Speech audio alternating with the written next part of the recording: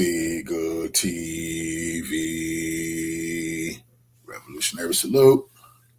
Revolutionary salute. Like, share, subscribe. Welcome to the House of Revolution.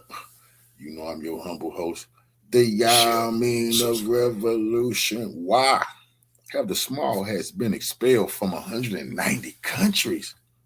I'm pretty sure YouTube is going to take this video down.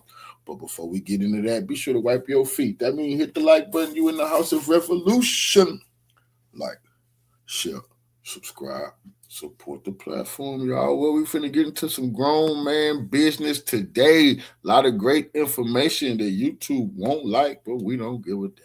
Let's get into the content. Salute. 722 BCE, Assyrians deport 27,280 from northern Israel due to criminal money lending practices. 586 BCE, native Babylonians exile Judean elite and destroy first temple due to massive child sacrificing rituals being enacted within Babylonian temples. 135 CE, Hadrian bans them from Jerusalem after the Bar Kokhba revolt, which was a massive revolt against the government at the time, funded by the corrupt activists spreading malicious propagandized lies to emit chaos. 1182, Philip Augustus expels them from the French royal domain after a massive money lending scam was exposed, vampirically draining the nation's native men and women. 1290, Edward I expels all 16,000 anti-Christian sewer dwellers from England because of usury corruption, specifically targeting the warrior knight class into debt. 1306 and 1394, Philip IV and Charles VI expelled them from France after a huge fiscal seizure was thwarted onto the French people from insider usury manipulation. 1421, Austria in Vienna, mass expulsion under Albert V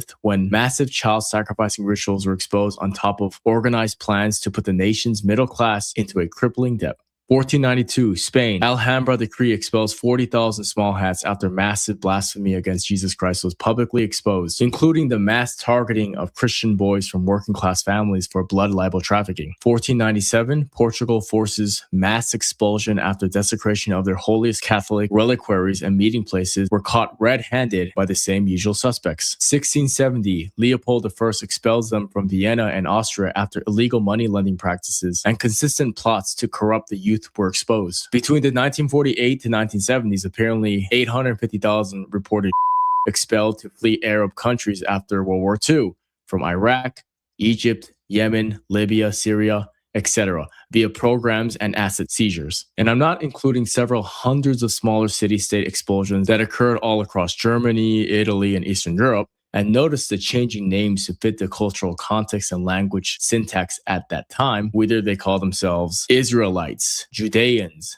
Pharisees, Ashkenazim, Sephardim, Mizrahim, whatever it is. It's like that previous video I made. It doesn't matter if they call themselves Baal, Moloch, Kronos, or Saturn. It's the rabbinical of today that have taken shape and form as the same Satanists of the past 109 times over. So I excluded a lot, but with that being said, this video will be an unvarnished chronicle that the so-called polite and academically handheld historians never dare to deliver with open honesty. The history of the chosen people who cannot be named as the archetype of the diaspora nation, a people scattered, renamed, restricted, resented, and repeatedly expelled, not because of some insane Gentile jealousy that they always repeatedly claim, but because of the concrete recurring frictions that arose when their religious practices of segregation, economic backstabbery, financial usury, defilement of the youth, and supremacism collided with the host societies that they inhabited. And to be perfectly clear, this is not sympathy nor condemnation, not conspiracy. I just want to make a video with plain records of events drawn from primary chronicles, royal edicts, ecclesiastical decrees, and modern scholarly consensus from their own sources, by the way, written by them. We will trace it from the ancient kingdoms through the Pharisee to rabbinic transformation, the medieval expulsions, and into the modern era, naming the practices that host cultures repeatedly found intolerable before their expulsions occurred. So I ask you to first listen to this whole video. And then at the end of it, you tell me whether it was wrong or right. You tell me if it was fair or not. So let's begin at the root. The people who became known as Jews today originated as the ancient Israelites and Hebrews of the Levant, with the southern kingdom of Judah giving the later ethnonym after the northern kingdom of Israel fell to the Assyrians in 722 BCE. The Assyrians under Sargon II deported 27,280 inhabitants of Samaria and resettled them across the empire. This was the first major recorded expulsion and dispersion of these tribes, scattering 10 of the 12 into what legend calls the lost tribes. The survivors in Judah faced the Babylonian captivity in 586 BCE when Nebuchadnezzar II destroyed the first temple and exiled the elite to Babylon. There, under Persian rule after Cyrus the Great's conquest, they returned in waves, but they never fully reconstituted the old formation. Instead, a permanent diaspora consciousness took root while maintaining their Talmudic philosophy of supremacism and despondent manipulation against outsiders whom they then refer to as the Goyim. And these are the Jews of today. And these defiling so-called persecuted religious communities persisted in Babylon, Egypt, and beyond. And they met in secrecy, enacting the same strategies that we see today. Because there's nothing new under the sun. Fast forward to the Roman era, the true pivot into diaspora pattern was made into permanence onto their identity as a parasitic people. The Bar Kokhba revolt of 135 CE sealed this even further. Emperor Hadrian crushed the satanic rebellion and banned the so-called chosen from Jerusalem. This was not mere conquest. It was deliberate demographic engineering to prevent further degeneration inside their social cohesion. From this point, the people became defined by exile, with communities stretching from Rome to Persia, North Africa to Rhineland. They carried multiple overlapping identities: Hebrews by ancestry, Israelites by covenant, Judeans by geography, and increasingly the term began to dominate for the stereotype that they continued to legitimize throughout different cultures and different people. But whatever they call themselves, however they masquerade themselves, whatever costumes they wear, they all worship the same entity, the Dark One. But the critical shift was their projected sectarianism weaponized as a defense mechanism for their wrongdoing. Among the pre-70 factions, Sadducees tied to the temple priesthood, Essenes and ascetic withdrawal, Zealots in militancy, only one survived the righteous cataclysm intact enough to rebuild a communion to Baal. The Pharisees, the ones who killed Jesus. The Pharisees, often mistranslated today, but historically, the party emphasizing oral interpretive law, synagogue worship, and child sacrificing became the direct progenitors of what we now call Rabbinic Judaism. After 70 CE, their heirs, the Tanaim and later Amoraim, gathered at Yavne and codified the Mishnah around 200 CE. Now enter the medieval Christian and Islamic worlds, where these diaspora communities repeatedly filled economic niches and local laws or customs left open for free trade, where the same people took the good faith system into personal in-group utility based on resentment. In early medieval Europe, church doctrine forbade Christians from charging interest on loans. Usury was a sin, as it should be today in our economy of central banking.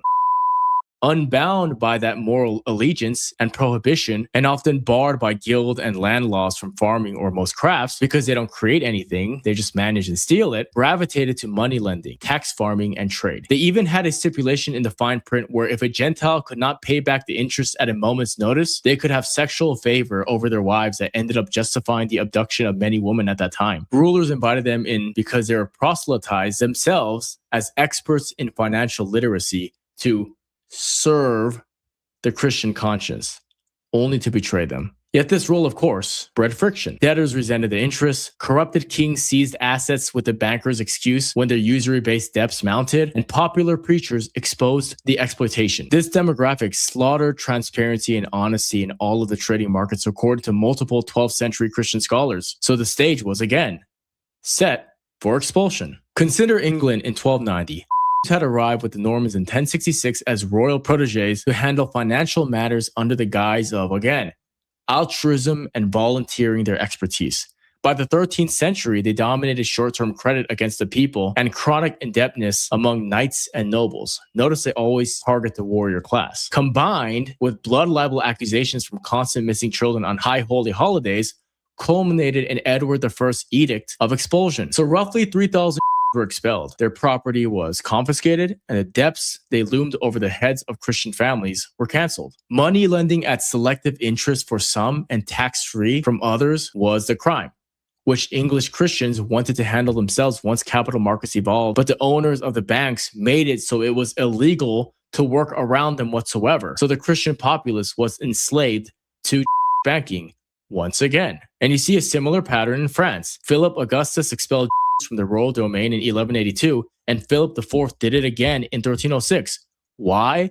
More money lending and interest-free loans for insiders while charging higher fees and discovery of child abduction cartels after only a single generation of these people living in the six-sided mainland. And then we have Spain, 1492. It's another notable archetype and example of this. After the Reconquista, the Catholic monarchs Ferdinand and Isabella faced a large converso population, sacrificing missing children in temple rituals and practicing in the cabal of usury lending. So, the Alhambra decree gave the choice of conversion by denouncing the supremacy-oriented part of their faith, or exile. Estimates range from 40,000 to 200,000 departed for Portugal, North Africa, the Ottoman Empire, and Italy. The Talmud and rabbinic authority were seen by the church as heretical alternatives to Christian scripture from the blatant blasphemy towards Jesus Christ and the harshness exhibited against those that follow him, written all over their own writings. So the pattern repeats across the Holy Roman Empire, Italy, and Eastern Europe. Invitations for economic utility, followed by market restrictions from money lending and usury peddling. In conjunction to that is rising resentment fueled by blood libels and child abduction rings repetitively exposed, host desecration acts,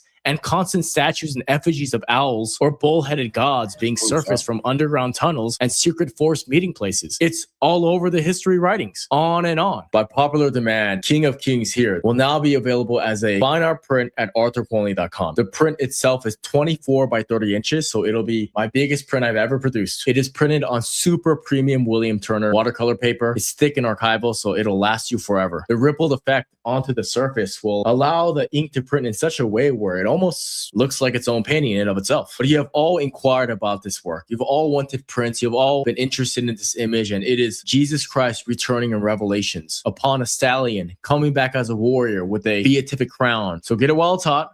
arthurquinley.com, click shop, King of Kings. They go into a place, they corrupt the financial system, and they start abducting and sacrificing kids. And the rulers of these lands, when fiscally strained from their vampiric one-way system of politically pressured corruption, found expulsion as an easy solution to liberate its own people and satisfy the outspoken authority heads inside the church. Later, in the 20th century, the pattern reemerges as well in post-1948. Between 1948 and the 1970s, roughly reported, although notice who are the ones reporting, 850,000 were displaced from Arab countries and Iran after being relocated from Germany after the Weimar Republic, where Magnus Hirschfeld was doing the same thing, targeting the German youth with transgenderism in conjunction to the crippling Rothschild central banking system that crippled the German people. So it's the same thing, time and time again. The targeting of the Christian populace with financial slavery, which is why Jesus whipped the money changers after all, in conjunction to child sacrifice. And throughout all this, the people adapted by preserving portable institutions to continue their satanic and twisted spirituality while hiding under the veneer of alliance with Freemasonically duped Christians. No different than today. This time we call it Judeo-Christianity. The synagogue replaced the temple. The rabbi replaced the necromancer priest. The Talmud replaced centralized cult practices into a publishable text to condition the oncoming youth into the same line of thinking in a decentralized manner. They carried multiple names: Pharisees in antiquity, rabbis in the medieval period, Ashkenazi or Sephardi by right and geography, yet they always maintained the core practices of supremacism in law, Sabbath observance, and discarding of the outsider Gentile class when they have been adequately used and abused. Host cultures, whether Christian or Muslim, repeatedly found these practices incompatible with full social integration. Usury created economic antagonism. Refusal to assimilate religiously and hold contempt for the cross rightfully bred suspicion. Success in restricted niches where hiring practices only found one demographic being propped up in house, constantly exercising in-group preference, bred envy and disdain, especially when times turned hard. Expulsions were not random. They followed a logic of utility exhausted, resentment accumulated from the predatory targeting of innocents and youth, absolute corruption in the political donor class, and political expediency was always seized, therefore, with blatant lies and propaganda, just like today with the AIPAC lobby and all our politicians being owned. This is the factual record, corroborated across royal archives, church councils, Arabic chronicles, and modern historical literature.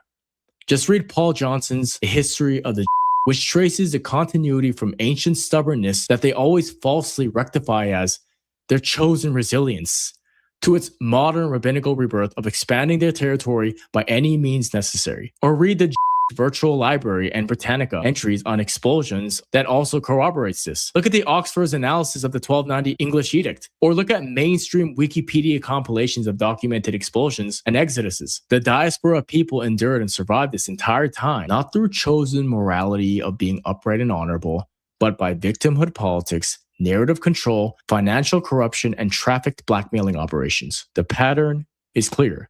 The cause is documented. The expulsions are real, a history written by edicts, ledgers, and migrations, not myth. So let the record stand. The world still continues to suffer under world.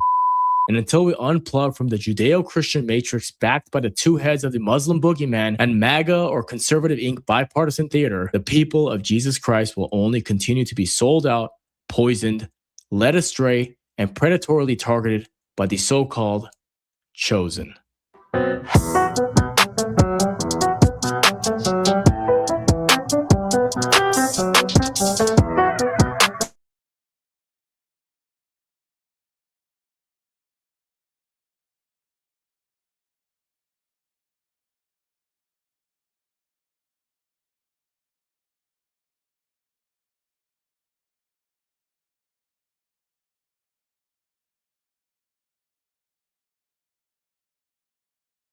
Today, we rip the veil off the single most explosive act in the ministry of the Son of God. The day he stormed his house of worship at the time like the zealous warrior prophet that we all strive to be, and unleashed holy hell on the money changers practicing supremacist usury, the self-proclaimed animal merchants who were in actuality trafficking our little ones, the corrupt priesthood who curated the necromancy and sacrifice to Baal and Moloch, and the entire racket that had turned sacred ground into a slaughterhouse of exploitation towards spiritual darkness. And I will show you that this is no different than today, because we are still enslaved to the same central banking that inflates our currency and everything inside the market while we participate in stupid foreign wars that are actually nothing but bankers' wars. 71 million babies have been killed inside the womb from abortion in conjunction to 800,000 missing children every year in the United States alone. That mirrors the so-called animal merchants. And just like the priesthood back then, we have always had these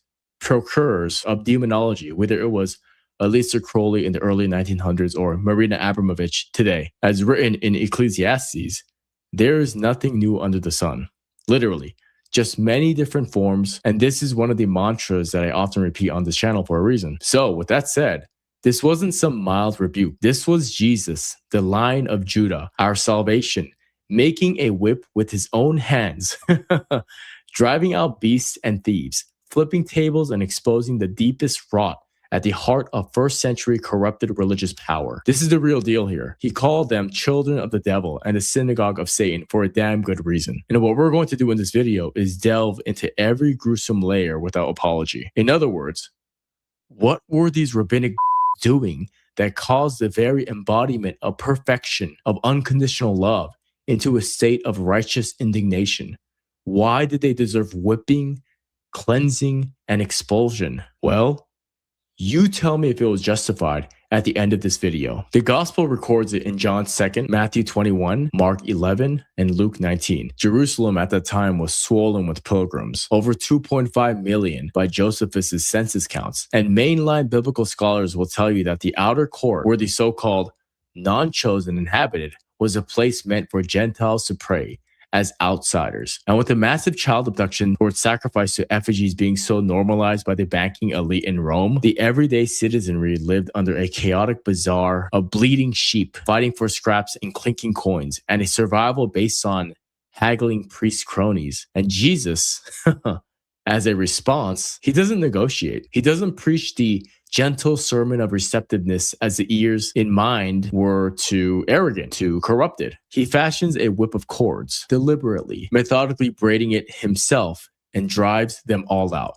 Not just the traffickers. And I must say, this isn't the point of the video, but as a sidebar, the fact that Jesus created the whip for cleansing, that deserves to be extrapolated a little bit further to pay proper homage and respect to Christ himself. Like, consider this.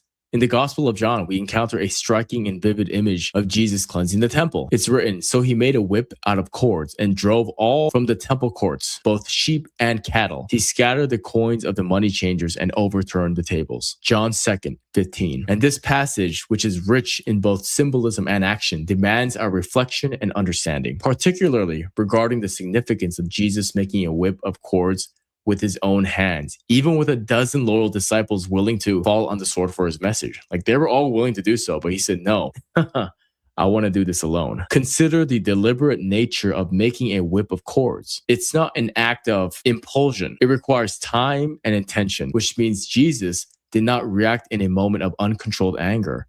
Instead, he took the time to gather materials and fashion a whip, indicating a thoughtful and purposeful approach. And that preparation, all that time, means that Jesus had processed the massively blasphemous and wildly unjust Satanism that was occurring within the temple, an environment meant for worship and prayer being transformed into a marketplace of reality, blackmail, torture, and as Jesus methodically braided the cords, he was contemplating the gravity of the situation. The temple was the sacred space where people came to encounter God, our Father, which had become corrupted by commercial and degenerate interests because of these same anti-Christian sewer dwellers. This act of making the whip was Jesus' response to the spiritual and moral decay that was witnessed. His actions aligned with the prophetic tradition of symbolic acts to convey a divine message, reminiscent of the Old Testament prophets who performed symbolic gestures to communicate God's judgment and intentions, like in Jeremiah 19:1-11. But to understand Jesus' actions, we have to grasp the concept of zeal. Because so many people say, so what? Jesus was triggered, he was angry, he was hateful.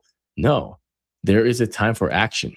There's a time to stand up and fight. And that word is zeal. In this context, it's more than just passion or fervor. It represents a deep emotional and spiritual engagement with God's purpose, as Jesus did. Zeal, as effect, encompasses the intense and righteous indignation Jesus felt towards the desecration of his Father's house. It was not merely personal, but was deeply connected to the cultural and religious significance of the temple and its targeting of the most innocent. Jesus' zeal was a reflection of his unwavering commitment to God's holiness and the sanctity of worship. This is when you're allowed to be a zealot, because they were trafficking kids to be tortured, cannibalized, and sacrificed to their Lord, Baal or Lucifer. This emotional and spiritual fervor was not just for his own sake, but was a call to restore the temple to its rightful purpose as a house of prayer for all nations, not for just the self-proclaimed chosen diaspora people, market manipulators, demons. The semiotics of Jesus' actions, what they signify, further illuminate our understanding that supremacy is the universal problem at hand in human beings. Because when you believe that you're better than other people, you're willing to treat them like crap, including sacrifice their little ones, which is the same issue we're facing here today. The whip of cords is a potent symbol of authority and judgment for that reason. By making and using the whip, Jesus asserts his authority over the temple and its practices. This act is not merely about anger. It's about a deliberate and symbolic gesture of cleansing and purification, something we ought to emulate and embody as children of the Most High. We can't be these feel-good milquetoast little Christians. We need to know when to fight. Eschatologically, the cleansing of the temple points to the ultimate fulfillment of God's eternal purpose for his people, for all people to transcend hatred and supremacy. Just as Jesus cleansed the physical temple, he will also purify his church. He will also purify the bipartisan illusion in politics, the Masonically funded Judeo-Christian psychological operation. All of this, none of this is Christ-centered. None of this is godly. All of it is Talmudic. And by doing this, he'll be preparing it as a spotless bride for the wedding feast of the Lamb, as written in Revelations 19:7-9. This act of cleansing is a precursor to the final purification and restoration that will occur at the end of the age. And that's why the whip is so significant. Honestly, I see all these people wearing cross pendants. I kind of want like a whipped cord pendant. And this is why he expelled these individuals from all of the banking, because it's always bankers' wars, even today. And financial corruption and one-upmanship is the name of the game for the anti-Christian sewer dwellers, as it's been 109 times over. He pours out their ill-gotten coins, overturns their tables. He says, take these things away. do not make my father's house a house of merchandise. And later he states, my house shall be called a house of prayer for all nations, but you have made it a den of robbers. Usury. This is how they do what they do. By popular demand, King of Kings here will now be available as a fine art print at arthurquinley.com. The print itself is 24 by 30 inches, so it'll be my biggest print I've ever produced. It is printed on super premium William Turner watercolor paper. It's thick and archival, so it'll last you forever. The rippled effect onto the surface will allow the ink to print in such a way where it almost looks like its own painting in and of itself. But you have all inquired about this work. You've all wanted prints. You've all been interested in this image, and it is Jesus Christ returning in Revelations upon a stallion, coming back as a warrior with a beatific crown. So get it while it's hot. arthurquinley.com, click shop, King of Kings. It's bad enough that they were doing demonic exploitation dressed in religious robes as utter blasphemy, as it profaned the very place where heaven was to touch earth by using the name of God with bastardized segregation politics and financial slavery onto the outsider Gentiles. And it hid secrets the Pharisees and high priest, the family of Annas and Caiaphas, desperately wanted buried from the masses. But even worse is that the temple tax gruesomely required a pure Tyrian shekel, charging exorbitant rates. Historical accounts, including Alfred Edersheim's drawings from Mishnah and Josephus, describes how this accommodation became a disgusting racket. A massive profit margin flowed upwards to the elite only. And we know who we mean by the elite. The boots of Annas were notoriously known in biblical iconography. Historiographical accounts talk of Annas and his sons, one of whom was Caiaphas, the high priest who plotted Jesus' death. They controlled the money. They controlled the money changing, the animal selling operation. Remember, animal selling is just a twisted way of saying trafficking the little ones to sacrifice. Josephus paints Annas the younger as a hoarder of wealth who violently robbed non for all their wealth. Their own rabbinic sources echo the greed, luxury-hurting gluttony, and disillusion of this clan. Gentiles needed approved sacrifices to have access to God in the totally controlled places of worship. Like animals were fine when they wanted a quick conscience cleanse, but children were the real prize for these Satanists. According to Leviticus, the offering of a widow or orphan were the true award to have access to God, according to these false gatekeepers. But if a Gentile was hungry and poor, his sheep or oxen's throat was slit and burned to maximize his suffering via starvation. Like that, in that case, was a worthy sacrifice in their eyes, because the purpose is to maximize Gentile suffering, because we're not chosen. It became the court of the Gentiles rather than the holy meeting place of all people. The one place foreigners could seek and pray for God was reduced to a stockyard and marketplace from market manipulators and money exchangers. Essentially, all non-Jews were prostitutes. They were literally pump and dumping your life savings and generationally passed down wealth of millions of outsiders out of sheer arrogance in supremacist ideology. This was a sacrificial industrial complex enriching a corrupt oligarchy while burdening the faithful and somehow calling this twisted practice worship. So yeah, Jesus had zeal. Josephus and other sources confirm the high priest's avarice, bribery, violence, skimming tithes, controlling supply chains, and abducting kids. Popular fury later destroyed the booths of Annas years after Jesus because the cat was out of the bag and the people knew. But light years ahead of the mark, of course, Jesus acted on what the masses felt, but feared to voice out of struggle, control, and often starvation. So he exposed the secret. The temple system had become a tool of control, not communion. The priests weren't mediating God. They were gatekeeping access for profit, turning atonement into a pay-to-pray scam, with the ultimate access being that of personal pain and anguish. This darkness, this exercise of power through ritualized exploitation and false piety, is what fueled the allegations of spiritual wickedness. This was all Jesus needed to see. That's why Jesus actually didn't snap in blind rage. He was never triggered. But as written in John 2:15, once again, he made the whip of cords. He took his time. He crafted this instrument of judgment, not even in a rush. And then he exercised prophetic theater with teeth. He cleared the space to assert authority as a true owner of the temple. This act echoes Old Testament prophets, but surpasses them because this is the king himself cleansing his own house. It signals judgment on the entire corrupt order. And that's why the chief priests sought to destroy him immediately after via crucifixion, because he hit them where it hurt, their wallet, and their facade, and the exposed reality that Judaism is in reality Satanism. That's why in John 8, confronting the same religious elite, Pharisees and leaders who claimed Abrahamic sonship and divine paternity, he drops that exact hammer and says, "You are of your father the devil, and your will is to do your father's desires. He was a murderer from the beginning and does not stand in the truth. He is a liar and the father of all lies." In other words, these people worship the devil, and they don't want the masses to know about it, just like today. Which is why in Revelation 2:9 and 3:9, this echoes as well. The synagogue of Satan, those who say they are and are not, but lie. That's why they're trained to never be honest about what their books actually say to us, about us. So nothing has literally changed. We just have to be more Christ-like to expel these kind of people. And I want to make this perfectly clear. This is not some simple ethnic slander, okay? This is a spiritual indictment against those claiming covenant identity while rejecting the Messiah, then persecuting his followers, operating in hypocrisy and murder plots. The Pharisees and Sadducean priests fit this perfectly. Outwardly devout, but inwardly devouring widows' houses, abducting kids, as written in Matthew 23, full of dead men's bones and a non-existent soul from having thrown so many babies into the fires of Moloch and Baal, because they weren't the true Israel. Of course they're not. Nor is the Greater Israel Project, by the way.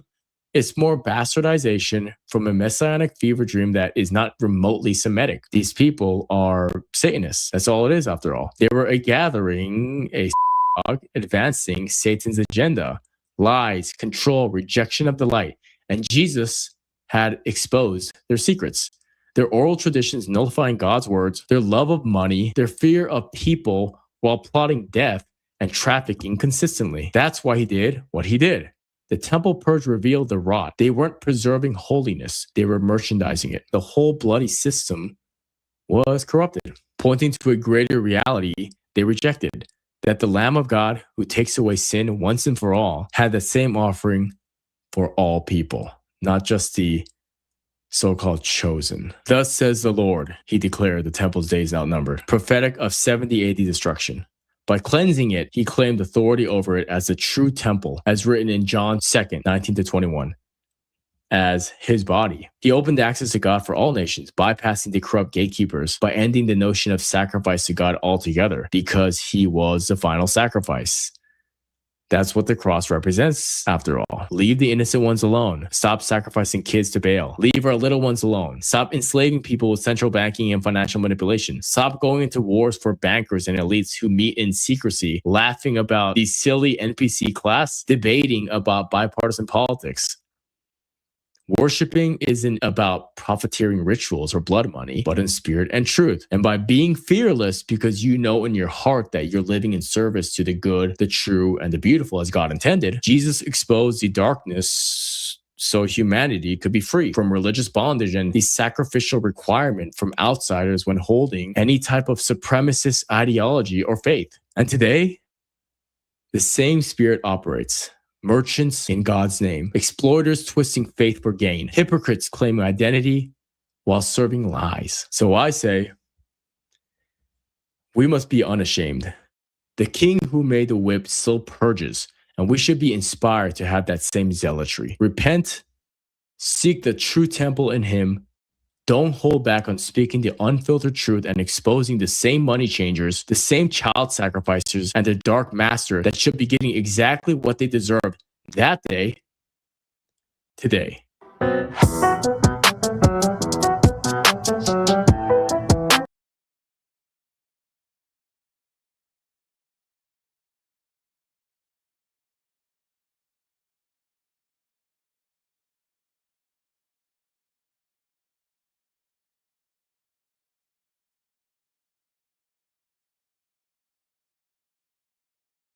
Sons and daughters of the living true God, we must unravel the truth that child sacrificing cult of Baal worship from the diaspora cult has never disappeared. It became refined and industrialized, and it is still with us here today. And this is not some fringe theory cooked up in a backroom conspiracy forum, but the unvarnished, blood-soaked continuity of ancient demonic hunger, dressed up in the sterile white lab coats and euphemistic slogans of the 21st century, or the abortion industry, led by the corporate behemoth Planned Parenthood, founded, of course, by anti-humanist Margaret Sanger and her ongoing global accomplices today has become the perfected, industrialized, tax-subsidized form of Baal and Moloch worship. The systematic mass child sacrifice that Lucifer has always craved, and we enslaved Gentiles continue to stack the corpses of our most innocent. Only now it is performed not inside Babylonian temples and synagogues, not on smoky hilltop altars with burning effigies to demonic figurines, not with drums drowning out the screams, but in climate-controlled clinics with suction machines and chemical poisons for the masses on one hand, and the secret island meeting places, underground tunnels in metropolitan cities, and secret chambers of Masonic evil and torture for the elite that rule us divided Goyim on the other. By the way, 8 million children globally go missing a year. This is a sidebar from the topic of this video, but like seriously, what is that? That's an insane mainline statistic, and the fact that the highest concentration of missing children happen in the most politically dense areas like Washington, D.C., makes my skin crawl. All while a spineless generation of men has tossed their God-ordained masculine fatherly order out the window, who are too cowardly to show their faces and point at the demonology that is blatantly afoot and being normalized against our children, our progeny, every day. Men today are afraid to fight and be vocal, surrendering the protective gates of civilization to the rampaging Jezebel spirit that now reigns unchecked in our gynocentric hellscape of inverted authority, where the womb is the new Tophet and convenience is the new God, demanding its daily quota of innocent blood. Because the ultimate line of good versus evil is actually very simple. There's all this talk, but it's actually secondary. It's whether you want to protect children or not. That's what matters over any political denomination and fiscal security or success. That's the bottom line, because children are our future. That's why the only time Jesus used righteous violence, righteous indignation, aside from cleaning the temple of money changers and animal sacrifices, which was actually just a euphemism for child trafficking, was when he said that pedophiles should have a millstone tied around their neck and tossed into the water. And this will be the focus of my rant here, what's been on my mind in the culture, which is that our culture, without getting into the elite trafficking networks as I've extensively covered in previous videos, I'll still talk about that, but I want to talk about this topic here in this video, which is that our culture is a culture of child sacrifice, no different than the ancient era where paganism and hatred of the true God continues to reign because, as the Bible says, this world belongs to the devil. Consider first the raw, undeniable scales of this modern Holocaust. The real Holocaust, the true Holocaust, which is the abortion industry. Because numbers do not lie, even if the priests of death try to sanitize them with clinical detachment. Since the Supreme Court's Roe v. Wade decision in 1973 unleashed the floodgates across the United States alone, conservative compilations grounded in Guttmacher Institute and CDC data confirm more than 64 million unborn children have been slaughtered in the womb. And that's a conservative estimate alone. A figure that surpasses the combined death tolls of every major war in American history, multiplied several times over, with Planned Parenthood itself boasting record highs of over 434,000 abortions in its most recent fiscal year alone. And they gallivanted, they showed this off, a number that has only climbed as their annual reports celebrate the ritual, while their non-abortion services dwindle into irrelevance. And the significance of that is that it just proves that the child killing is not some unfortunate side of hustling through healthcare, but the central sacrament that funds their empire and fills their coffers with taxpayer blood money extracted from the very fathers and mothers they have emasculated and deceived. This is why I always scoff whenever women tell me that they are the peaceful gender. Women are not the violent gender. Or that women leaders never initiate any wars. When they kill their own children inside their own bodies and invert every intrinsic instinct of love and protection latently built into their biology to appease their egos, they pretty much do everything for the snake. That is the very definition of evil. Globally, the carnage escalates into the stratosphere of the infernal, with the Guttmacher Institute and World Health Organization documenting approximately 73 million induced abortions every single year. 73 million kids are killed every year inside the mother's womb. A relentless daily harvest of 200,000 tiny lives snuffed out before they draw their first breath, accumulating into hundreds of millions since the sexual revolution accelerated the machinery in the late 20th century. And yet the architects of the system dare to call it progress, liberation, even a sacred right. but you're just killing kids. Look at an ultrasound of a baby being killed, so-called medical healthcare. And even people who don't make an uproar about this are just muddying the waters. They just simply have never seen an abortion. So I encourage you, go look at the process of what an abortion is. Look at that little baby squirming and dying inside the belly, and you tell me otherwise. This is murder. This is genocide. I'm not going to bother with this pro-choice versus pro-life bullshit. I am pro-God, and I'm against killing fucking babies. And actually, I can almost argue it's worse today. Because while ancient Canaanites who roasted their infants to Baal and Moloch at least had the honesty to admit they were feeding a bloodthirsty deity according to their twisted Talmudic faith in Promethean exchange for fertility, reign, and power. Like, at least in their twisted, disgusting, inverted morality, they thought they were getting something out of it. Women are just collectively killing babies to appease their egos. It's actually incomparable. One is worshiping a false god. The other is looking at themselves and playing God. Whew. But we can turn to the ancient template and look at this further, because history is not random but cyclical under the same demonic principalities that have never retired. They've only rebranded, as I said. In the valleys of Hinnom and the Tafas of Carthage, archaeological excavations have uncovered urns filled with the charred bones of thousands upon thousands of infants offered to Moloch. The same deity explicitly condemned in Leviticus 18:21, where the Lord thunders, "You shall not give any of your children to offer them to Moloch, and so profane the name of your God. I am the Lord." And in Jeremiah 32:35, where the prophet weeps that the people of Judah built the high places of Baal in the valley of the son of Hinnom to sacrifice their sons and daughters to Moloch, a practice the Bible repeatedly links to the worshiping of Baal, which is once again just a mask worn for the Dark One. A million different masks, same dark entity. Asherah or Ishtar embodied the seductive, controlling the feminine force that demanded male capitulation, exactly as the historical record and digs in Phoenician and Punic sites confirmed through dedicatory inscriptions and mass infant burials that proved these were not mere miscarriages, but deliberate ritual burnings to secure prosperity and avert calamity, even though the ultimate calamity is losing your children. And what do us slaves do in turn, knowing that these figures are at minimum symbols of child torture and death? We create statues all around the world in tribute to them, funded by the same anti-Christian sewer dwellers who go by a different name today in order to masquerade as anything other than a parasitic people with a supremacist and backwards worldview. Because we have this myth that men were so much tougher back then in this tradcon LARP, but it's actually always been a tug of war.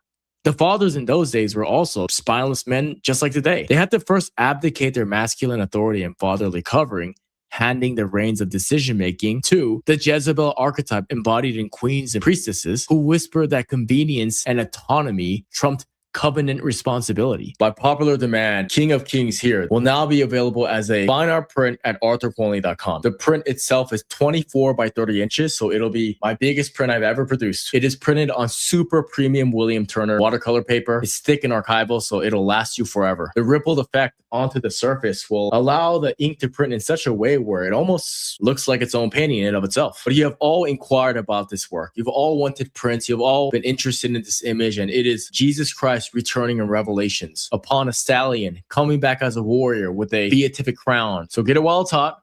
arthurquinley.com, click shop, King of Kings. Like, how do you convince a dad to throw a child into a metallic statue that's on fire? That the child in the womb was an inconvenience to be offered up so the parents could maintain their lifestyle, their status, their sexual freedom without consequence. No different than back then. They wanted more riches, so they sacrificed their kids. Precisely as King Ahab of Israel surrendered his throne to the Phoenician princess Jezebel, who imported the Baal cult wholesale, erected its altars, slaughtered the prophets of Yahweh, and institutionalized child sacrifice while Ahab passively looked on, emasculated and complicit. His masculine order discarded like a broken sword, so the gynocentric spirit of manipulation, control, and false empowerment could run rampant through the kingdom until judgment fell like fire from heaven.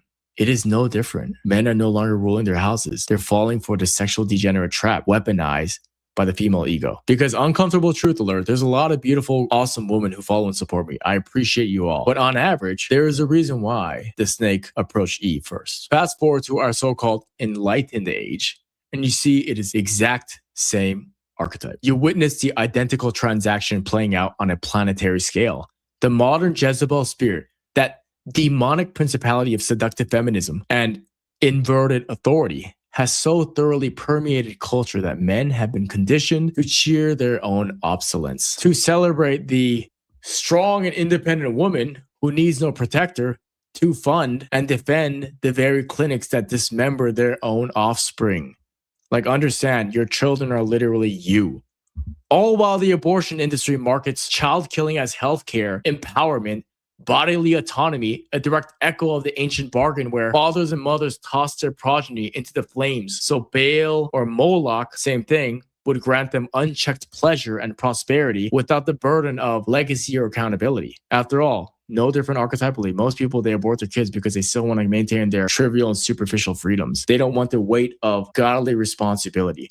They don't want to live proper. Look at the evidence that proves this is no metaphor, but a spiritual continuity so blatant, it screams from the headlines and the hidden transcripts alike. We just have to look at the demonic origins of Planned Parenthood, tracing its roots through the Margaret Sanger's eugenics straight into the same ancient blood rituals. We must expose how the organization functions as the new priesthood of Moloch, with its mobile abortion buses parked outside political conventions like modern toffets on wheels. Like I said, actually, this is way worse. This is human sacrifice for the appeasement of the self and ideological subversion. It draws an unbroken line from Canaanite altars to suction aspirators, declaring without apology that every abortion is a sacrifice offered to the god of self, the demon of convenience, the same Luciferian force that has always demanded innocent blood in exchange for the illusion of control, for superficial whims, for short-term convoluted pleasures. And do not dare look away from the Jezebel spirit manifesting in full bloom across our gynocentric wasteland, where churches ordain priestesses who preach abortion as sacrament while wearing Planned Parenthood scarves from the pulpit. Judeo-Christianity has bastardized the Bible Belt, where universities teach that fatherhood is toxic and masculinity is culture, where laws are passed to shield the child killers from any consequence, while the fathers who beg to save their babies are labeled as terroristic, exactly as Ahab's court silenced the prophets so that the queen's will could prevail, turning an entire society into a matriarchal slaughterhouse where the womb is no longer a sanctuary, but a disposable altar, and the masculine duty to guard life is mocked as outdated patriarchy. This is where we are right now. This is the current state of affairs. This is the new formology of Baal and Moloch, perfected by technology and protected by law, where the blood of over 64 million American innocents and 73 million globally each year cries out from the concrete floors of clinics, just as the blood of Abel cries from the ground. Only now the sacrifice is marketed with rainbow flags and slogans of choice, while the men who should be storming the gates, the men who should be utilizing their voices to speak up and speak truth to power, sit passively scrolling their phones, having traded their God-given order for the approval of a culture that rewards emasculation through cheap sex and punishes fatherly courage in turn, allowing the Jezebel spirit to run rampant, excessive, and unchecked until the very fabric of society unravels into chaos, infertility, and judgment. These parallels are not coincidental. They are prophetic and demonic. Just as the ancients required the father's consent and participation to hand the child over to the priest for the flames for their self-aggrandizement and pleasure, today's fathers are expected to sign the consent forms, pay the fees, or at minimum, stay silent while their seed is vacuumed away. Also, the mothers can feel empowered by the state and the culture can pursue her best life, a direct inversion of Ephesians 5, where husbands are commanded to love their wives as Christ loved the church and lay down their lives to protect the vulnerable, rather than abdicate to the spirit that demands death for convenience. You see this nice pristine hospital, you see all these people talking organized and erudite like they know everything because all of their schooling, and you don't look at this as biblical demonological sacrifice. But that's what it is. I am declaring that modern pro-abortion attachment is allegiance to Moloch. Biblical archaeologists confirm that the Tophet rituals were real child sacrifice to Baal, and this is no different today. You can compile body counts year after year, which is why even secular historians admit that Phoenician and Canaanite practices involve burning infants to secure divine favor, exactly as today's parents sacrifice their unborn to secure careers, travel, and sexual liberty without the so-called burden of responsibility.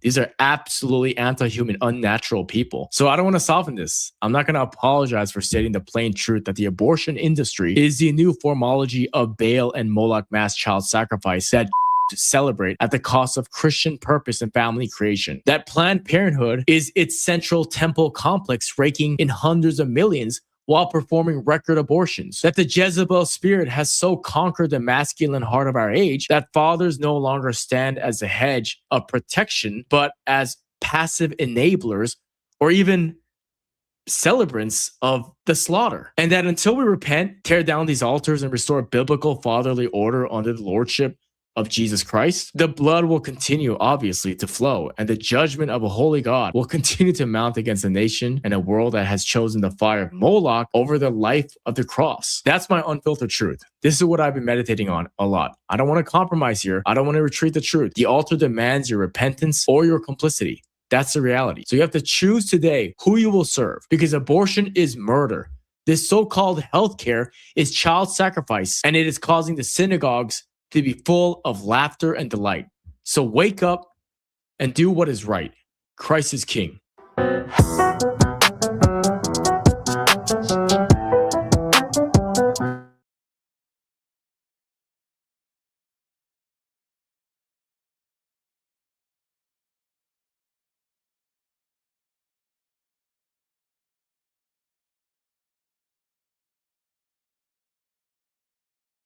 What I'm about to lay out in front of you in the next 10 minutes is not theory, it's not speculation, it's not some fringe footnotes in dusty history books. It is a single unbroken thread that stitches every dark lord, every blood-soaked idol, every secret handshake in the upper echelons of these secret societies' power, straight back to the same central hand, which is that it is a spiritual war between good and evil, as I always say. Politics is secondary noise, and these people are worshiping the devil himself, Lucifer, the original rebel who had worn 1,000 masks, but never changed his appetite. And that's the primary lesson of this video here. The hand from on high asks the ancient question through echoes through millennia. Are these all coming from the same place? And to that, I say yes. The walls crack open to reveal that the answer has been staring back at us in plain sight for a long time. The scythe-wielding devourer of time. The bull-headed burner of infants. The crowned chimera of hybrid abominations. And the cold, unyielding black cube. They're all just different tentacles of the same entity. It's satanic worship. And the same applies to the modern parallel itself with the religion of there's a secretive hidden God that they're actually worshiping to control restriction, time, law, and ritual consumption. And the point is, there is nothing new under the sun. This is always what has happened historically, and I want to connect the dots in front of you here today. From the very first pages of the sacred scriptures to the charred prophets of ancient Canaan and Carthage, the pattern is relentless and unmistakable. Baal, the storm god, the Lord of fertility and power, demanded blood for rain. And not just any blood, but the blood of the innocent. Moloch, the bull-headed abomination whose name itself is a deliberate distortion of Melech, which means king, was no separate deity as well, but the same hungry force under a different horned mask. This is what I'm telling you guys. It's all different forms of satanic worship, worshiping darkness. Moloch in particular was the one whom parents passed their screaming children through the flames into the valley of Hinnom. As Jeremiah thunders in chapter 32, verse 35, they built high places of Baal in the valley of the son of Hinnom to cause their sons and their daughters to pass through the fire of Molech, which I did not command them. Nor did it come into my mind that they should do this abomination. So God told them not to do this, and they did so anyways. Scholars and ancient sources alike confirm this syncretism. Moloch was an epitome of the direct manifestation of Baal Hadad, the very same god the Punic peoples called Baal Haman, whom Greco-Roman historians explicitly equated with Kronos, the titan who devoured his own children, and with Saturn, the Roman god of time, whose festivals hid the memory of ritual consumption, because all of these people are doing the same thing. They're all symbolically oriented towards demonic worship and sacrificing of the innocent for their power based on segregation from an inner circle sense of spirituality. Punic inscriptions and classical accounts from Diodorus Siculus describe exactly this. Infants placed in the bronze arm of the statue slid into the furnace while drums drowned out the cry so that the parents would not relent. And who was Baal Haman? None other than the same Saturn or Kronos, the same planetary forces whose hexagonal storm on its north pole forms the very geometric signature of the black cube when unfolded. And when those points are connected, you see the Star of Remphan, the flag of Israel. This is not a coincidence. This is continuity. The devourer of children in myth becomes the devourer of innocence in ritual, in real time. The same entity that taught humanity the Promethean lie, which is that you should seize power, reject the creator's natural order, build your own kingdom through blood and fire and segregation, for the worthy from the profane or the chosen from the Gentiles, has simply changed costumes across the ages. It's all Luciferian. It's all Lucifer. the so-called light bearer, who fell because he would not bow, reappears as a God who promises dominion if only you will offer what is most precious. So it doesn't really matter what mask is being presented. The same person is wearing the mask. Baal, Moloch, Cronus, Saturn, doesn't matter. They're all tentacles of the central hand that is the ancient serpent, the father of lies, the one who has always hungered for the souls of the young, because their purity is a direct reflection of the image never possessed. He can never actually create. He can only distort, manipulate, poison, and he does so for his own sycophantic sense of control, which is why the spirit of that today continues from those spreading widespread degeneracy and censoring everyone at every turn from actual freedom of speech and autonomous action. These things stem from the same place. By popular demand, King of Kings here will now be available as a fine art print at arthurquinley.com. The print itself is 24 by 30 inches, so it'll be my biggest print I've ever produced. It is printed on super premium William Turner watercolor paper. It's thick and archival, so it'll last you forever. The rippled effect onto the surface will allow the ink to print in such a way where it almost looks like its own painting in and of itself. But you have all inquired about this work. You've all wanted prints. You've all been interested in this image, and it is Jesus Christ returning in Revelations upon a stallion, coming back as a warrior with a beatific crown. So get it while it's hot. arthurquinley.com, click shop, King of Kings. And here the symbolism becomes inescapable. Woven through every major Abrahamic practice that the cult has co-opted and inverted is the black cube. That perfect platonic solid of 6 faces, 12 edges, and 8 vertices. It's Saturn's geometric sigil. The black cube is a symbol that ties all of this together, actually, Masonically or otherwise. In alchemy and occult tradition, it represents the base matter as well, the lead that must be transmuted. Because if the black cube represents being a prisoner of a time itself, they believe that they can have that power, the containment of spirit and flesh, as a binding contract for their power. And that's where wear the tefillin, that small black cube strapped to their forehead and arm during prayer, containing scrolls of Torah, placed directly over the pineal gland and the pulse of life. A ritual that esoteric scholars alike have long identified as a Saturnian binding. It is a microcosm of their greater cube. I will say also, unfortunately, Muslims, they surround the Kaaba in Mecca. That massive black draped cube at the center of the holiest site in Islam, 7 times counterclockwise, mirroring the rings of Saturn, the direction of restriction and decay. Even the Holy of Holies in the Solomon's temple was cubical. And Freemasonry, which is one of the ultimate modern tools today, which is actually just a spiritual arm for Satanism at the upper echelons, that ancient fraternity whose highest initiates have always known the score, returns obsessively to this perfect ashlar, the perfected cube, the black stone of Saturn. And don't get hung up on this. I know this might be a new language to some of you. It's just another symbolism for devil worship. And my point is, there's no accident of architecture or coincidence of liturgy at hand here. I don't believe in coincidences. It is the same force infiltrating the covenants meant for liberation and turning them into chains. Albert Pike, sovereign grand commander of Scottish Rite Freemasonry, laid it bare in Morals and Dogma. Lucifer, the light bearer, strange and mysterious name to give to the spirit of darkness. Lucifer, son of the morning. Is it he who bears the light? There you have it in plain English. Lucifer is the true God that these people worship. The quote is often dismissed by apologists as taken out of context, but the context is that the man is speaking as a 19th degree Freemason. The very heart of the Scottish Rite, where the initiates learn that the true light is to become the adversarial one because they have insider power. The upper echelons have always served the same Saturnian Luciferian current. That's my point. Law without mercy, power without love, order through sacrifice. The black cube is the throne, the altar, and the cage. All different dedicated forms to worship the devil, to insult God the Father above. That's what all of this is. That's why all of these kids in the Middle East are being destroyed. It's the same thing. And do not for 1 second think this died out with the fall of Carthage, or it's going on at some very niche undercurrent with the rise of Christianity. The same Saturnian force still operates today in the upper echelons of power in the secret society gatherings that we see all across the board. In these trafficking networks that move missing children like currency through the veins of the elite. Like, remember that whole Alex Jones situation? Look at the documented rituals of Bohemian Grove, the cremation of Care, a ceremony where an effigy of a child is offered to a 40-foot owl statue. Moloch being venerated from attendees who are presidents, CEOs, and power brokers. Look at the endless stream of whistleblowers, court documents, and leaked flight logs tied to figures like Jeffrey Epstein, whose island was a modern topic of ritual abuse and blackmail. Look at Marina Abramovich, who's given all this power in Ukraine in conjunction to the fact that she has ritualistic spirit cookings with blood everywhere.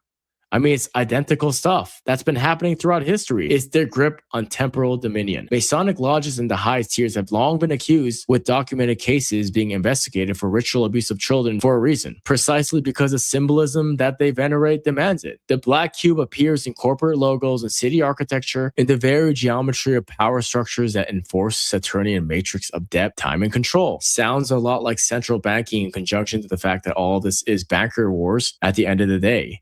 From who? The same people who worship the devil. Because as I often say, is a stepping stone to Satanism because it is Satanism today in this form. And like I said, all of these different manifestations are doing the same thing. The current one, the last one, by the way, which is a lot of weight on our shoulders, the final form that the devil is taking form with his legions and all of his followers, it is in the current year. So the cult has never died. It's not even underground. It's just rebranded, and it's rebranded in this Judeo-Christian matrix so that every institution that claims moral authority is actually practicing the opposite. That's why child trafficking rings service the global elite at every turn. And this is not a random crime. This is the modern Moloch sacrifice, the passing through the fire, the offering that buys favor from the same devourer who once demanded bronze statues and drums to drown out the screams. This is why you see people talking about Baal in the Epstein files, in the Epstein emails, because the hand from above is still dangling this question, and the wall is cracking wider every day.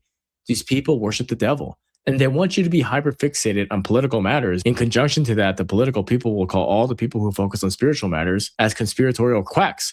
But as you know, every 2 years, everybody says all the conspiracy theories that were being laid out in the public square in the timeline were true. So I say, screw all that. Just focus on the spiritual matter in the first place, because this is the core of the spiritual war that has defined human history. On one side, we have the Promethean segregationist, power-hungry spirituality of Lucifer or Saturn. Same name for the same thing, right? The lie that says, ye shall be as gods. That knowledge and dominion come through rebellion, through blood covenants, through separating the elect from the profane.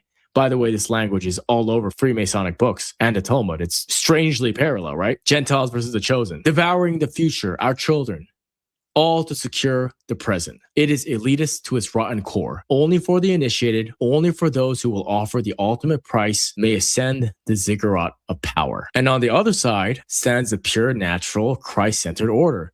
The God who creates out of love, who commands, as Jesus said, let the little children come unto me, who offers liberation not through ritual murder, but through self-sacrifice on the cross as a final sacrifice, so we don't have to sacrifice animals and kids anymore. Naturalism in its true sense, that's what the sacrifice was for. The order of creation as revealed in Christendom versus the artificial, inverted, child-consuming machine of the black cube, the symbol for satanic worship. Because Jesus Christ did not come as just a Gentile teacher of moral platitudes. He came as the destroyer of this very system. When he entered the temple and fashioned a whip of cords, overturning the tables of money changers and driving out the sellers of sacrificial animals, he was not merely protesting commerce. I understand that we're so beat down and normalized and brainwashed in this Talmudically central bank system where everything is fiat, but that's not commerce.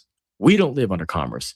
He was prophetically dismantling the entire sacrificial economy that had been corrupted into a continuation of the old Baal and Moloch cults. The temple itself had become a den of robbers, a marketplace where the machinery of ritual power and financial exploitation mirrored the ancient Tophet. The money changers and animal vendors were the modern equivalent of the priests of Moloch, no different than today, facilitating the transactional shedding of blood, while the true God had long commanded mercy, not sacrifice, in this debased form. Because Jesus' act was a direct assault on the Saturnian temple system still operating under this veneer of Yahwism, under this modern veneer of Judeo-Christianity. He came to end this cycle of blood for power once and for all, and we need to also enact that same realization that once Christians realize the true gospel and they completely disconnect from this Judeo-Christian psychological operation, victory is assured, because the vast majority of donors in the Bible Belt giving all this money to foreign lobbying is Christians giving money to AIPAC. Like, Zionism only exists because of cucked Christians.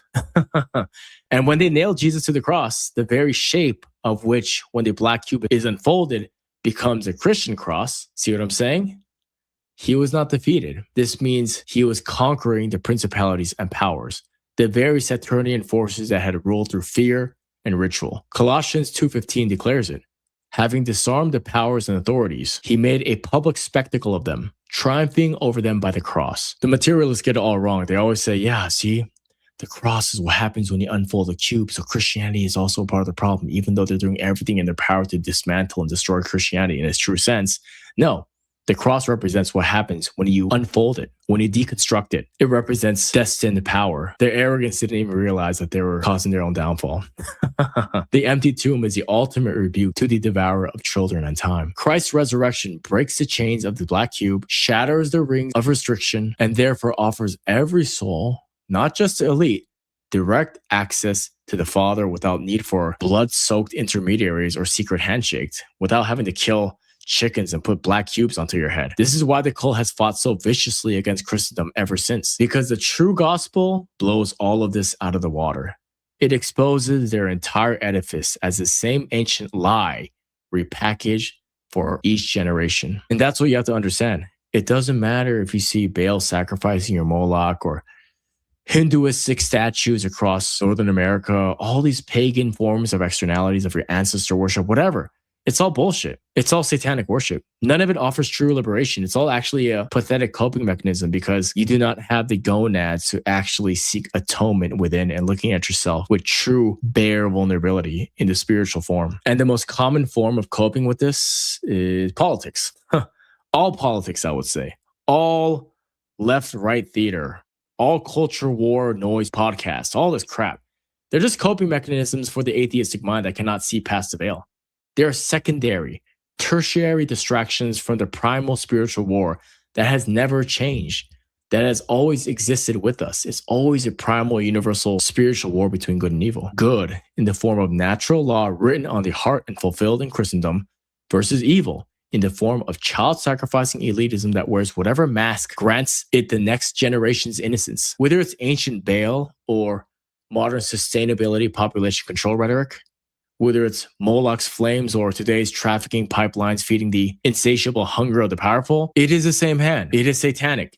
There is nothing new under the sun. Ecclesiastes was right. The cult adapts, but the appetite remains. So I want you to walk away from this video understanding that all of these forms of demonism are all coming from the same place. And therefore, the good news is that they all have the same solution. Is that the same hand that hung on the cross has already broken the cube, shatter the rings, and open the door to true freedom. Christ is the liberator from this purely power-hungry, Promethean, segregationist spirituality. Choose this day whom you will serve, because the spiritual war is real and the veil is very thin, and the time to see clearly is now. There are hospitals of little girls and kids and schools full of children being bombed by the day. There's mothers being made into widows out of force from missile armament from the Zionist lobby inside of Northern America.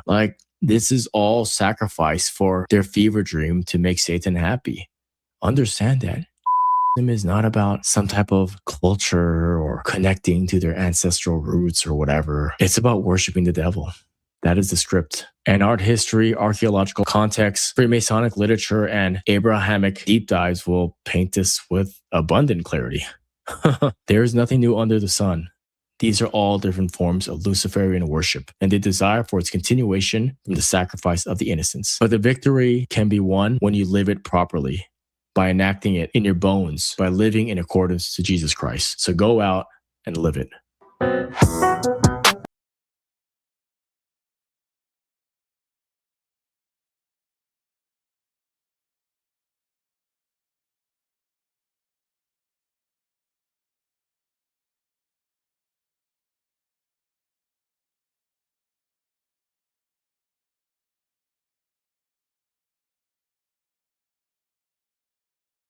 That will sign away the future. Imagine, if you will, a world where the borders on a map are nothing more than lines of credit, and the blood spilled on a battlefield is merely the liquid interest on a loan that can never, by design, be fully repaid. We are told that history is a series of ideological clashes, monarchy versus democracy, East versus West. But if you follow the ledger instead of the flag, a much more chilling architecture emerges. And this is a reality of the bankers' war, a systematic phenomenon where the true victor is never the general on the field, but the financier in the counting house who understands that a nation in crisis is a nation that will sign away the future for a moment of survival and for their self-aggrandizement, and the greater growth for the chosen inner circle tribe, in mere contrast to us mere Gentiles. And to understand this, we must look at the House of Rothschild, not as a mere family, but as the primary architects of the 19th century international bond market, a system described by Harvard historian Neil Ferguson in the House of Rothschild as the first truly global financial superpower. And I want to make this perfectly clear. This is the most respected, mainstream, and knowledgeable writer on the Rothschild dynasty. Totally mainstream. This is more or less from the horse's mouth because I'm not digging deep into conspiratorial lore. But don't get me wrong, they still definitely do not want us openly talking about these matters, for sure. Which is why there's a dedicated propaganda machine and Hollywood circus designed to distract us from what's actually happening right now in the Middle East. For example, while popular history focuses on the human courage of the Napoleonic era, by diving into the era, we see one of the early empire tragedies that was shackled under this financial slavery. Ferguson's research into the family's private archives reveals a sophisticated communications network that allowed the Rothschild brothers to manipulate the sovereign debt of every major European power simultaneously by funding and gaining from both sides. No different than the left-right bipartisan illusion that the majority of brainwashed, politically frenzied normies participate in when it's all actually WWE bullshit political theater where nobody wins in the Civil War, but the shakers of the jars laughing behind the scenes, because all wars are banker wars. You can't win a game where both sides are merely shadows on the wall of Plato's cave. And today I will prove this to you by exposing this invisible web. By leveraging their presence in London, Paris, Frankfurt, Vienna, and Naples, they didn't just fund the war, they funded the state and nations in strife itself, making the very existence of the European balance of power dependent on Rothschild credit. They essentially turned the concept of the nation state into a subsidiary of the family bank, their family bank, where the whole world is hopelessly enslaved by the usury that undergirds the fiat currency we chase and worship today. Because all of us here, those here in Northern America listening to this video right now, we're all still enslaved by the same system of fraudulence today. Let's dive into some of the heavy historical receipts that exhibits the conniving manipulation of these prostituters. As mentioned, we first have the conquering of Napoleon. The Rothschilds had become the indispensable partners of the British Treasury by helping the people with money up front, only for us to indefinitely owe them in a boomerang manner what we'd never be able to pay off with an unreasonable compounding interest, like the snake offering Eve the fruit of knowledge, only to be forever damned out of the garden. A very apt analogy, I would add. As Ferguson notes, the Rothschild family managed the massive subsidies Great Britain sent to its continental allies, effectively becoming the logistical backbone of the coalition against Napoleon, while simultaneously maintaining business ties that transcended the battle lines with him as well. And this wasn't a conspiracy in the shadows as well. This is mainline British history that is simply not often discussed. It was a matter of transitioning power and money to what intellectuals like J.A. Hobson in his 1902 work Imperialism identified as the financial interest of global elitists who believe they're above humanity that drives modern warfare. Because we all know across the board that war is stupid. Like, this is insane. Nobody likes war, but it's being funded by both sides. And our leadership is being two-faced at the cost of some monetary gain, at the cost of bloodshed and negated sovereignty of the populace, of course. So it doesn't matter if nobody likes war. They're still going to enact it anyways. Hobson argues that the presence that existed then is hauntingly exhibiting modern parallels, and there's many lessons available to us in that regard. That the great wars of all these empires were fueled by a small group of international financiers, which is just a $5 word for those who cannot be named, who benefited from the expansion of public debt required to mobilize massive standing armies. And this family is at the top of this equation. This family is a cabal of alchemists who dedicate their acumen to the debt cursed above the Goyim. A government cannot tax its people enough to pay for a world war in real time. So it borrows from the future, issuing bonds that are purchased and managed by the very institutions that profit from the conflict's continuation. It's a feedback loop that sacrificially consumes the spirit and flesh of those that it's supposed to represent. Just look at how far in the hole we are here in the United States at 49 trillion. Well, this pattern was imprinted by the Rothschilds, as they are the masters of this at a global scale and are complicit in our negating sovereignty, profiting from division and civil strife above all else. That's why when there's lives being lost in war, they're always the most ecstatic in their materialistic and demonological worship, partying with the most satanic procurers of shadowy gatherings while the world burns, because they have normalized this perverse incentive structure where, for their financial status, peace for them is a bear market, and total war for them is the ultimate bull market, leading to the tragic realization that the banker's war is a self-perpetuating cycle of destruction and reconstruction, where the end result is our progeny is only further screwed up while they grab all of the property, resources, and land, just for themselves and just for their kin. To see the banker's war in its most potent recent form, I'd say, and experiencing the relevance in the current conflict overseas, we must examine the Balfour Declaration of 1917. Most history mainstream books frame this as a noble British gesture, but all you have to do is read it for 2 seconds to see that the document itself tells a very clearly different story. It wasn't addressing some government body or a head of state. It was a letter from the Foreign Secretary Arthur Balfour to Walter Rothschild. Why? Because by 1917, the British Empire was functionally bankrupt from World War I. They needed a way to bring the United States into a war and secure their further credit. The so-called conspiratorial reality is that the promise of a homeland in Palestine was the ultimate quid pro quo. It was the use of global geography as a bargaining chip to secure the continued finance of the British war machine. The Rothschilds weren't just interested in Zionism. They were the custodians of the very contract itself, beyond just Talmudic allegiance. They want to own everything with their financial manipulation. By securing this declaration, they gained a permanent foothold in the world's most strategic energy corridor that builds a narrative for pimping out every position of political influence in the US, ensuring that any future conflict in the Middle East would require their financial mediation and explosive growth. This was the birth of a permanent war doctrine, where the lines of the map are drawn specifically to ensure friction, requiring endless military spending, and by that extension, endless borrowing from the same central banking dynasties that only fatten their pockets as our leadership endlessly prints fake money. This financial power translates into total political control.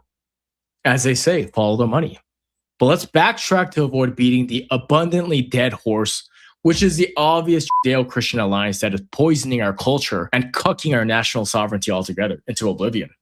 Let's go back in time a little bit onto the man hailed as the savior of the West, Winston Churchill. While the sanctioned public image of Churchill is one of bulldog defiance, the academic work of Sir Martin Gilbert in Churchill and the reveals a lifetime of deep, often precariously disgusting independently financial interdependence with the banking elite. Churchill was absolutely owned by the Rothschilds. Gilbert documents how Churchill perpetually was always living beyond his means and had an incredibly debaucherous lifestyle and was willing to toss all of his morals and allegiance out the window for a good time. Like he would have been on the island for sure.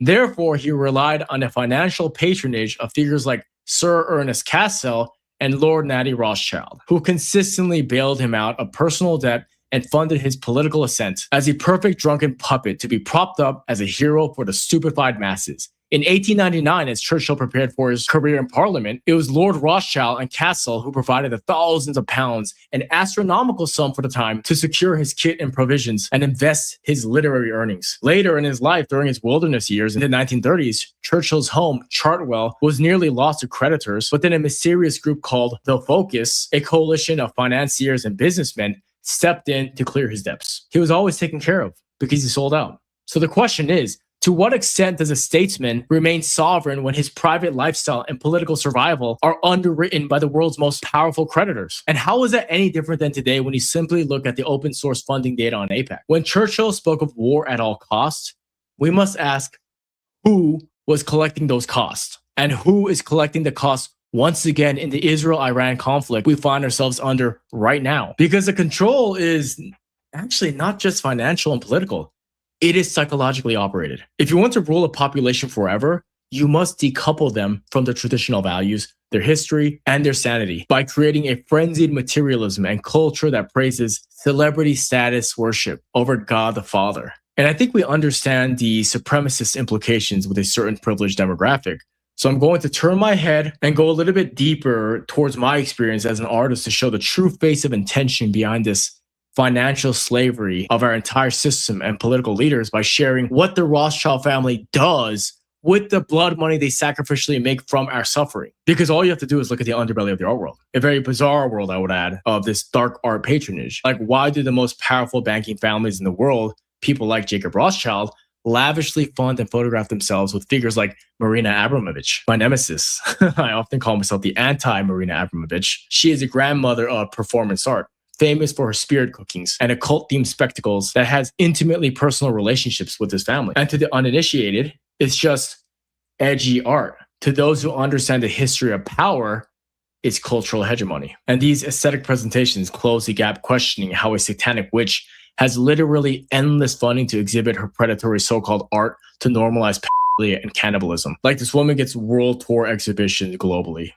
Makes no sense until you understand her relationship with his family. By elevating art that celebrates the grotesque, the fragmented, and the ritualistic, these dynasties preside over the themes of the Great Reset, of human culture, and to posit a very clear moral statement on their very twisted spirituality. Like, I don't believe in coincidences. When Jacob Rothschild poses in front of Thomas Lawrence's Satan summoning his legions with Abramovich, it is a visual signal of alignment. It is saying that we will give bread and circuses to the masses. We are the elite. While the masses are distracted by the shock value of the art, the bankers are implementing the infrastructure of total surveillance and debt slavery. The dark arts serve a dual purpose: as a spiritual demoralization tactic, making the public cynical, nihilistic, and easier to govern at surface level. And behind the scenes, it functions as a practice of chosen separation amongst another, bound by dark magic sex rituals and adrenalized blood consumption. We are often told these are relics of a bygone era, and this darkness is just conspiratorial slop. And anyone who ever mentions these type of details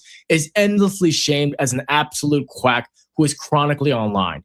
Yet, when the 2025 to 2026 DOJ colloquially released the final Epstein files, which were, of course, all redacted, anything juicy that was important for us to understand the depth of this depravity, a shattering of illusions on modern banking's neutrality was exposed. They have a bias to the darkest people on the planet and happily throw infinite amounts of cash at those willing to be compromised. Because you just have to look at who owns all the banks. These documents reveal that Arian de Rothschild, head of the Edmund de Rothschild Group, maintained proximity to Jeffrey Epstein, that the bank spent years trying to obscure from public record. Jeffrey Epstein has a multiplicity of financiers, sure, but lo and behold, when people do a little bit of diving, of course, the Rothschild family name is in the equation. We now know through citable emails and internal contracts that the bank signed $25 million agreement with Epstein's Southern Trust Company. And this happened as late as 2015. Years after his initial conviction for sex crimes, which implies that they were like this. This wasn't charity. It was a sophisticated risk analysis and algorithm sharing deal. That's them saying, sure, Jeffrey, go on about your way. Have all the funding you need.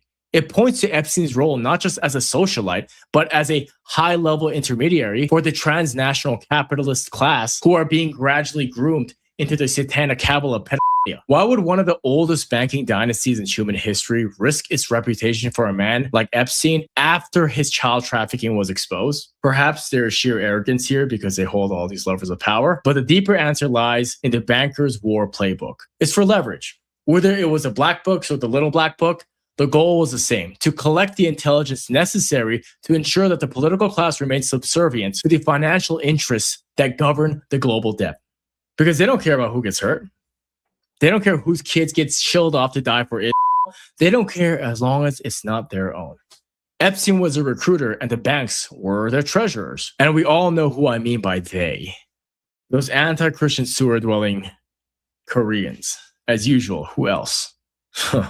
And my point is that we must stop viewing war as a failure of diplomacy when both sides are owned by the same people. As the Native American people say, the left and right wing are a part of the same bird. We must see all of these global conflicts for what they truly are: a highly efficient mechanism for the redistribution of wealth from taxpayer to the creditor, from the goyim to the chosen. From the Napoleonic gold of the 1800s to the 25 million Epstein contracts of the 2010s, the house always wins because the house is the one printing the chips. As we look at the rising tensions of the 21st century, we must ask, are we choosing this path, or are we being led down by an invisible hand that has been holding the leash of our leaders for over 200 years? Because the hard-hitting truth is not found in the rhetoric of politicians and never will be. They don't care about us, and all of them are platformed solely to tell us what we want to hear. They just repeat our talking points and we go, yes, virtue. The answer actually lies in the footnotes of history and the redacted lines of banking contracts. And if you go a little bit deeper, the strange ritualistic circles of the global elite. The bankers' war only ends when we realize that our national identities are being used as collateral for a debt that can be never paid. So stay vigilant, follow the money, and watch the art. And never forget that in the game of empires, the most dangerous weapon is not the missile or bomb. It's the pen that signs the loan and the hand that hides the truth. She wanna hop in a Rari.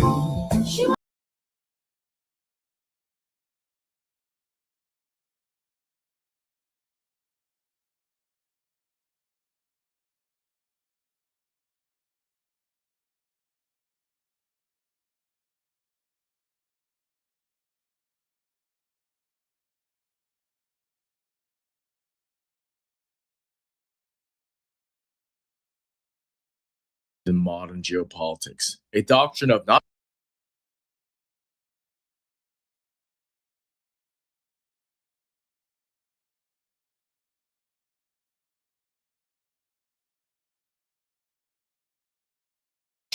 victory, but of total terminal spite. To understand the Samson option, one must first internalize the mythos of the man himself and where this name comes from. The Nazarite judge who, blinded and mocked by the Philistines, prayed for a final surge of strength to collapse the pillars of the temple of Dagon, choosing to perish only on the conditions that his tormentors died with him. This is not merely a metaphor. It is a foundational, albeit officially unacknowledged, nuclear strategy of the state of Israel. A posture that transcends traditional deterrence and enters the realm of existential, retaliatory nihilism. As investigative journalist Seymour Hersh meticulously documented in his seminal 1991 work, The Samson Option, Israel's Nuclear Arsenal and American Foreign Policy. This anti-human strategy is predicated on the never again ethos, a psychological imperative that if the state is to be extinguished, the world that allowed it to happen shall not be permitted to survive. And to truly grasp the gravity of the Samson option, one must look past the sterilized language that they use as a modern form of, a defensive posture, and understand this as this visceral echoing of ancient mythology that provides it in its own namesake for a reason. Once again, specifically the biblical account of the Nazarite judge who, after being blinded and humiliated, even though that's not what's happening in the current year, chose the collapse of the temple of Dagon upon himself and thousands of his captors, meaning we are the ones persecuting and ridiculing them while they're the ones causing all this treachery in the first place. So this is not mere poetic flourishing by these military historians. It is a foundational blueprint for a state policy that views the end of the world as a secondary concern to the end of their sovereign self. This concept is explored very succinctly and in depth by Seymour Hersh, meticulously backed by interviews with high-ranking intelligence officials, and he reveals a culture within the Israeli security establishment that views a nuclear arsenal not as a deterrent to be used for stability, but as a last resort weapon of total global spite. Yes, you heard that correctly. They're willing to nuke the entire planet if they don't have their way, like a little kid holding a gun in his temper tantrum. It's insane, beyond spoil the run, demonic. The psychological framework is deeply rooted in this whole never again ethos, as I previously mentioned, which has been transformed from a plea to human rights into a strategic mandate that if the state is not to be fully recognized and if it is to be extinguished, the international community at large that allowed it to happen shall forfeit its right to exist as well. Like, this tells you everything about these people. Professor Luis Rene Barris of Purdue University has dived into this insane irrationality that masquerades as rationality and propagandizing the fact that they're innocent victims, and argues that for this small state surrounded by so-called adversaries, even though they're the ones kicking the hornet's nest, the threat of behaving like psychopathic and unpredictable monsters is calculated as a move to keep both enemies and allies in a state of perpetual terrified compliance. The physical manifestation of this doomsday logic is centered in the Negev desert at the Shimon Peres Negev Nuclear Research Center, better known as Dimona, where the policy they named as Amumut, in other words, look, this is all $5 words for nuclear ambiguity, was birthed under the guidance of David Ben-Gurion and the scientific leadership of Ernst David Bergman. What these men got from our cucked government is this policy of having a bomb in the basement, this power that allows a state to avoid the inspections of the IAEA while maintaining a global veto over any geopolitical outcome that does not favor its survival. It's truly disgusting what these people have under their hands because of our cucked leadership. A reality that Zeev Maus, a professor of political science at UC Davis, describes as a regime of secrecy that fundamentally undermines global democratic norms. During the 1973 Yom Kippur War, this doctrine moved from theory to terrifying practice when Prime Minister Golda Meir reportedly ordered the arming of nuclear-tipped Jericho missiles to coerce the Nixon administration into a massive arms airlift, a move that Hirsch identifies as a form of nuclear blackmail directed at a superpower ally. So while controlled mainstream discourse treats nuclear weapons for the state of Israel as tools of rational state actors aiming for stability, the Samson option suggests a rationality of pretended irrationality, a concept explored by Professor Luis Rene once again, who wants the populace to believe that, oh, they're just trying to defend themselves with nuclear arms so that they have the same power that everyone else has. But nobody else has a doctrine titled the Samson option that they're willing to pull as a trigger to end all of humankind. Like, this is a loaded gun pointed at the forehead of the entire world, ensuring that no power can remain neutral or indifferent to the state's military success. It's purely satanic. The technical capability to execute this planetary suicide is verified by the existence of this nuclear triad, including Dolphin-class submarines acquired through complex German defense deals, which provides a second strike capability that ensures that even if the mainland is decimated, the cruise missiles can still reach major global capitals. So either way, they will nuke all of us. I mean, this is not a joke. We must dismantle the facade of nuclear ambiguity, as they keep preaching, which has allowed Israel to remain the only undeclared nuclear power in the world while simultaneously signaling its capacity and desire for global devastation. This policy, once again initiated by Ben-Gurion and Ernst David Bergman, was never about mere defense, which is what they always say when you bring up the Samson option, which is a credible document that they look at. It is the bomb in the basement. It serves as the ultimate insurance policy against the so-called potential of a second Holocaust. I mean, give me a break. And from that propagandistic lens, that's exactly what they're doing to kids in the Middle East right now. This lack of transparency prevents democratic debate and instead fosters this regime of secrecy when in actuality, they have a gun to our head. Like right now, they have a gun to our head. And they're just constantly pretending that it's otherwise from this bludgeoning blanket of anti-Semitism. This reveals a very psychopathic undercurrent in their belief system from their doctrine. The willingness to trigger a global thermonuclear exchange, effectively ending human civilization to ensure regional military advantage or starving off a conventional defeat. I mean, I don't understand how a nation is capable of being so treacherous and shameless and demonic. The intellectual dive into the psychology of this doctrine reveals what many scholars call the Masada complex, a collective psychological state where the distinction between defensive survival and terminal self-destruction becomes dangerously blurred into this overarching supremacism and hatred of those outside of their tribe. Scholar Ari Shavit has noted that the Israeli identity is forged into the fires of historical trauma, leading to a strategic culture that views the international community not as partners in this global order, but as fickle observers who will inevitably repeat the betrayals of the 1930s. I should say the so-called betrayals, due to their diaspora history and conditioning since childhood. And this leads to a form of malignant narcissism at the state level, where the national ego is so absolute that the prospect of its defeat is viewed as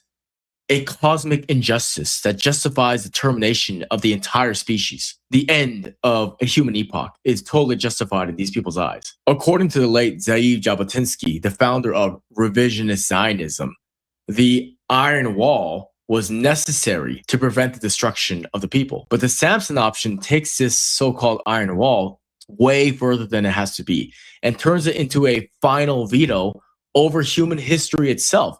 Unlike the Cold War doctrines of mutual assured destruction, which relied on two parties wanting to live, so there was a synergy amongst one another, the Samson option relies on the world's fear that one party is perfectly willing to die, provided that they can take everyone else with them into the void. This is the psychopathy of the disillusioned cornered. They believe they're cornered, so they're doubling down on this entitled narcissism and sycophantic evil. A state of mind where the destruction of the unworthy world, meaning any world that does not include the state that they belong in, is seen as a logical and even moral conclusion. We must confront the meticulous detail of what a Samson event would actually look like as well. It involves counter-valley targeting, which is a military euphemism for the intentional aiming of thermonuclear warheads at civilian population centers, economic hubs, and cultural monuments to maximize planetary trauma. Journalist Ron Rosenbaum, in his haunting analysis, How the End Begins, argues that this is a last resort spasm of pure national vengeance, which would theoretically and realistically target Moscow, Tehran, or even the capitalist areas of Europe if the state felt abandoned during their existential crisis. The sheer immorality of holding 8 billion people hostage to a regional territorial dispute suggests a strategic framework that has discarded the just war theory in favor of what is in reality a theological doomsday posture. This posture creates a permanent state of appeasement via nuclear anxiety, where global powers are forced to subsidize and support the state's conventional military actions out of a well-founded fear that a collapse of the conventional front will trigger the Samson protocol.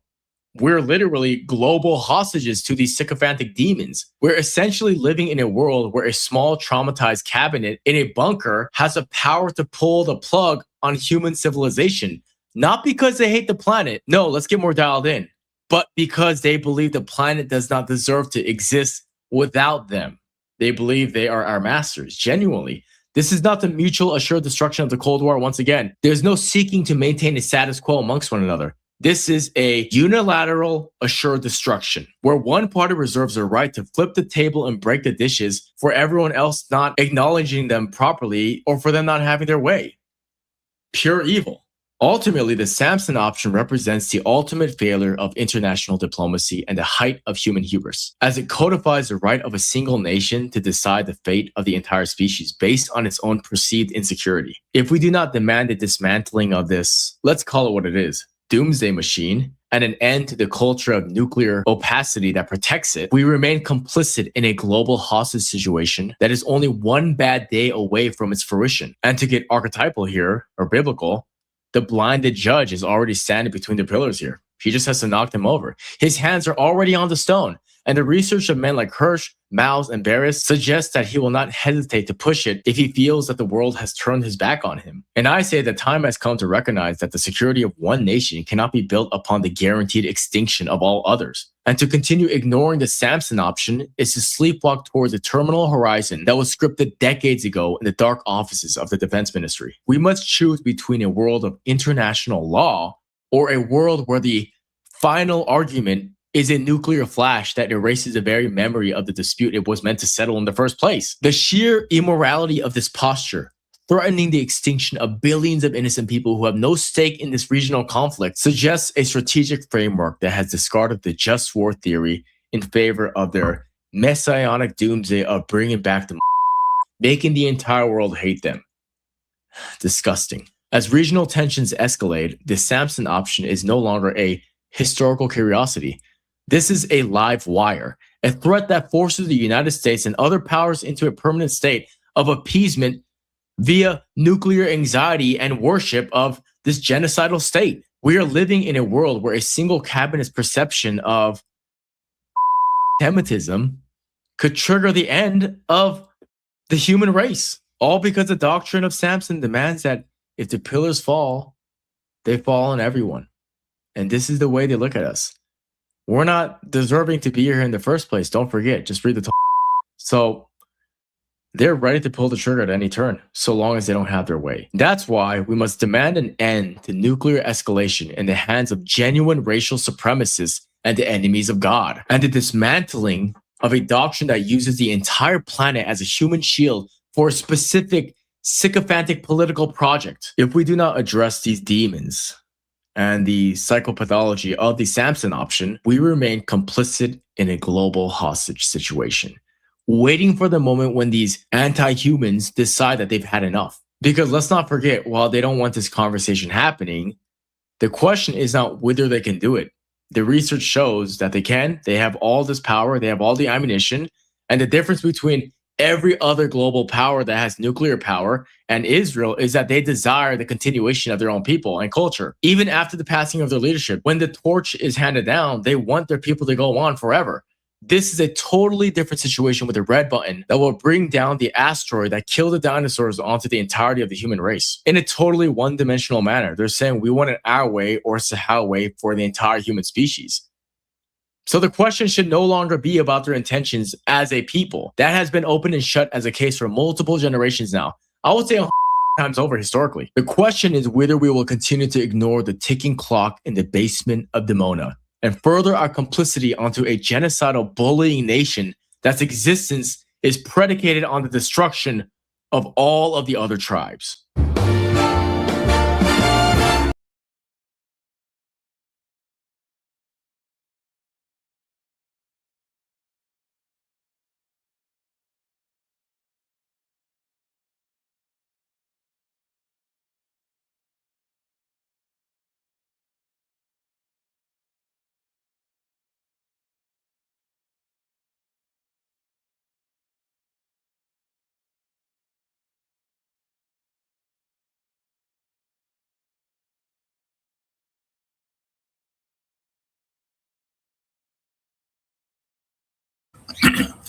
Now we finna watch some information. If you look at the screen, this like documentary finna be watching, gonna detail you all of the leaders, every last one of them. This video, this shit threw me off when I first seen this a year ago. Every last nation, these people, Europe is occupied land, they've been occupied, but all of their leaders were overthrown. All of their kings were overthrown by these small hats. The United States been seized, but this what we finna watch, finna explain it all to you. It's grown man shit, so you gotta really pay attention. A History of Central Banking and the Enslavement of Mankind by Stephen Mitford Goodson. Chapter 1. How Usury Destroyed the Roman Empire. Money, being naturally barren, to make it breed money is preposterous and a perversion from the end of its institution, which was only to serve the purpose of exchange and not of increase. Men called bankers we shall hate, for they enrich themselves while doing nothing. Aristotle, Politics.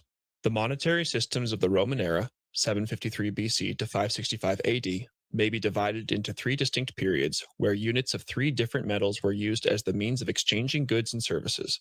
Although there is evidence of modern human occupation, Homo sapiens sapiens, in the Rome area going back 14,000 years, with Neanderthals having lived there approximately 140,000 years ago, Rome as a city is traditionally said to have been founded by Romulus and Remus in 753 BC in a region surrounding the Palatine Hills, also known as Latium. According to the legend, Romulus, who killed his brother Remus, became its first king, but later shared the throne with Titus Tatius, the ruler of the Sabines. Around 600 BC, Latium came under the control of the Etruscans. This lasted until the last king, Tarquin the Proud, was expelled in 509 BC and the Roman Republic was established. The Etruscans, a people of Aryan origin, created one of the most advanced civilizations of that period and built roads, temples, and numerous public buildings in Rome. The first money used in Rome was the cow. This was not true money, but a barter system. Many early peoples used cattle as a medium of exchange. According to the legend of Heracles in the Aegean stables, the cattle kept there, over 3,000 in number, represented the treasury of King Aegeus. The Copper Age, 753 to 267 BC. As time went on, the Romans took to using, instead of cattle, irregular lumps of copper or bronze. These lumps were called ius rude, rough metal, and had to be weighed for each transaction. There was an increase in trade, and Rome became one of the most prosperous cities in the ancient world. This prosperity was based on uncoined copper, later bronze, metal which was measured by weight according to a fixed system of units. It was issued by the Roman treasury in the form of ingots weighing 3.5 pounds, 1.6 kilograms, with the full backing of the state and was known as ius signatum, stamped metal, because it was stamped by the government with a cow, eagle, or elephant or other image. Sometimes they were made to resemble a scallop shell. In 289 BC, these ingots were replaced by discoidal, cast-leaded bronze coins, ius grave, heavy metal. They represented national money and were paid into circulation by the state, and each was only of value inasmuch as the symbols on which its numbers were recorded were scarce or otherwise. This money was thus based on law rather than the metallic content. although that content was standardized and the coin did have some intrinsic value, unlike most coins today. This can be considered as an early example of the successful use of fiat money. While fiat money is much criticized in some quarters, for example by the followers of Austrian economist Ludwig von Mises, there is nothing wrong with it as long as it is issued by government, not by private bankers, and is carefully protected against counterfeiters. Non-fiat money, in contrast, has the serious drawback that whoever sets the prices of gold and silver, i.e. private bankers, can control the nation's economy. Up to 300 BC, there was an unsurpassed increase in public and private wealth of the Romans. This may be measured in the gain of land.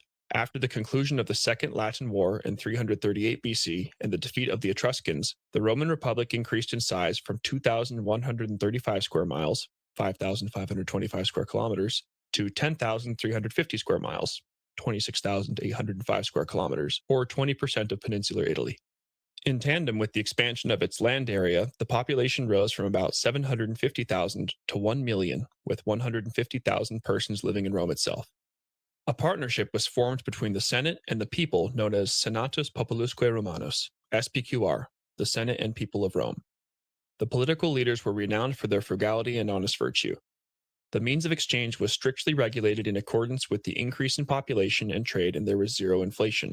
Debt bondage nexum, whereby a free man offered his services as security for a loan plus interest, and where in cases of non-payment the debt had to be worked off, was abolished after plebeian agitation by the Lex Potelia in 326 BC. The Silver Age, 267 to 27 BC.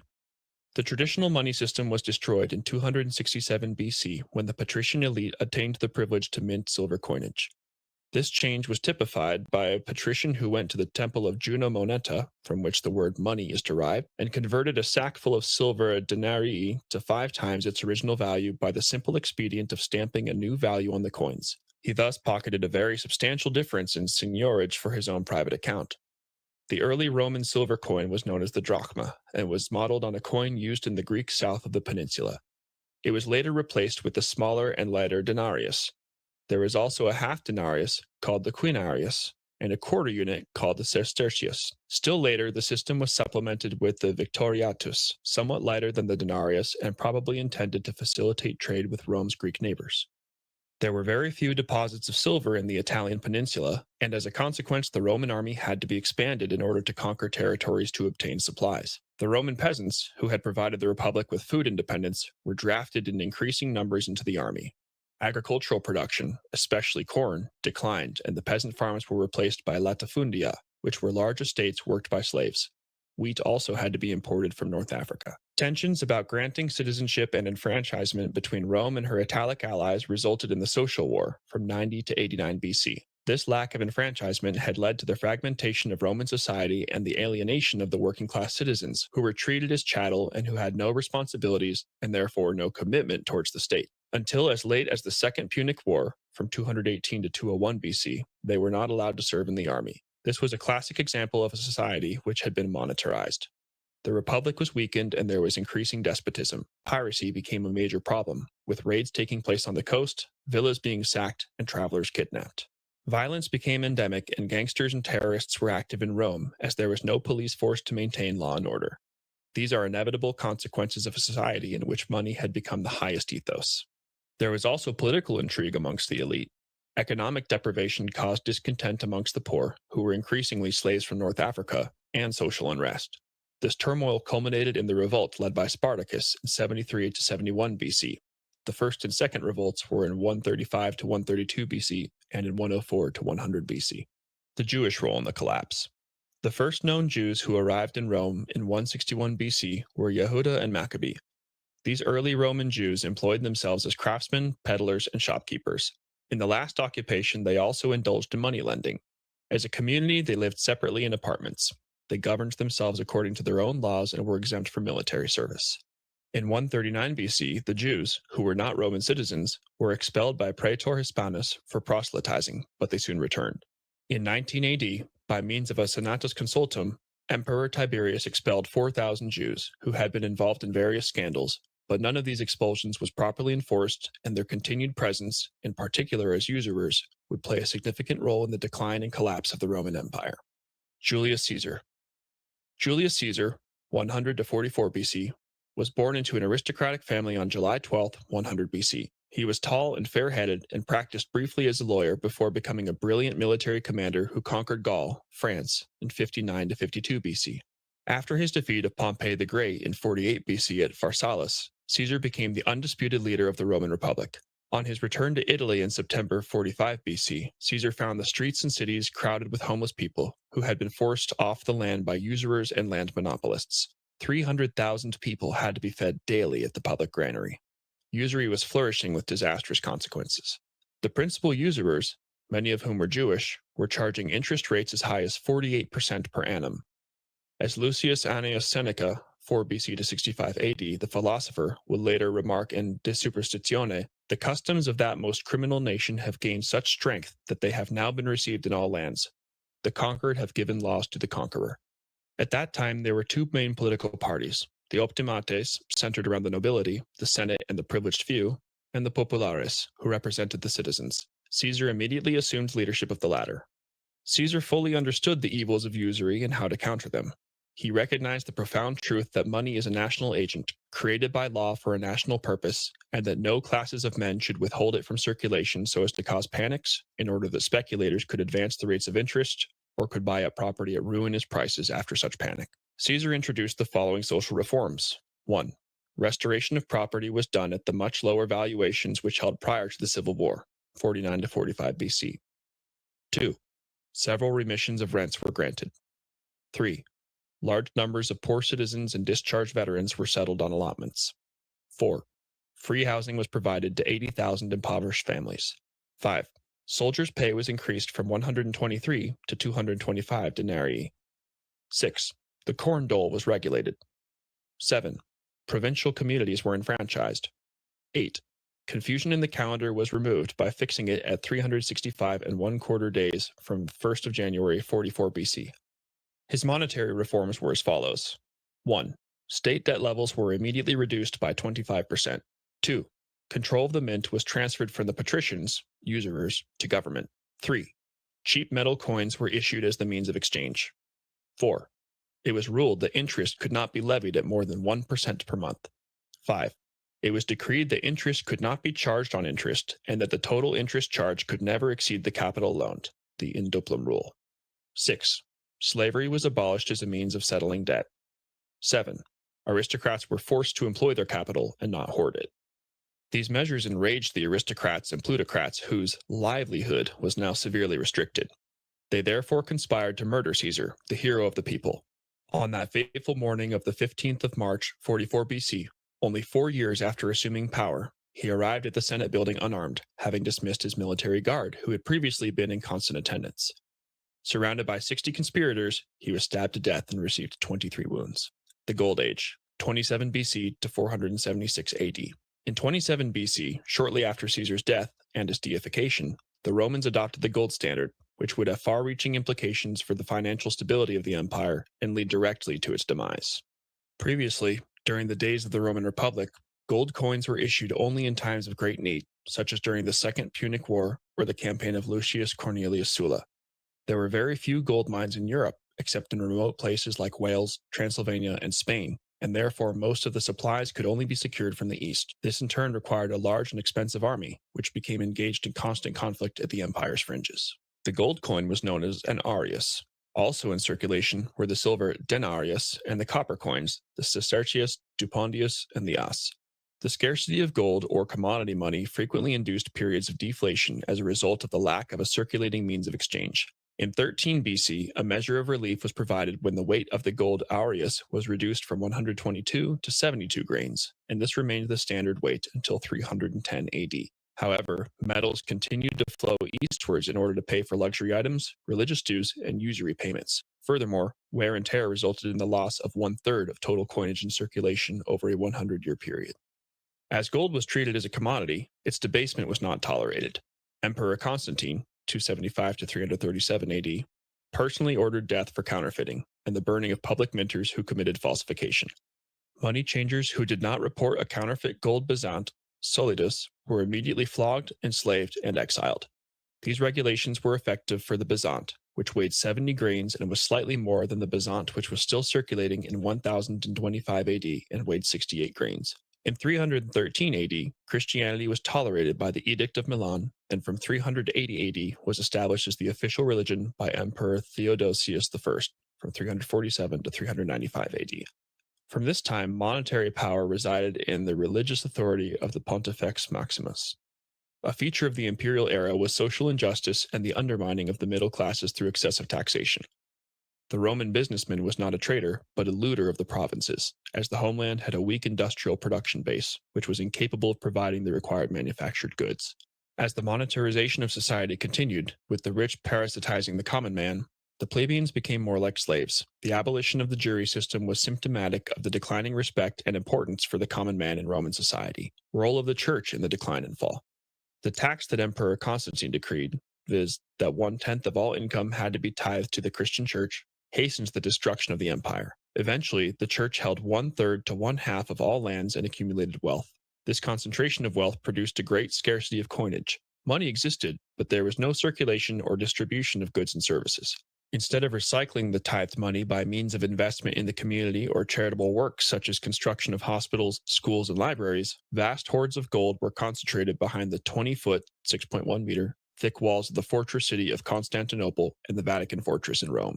In its last years in the 5th and 6th centuries, the Roman Empire had become a parasitic organism, subject to alternating phases of inflation and deflation. Its economic ruination preceded its political ruination.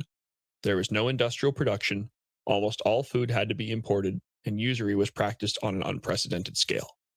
The wealth of the empire that was not held by the church was controlled by 2,000 Roman families. The rest of the population lived in poverty. Consequences. The implosion of the western half of the empire in 476 AD, after repeated military incursions by the Goths and Vandals, resulted in the Dark Ages. A punishing multi-century deflationary depression followed.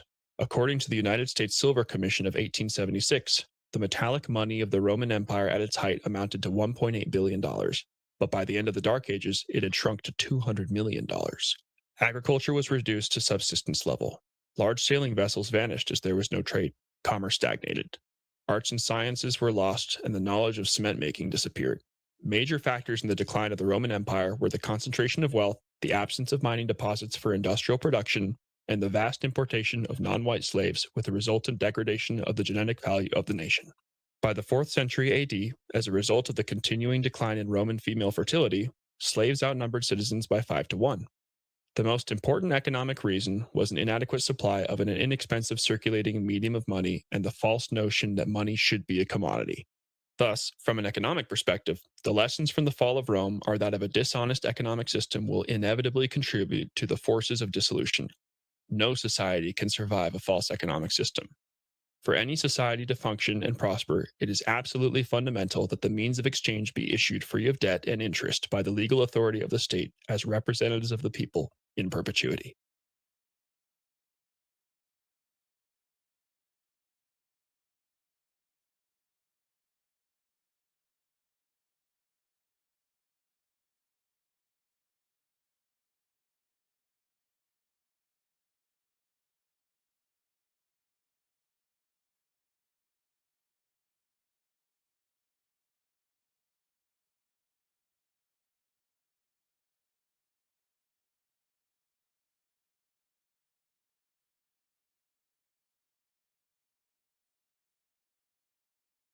Central Banking and the Enslavement of Mankind by Stephen Mitford Goodson.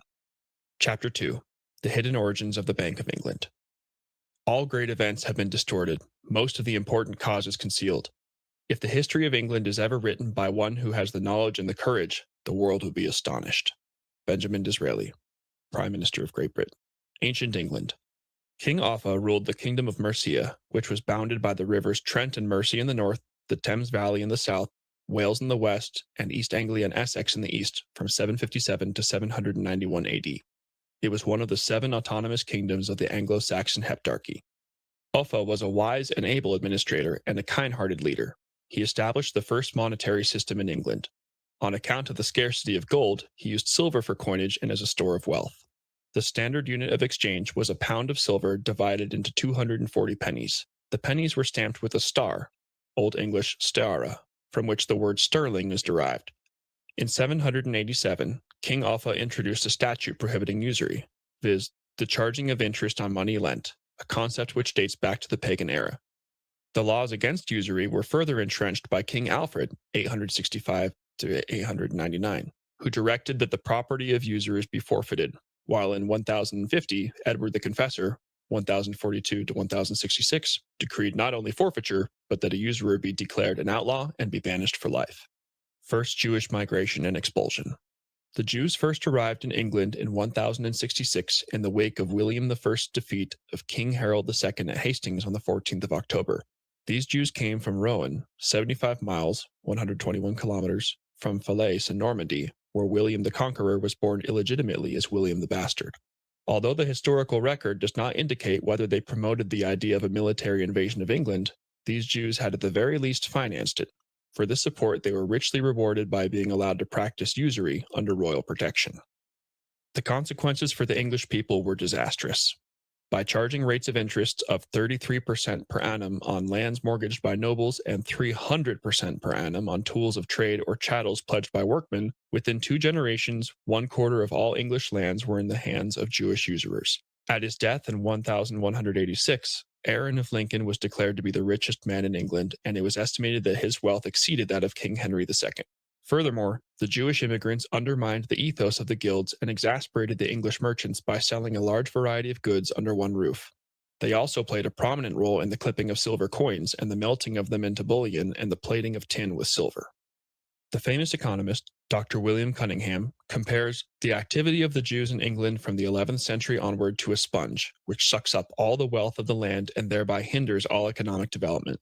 Interesting, too, is the proof that even at this early period, the government did everything in its power to make the Jews take up decent trades and honest work, and thereby, at the same time, amalgamate with the rest of the population, but all to no purpose. By the beginning of the 13th century, many nobles were in danger of losing their lands through usury and taxation. In 1207, an enormous sum of £60,000 was levied in taxes on the Christian population. The Jews also paid tax, but at a lower rate and on grossly understated income and wealth. Nobles who borrowed from Jewish moneylenders and from the king and his agents had to have their mortgages registered on the treasury rolls. As soon as a noble got into financial difficulty, the king would buy the debt from the moneylender and seize the land for himself. King John, 1199 to 1216, was utterly reckless in pursuit of this depraved and dishonest policy, and was moreover profligate, incompetent, and utterly beholden to his Jews.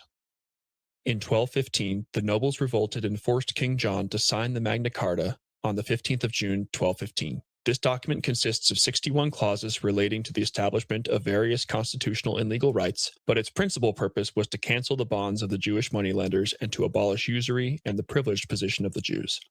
On the 19th of October, 1216, King John died and was succeeded by his 9-year-old son Henry III, who ruled from 1219 to 1272. His reign was little better than that of his father, and 19 of the clauses affecting the Jews were abrogated the following year. However, his heir, Edward I, from 1272 to 1307, soon realized that Jews had no place in English society, and that if he did not take action, he would be in danger of losing his throne. In 1233 and 1275, statutes of Jewry were passed which abolished all forms of usury. As many of these Jews could no longer earn a living, a statute was passed by King Edward on the 18th of July, 1290, compelling the entire Jewish population of 16,511 to leave England forever, one of over 100 expulsions which have been recorded throughout European history. The announcement was greeted with great joy and jubilation throughout the land. Unlike the modern practice of ethnic cleansing, the Jews, after paying a tax of 1/15 of the value of their movables and 1/10 of their specie, were permitted to leave with all their goods and chattels. Any Jew who remained after the 1st of November 1290, All Saints' Day, was liable to be executed.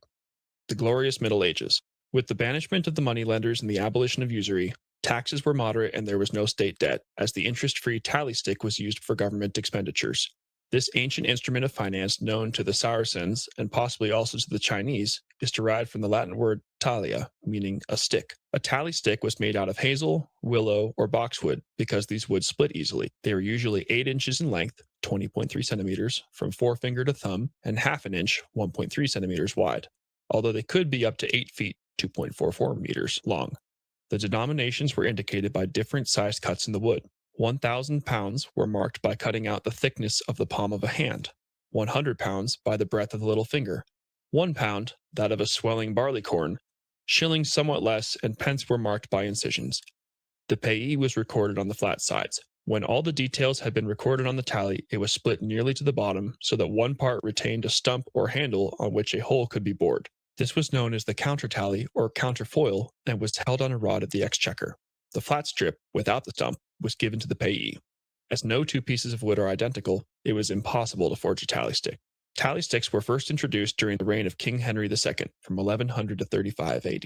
And would remain in circulation until 1783. It was, however, during the period of 1290 to 1485 that tallies would reach their apogee and constitute the principal means of state finance. Tallies were used not only to pay state salaries, but to finance major items of infrastructure, such as construction of the wall of the City of London and public buildings and ports. The exact amount of tallies in circulation is not known, but as late as 1694, £17 million worth were still in existence. This was a prodigious sum, as the king's annual budget rarely exceeded £2.5 million, and a laborer earned a penny a day. With tolerable taxes, no state debt, and no interest to pay, England enjoyed a period of unparalleled growth and prosperity. The average laborer worked only 14 weeks and enjoyed 160 to 180 holidays. According to Lord William Leverhulme, a writer of that time, the men of the 15th century were very well paid. In fact, so well paid that the purchasing power of their wages and their standard of living would only be exceeded in the late 19th century. A laborer could provide for all the necessities his family required. They were well clothed in good wool and cloth and had plenty of meat and bread. Houston Stewart Chamberlain, the Anglo-German philosopher, confirms these living conditions in his The Foundations of the 19th Century. In the 13th century, when the Teutonic races began to build their new world, the agriculturalist over nearly the whole of Europe was a freer man, with a more assured existence than he is today.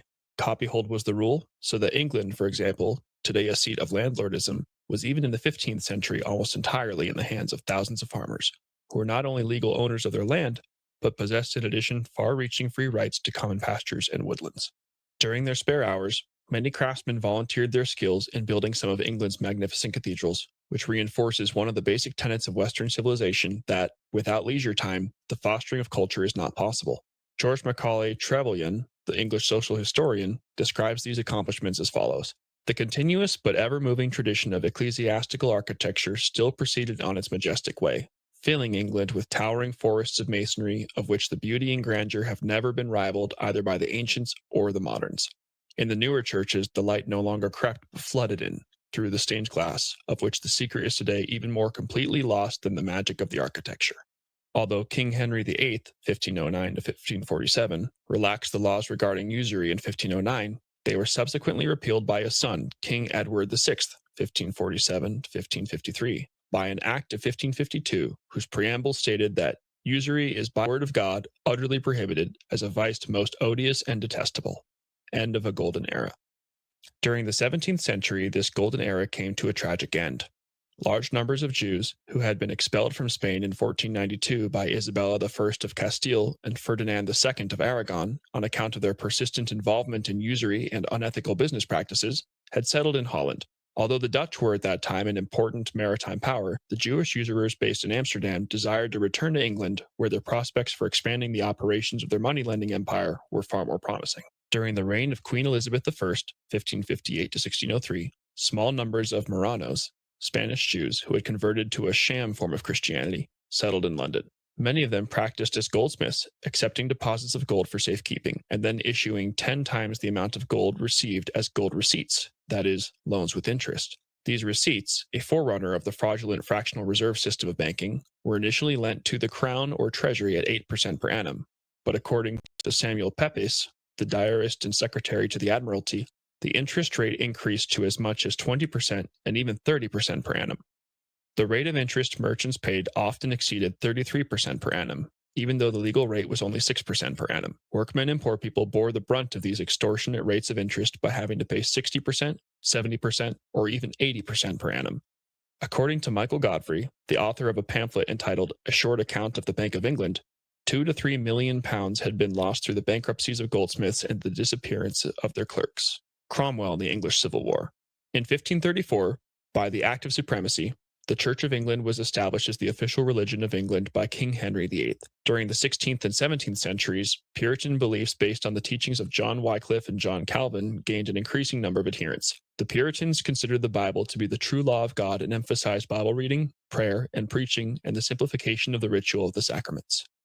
The Stuart King Charles I, 1625 to 1649, who wished to maintain the preeminence of the Anglican Church, came into intensified conflict with the Puritans, who were making great progress in proselytizing the population. After the assassination of Charles's trusted friend and advisor, the Duke of Buckingham in 1628, he gradually became more isolated. The growing religious division provided a perfect opportunity for exploitation by the Jewish conspirators. As Isaac Disraeli, the father of Prime Minister Benjamin Disraeli, wrote in The Life and Reign of Charles I, the nation was artfully divided into Sabbatarians and Sabbath breakers. In 1640, one of the leaders of the clandestine Jewish community, Fernandez Carvajal, a merchant and spy, who was also known as the Great Jew, organized an armed militia of about 10,000 operatives who were used to intimidate the people of London and sow confusion. Large numbers of pamphlets and leaflets were also distributed. Civil war soon followed between the Royalists, Anglicans, and the Roundheads, Puritans, and lasted from 1642 to 1648. The Roundheads, with their New Model Army, were victorious, and an estimated 190,000 persons, or 3.8% of the population, died. The leader of the Roundheads was Oliver Cromwell, 1599 to 1658, whose New Model Army was not only outfitted and provisioned by the chief contractor and professional agitator Fernandez Carvajal, but also bankrolled by Jewish moneylenders in Amsterdam. The leader of the Dutch Jews, Manasseh ben Israel, sent begging petitions to Cromwell asking that the Jews be allowed to immigrate to England in return for the financial favors which he had so generously arranged. The regicide of King Charles I.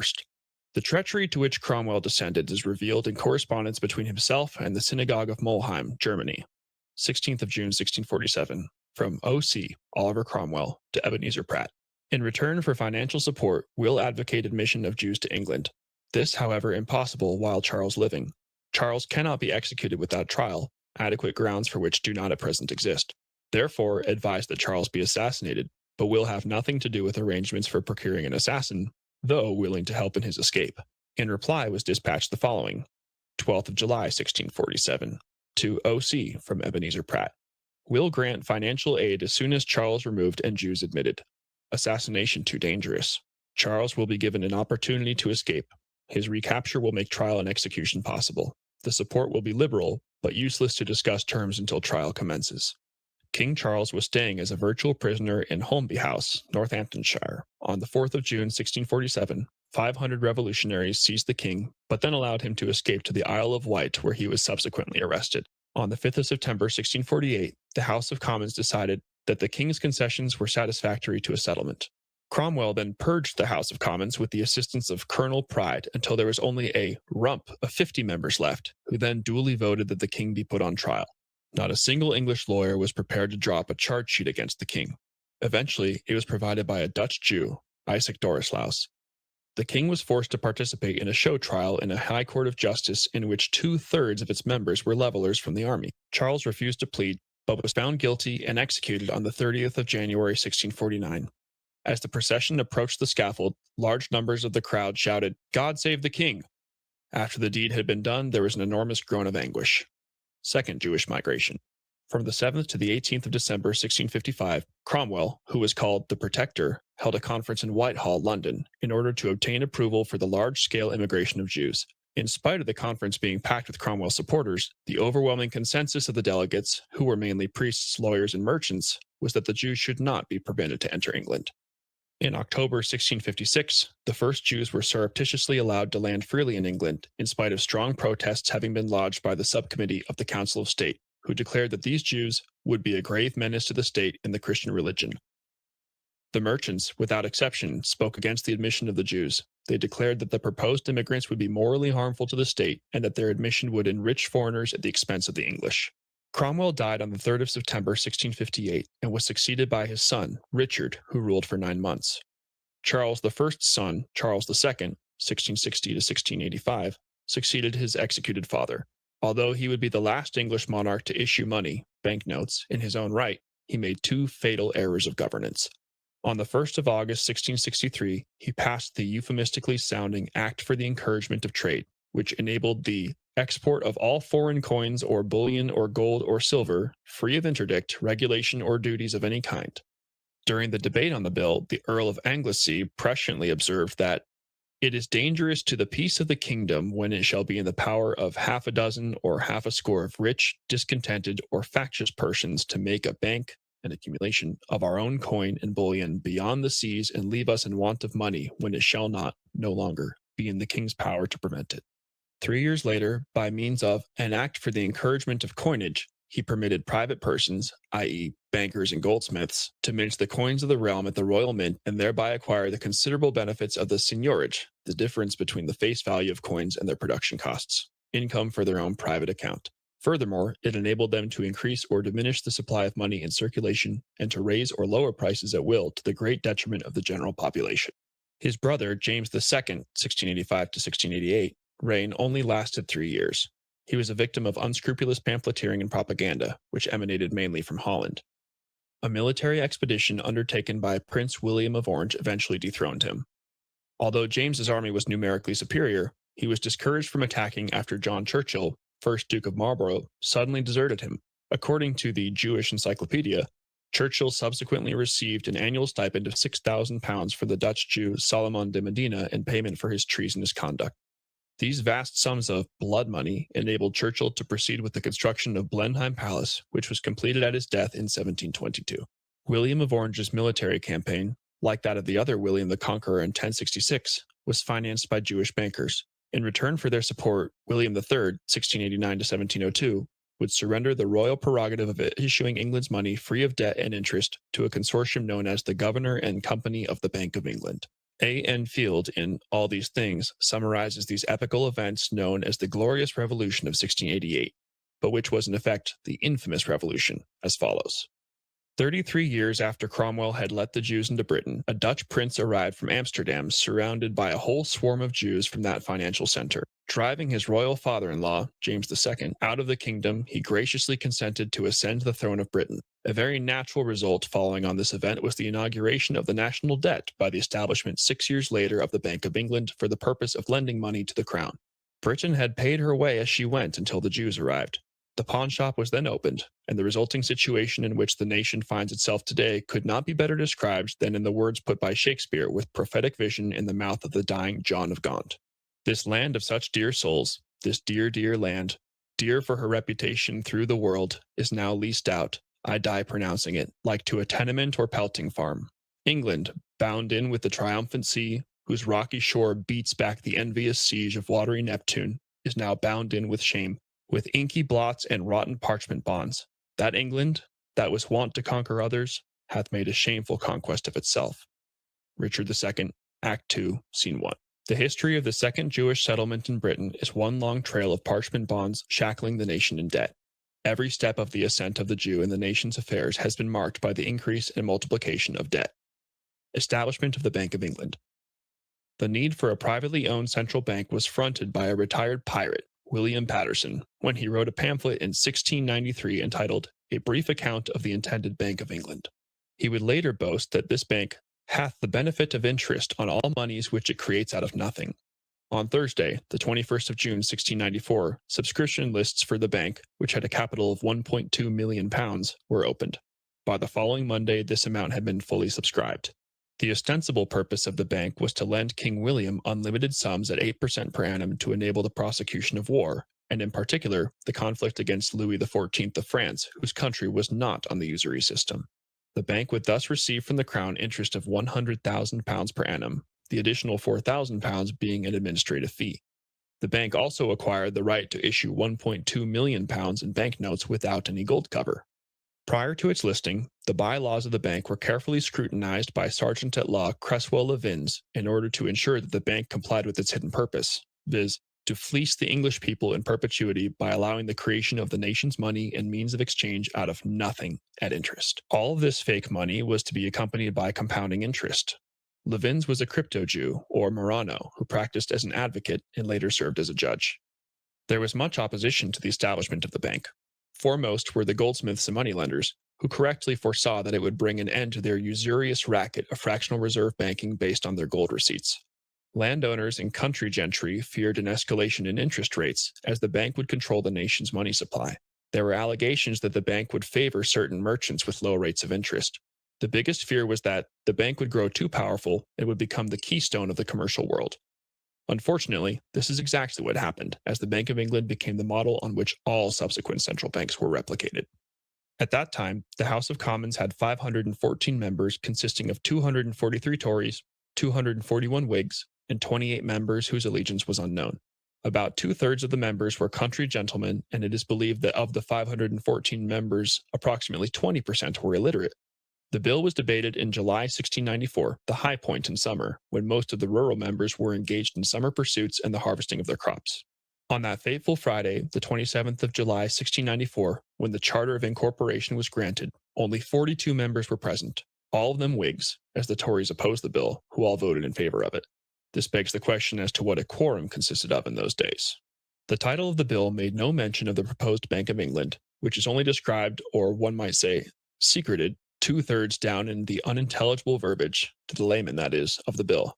The opening sentence of the bill reads as follows: William and Mary, by the grace of God, King and Queen of England, Scotland, France, and Ireland, defenders of the faith, etc., to all for whom these presents shall come greeting. The third sentence, which contains 242 words, starts, whereas in and by a certain act lately made in Parliament, entitled an act for granting to their majesties several rates and duties upon tonnage of ships and vessels, and upon beer, ale, and other liquors, for securing certain recompenses and advantages in the said act mentioned, to such persons as shall voluntarily advance the sum of 1,500,000 pounds toward carrying on the war with France, it is amongst other things enacted. The gist of the final 2/3 of the bill details the necessity to levy a complicated array of new rates, duties, and taxes on ships, beer, ale, and other liquors. The true purpose of these taxes was that they were needed in order to fund the interest on all future government loans. Shortly thereafter, further taxes were introduced, including a land tax, paper tax, poll tax, salt tax, stamp tax, and window tax, which replaced the hearth or chimney tax. Other taxes initiated were a tax on peddlers, a tax on hackney coaches, a tax on births, marriages, and deaths, and lastly, a tax on bachelors. However, the most punitive tax introduced was an income tax, levied at a rate of 20%. It was applied not only to companies, but laborers too. War and debt slavery in perpetuity. Henceforth, a pattern would emerge where unnecessary wars would be embarked upon, which simultaneously increased the national debt and the profits of the usurers. Significantly, most of these wars were started against countries that had implemented interest-free state banking systems, as was the case in the North American colonies and France under Napoleon. This pattern of attacking and enforcing the bankers' system of usury had been deployed widely in the modern era and includes the defeats of Imperial Russia in World War I, Germany, Italy, and Japan in World War II, and most recently, Libya in 2011. These were all countries which had state banking systems, which distributed the wealth of their respective nations on an equitable basis and provided their populations with a standard of living far superior to that of their rivals and contemporaries. Within 2 years of its establishment in 1696, the Bank of England had £1.75 million worth of banknotes circulating with a gold reserve of only 2%, or £36,000. On the 1st of May 1707, the union between Scotland and England was established, motivated in no small way by the necessity to seize control of the Royal Mint in Edinburgh, which took place in 1709. In 1720, after the conclusion of the War of the Spanish Succession, 1701 to 1714, the national debt had risen to £30 million, with the war itself having cost £50 million. After the American War of Independence, 1775 to 1783, which had been fought after the colonists had been forced to replace their debt and largely interest-free colonial scrip with English money and had resulted in 50% unemployment, the national debt soared to £176 million. According to Sir John Harold Clapham, who wrote The Bank of England, A History 1694 to 1914 in 1944, Solomon de Medina and two de Costas, Fonseca, Henriquez, Mendez, Nunez, Rodriguez, Salvador, and Tejera de Matos, who were all Sephardic Jews, had acquired the majority of the bank's shares by 1722.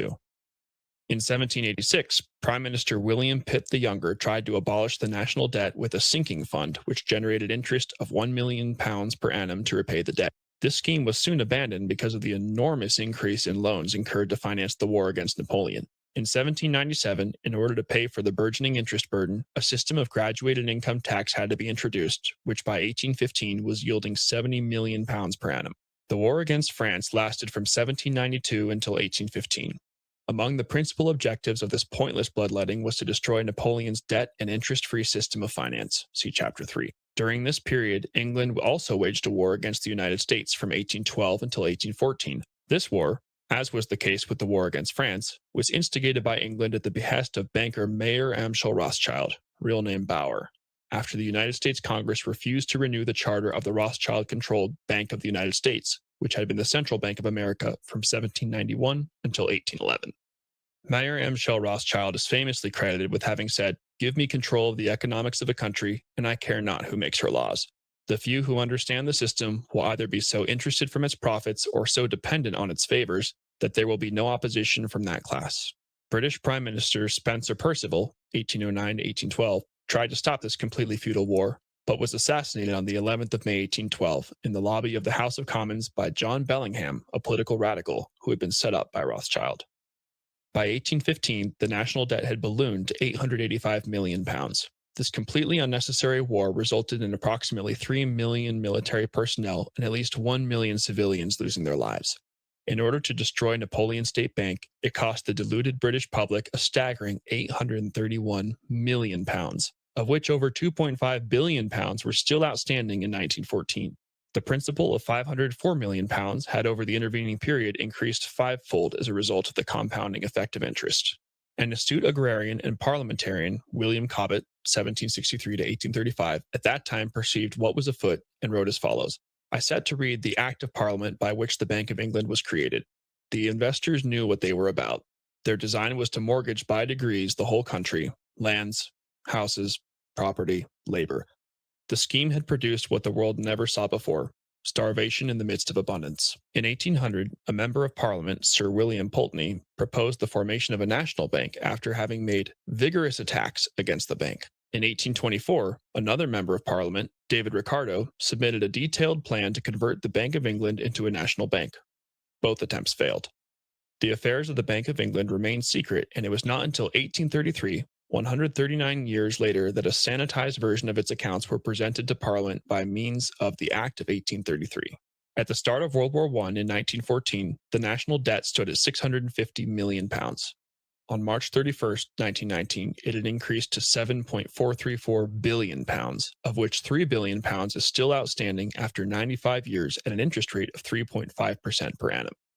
In the 1919 budget, 40% of expenditure was allocated to the payment of interest. In World War II, the national debt rose by almost 300%, from £7.1 billion in 1939 to £20.1 billion in 1945. As of March 2017, it stands at over £1.8 trillion. However, if one includes all liabilities, including state and public pensions, it exceeds £5 trillion. Nationalization. On the 14th of February 1946, the Labour government nationalized the Bank of England. The shareholders received treasury notes to the value of £11,015,100, which were redeemable after 20 years. This nationalization, which supposedly placed the bank under public control, did not introduce any change to the privately run system of fractional reserve banking and was undertaken purely for propaganda purposes as part of the Labour Party's nationalization program of certain financial and industrial concerns. On the 6th of April 1974, the Bank of England established the Bank of England Nominees Limited, company registration number 1307478, a wholly owned subsidiary, with private shareholders holding its 100 £1 shares, of which 50% were sold. There is a suspicion that this rearrangement of the bank's affairs represents a reverse takeover of it by private shareholders. In view of the fact that certain aspects of the Bank of England's operations are protected by its Royal Charter, Section 27(9) of the Companies Act of 1976, and the Official Secrets Act of 1989, and are therefore not subject to public and parliamentary scrutiny, there may well be substance to this allegation.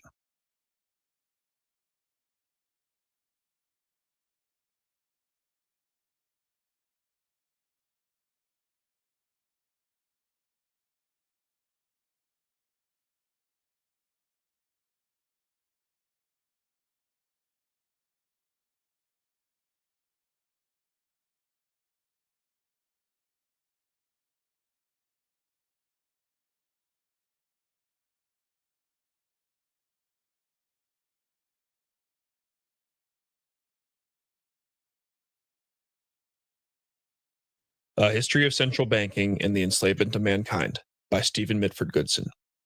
Chapter 3. Napoleon and the Banque de France. The deadly facts herein revealed lead me to wonder that this monster, interest, has not devoured the whole human race. Napoleon Bonaparte, on being shown an interest table. France under the Bourbons. When the Bank of England was established in 1694, one of its principal aims was to provide sufficient finance so that England could prosecute its war against France. At that time, France was the premier world power both in terms of maritime forces and territorial possessions. 4 years previously, at the Battle of Beachy Head near Eastbourne, England, the French Navy defeated the Anglo-Dutch fleet comprehensively, when it sank 12 ships, while a further 20 ships were exploded by their English crews. Since the 7th of June 1654, France had been ruled by its most glorious monarch, King Louis XIV, the Sun King. Louis was well versed in the wiles of the bankers. When he discovered that his superintendent of finances, Nicolas Fouquet, was a representative of what we term today the money power, and received irrefutable evidence that he had long been betraying the trust reposed in him by mishandling the state finances and by monstrous corruption, he had him arrested. Fouquet was put on trial and sentenced to complete isolation for the rest of his life in the inaccessible fortress of Pinerol. The War of Spanish Succession, 1702 to 1714, was the largest military conflict since the Crusades. It was fought after Louis declared his intention to place his grandson, Philip, Duke of Anjou, on the Spanish throne. This attempt, if successful, would have created a vast Franco-Spanish empire and posed a direct threat to the Bank of England and its proxy, the government of Great Britain. With the ability to create money out of nothing, the English were able to build a large fleet and buy the loyalty of France's enemies by bankrolling them. Louis held out for 9 years until his heirs suddenly started to die in unnatural circumstances. On the 13th of April 1711, his heir Louis, le Grand Dauphin, died allegedly of smallpox, even though he had the disease when he was a small child. On the 12th of February 1712, the wife of his grandson, the Duke of Burgundy, died of a fever. A few days later, her husband was covered in spots, and he died on the 18th of February 1712 of unknown causes. A few weeks later, the king's 2 great-grandsons fell ill with scarlet fever. The 5-year-old Duke of Brittany died on the 18th of March 1712. The 3-year-old brother, the Duke of Anjou, survived, miraculously, after the king ordered his isolation and treatment with an antidote. As a result of these tragedies, the king was persuaded to cease hostilities and commence negotiations. At Utrecht, a treaty was signed in March and April 1713, which allowed France to retain largely its pre-war boundaries.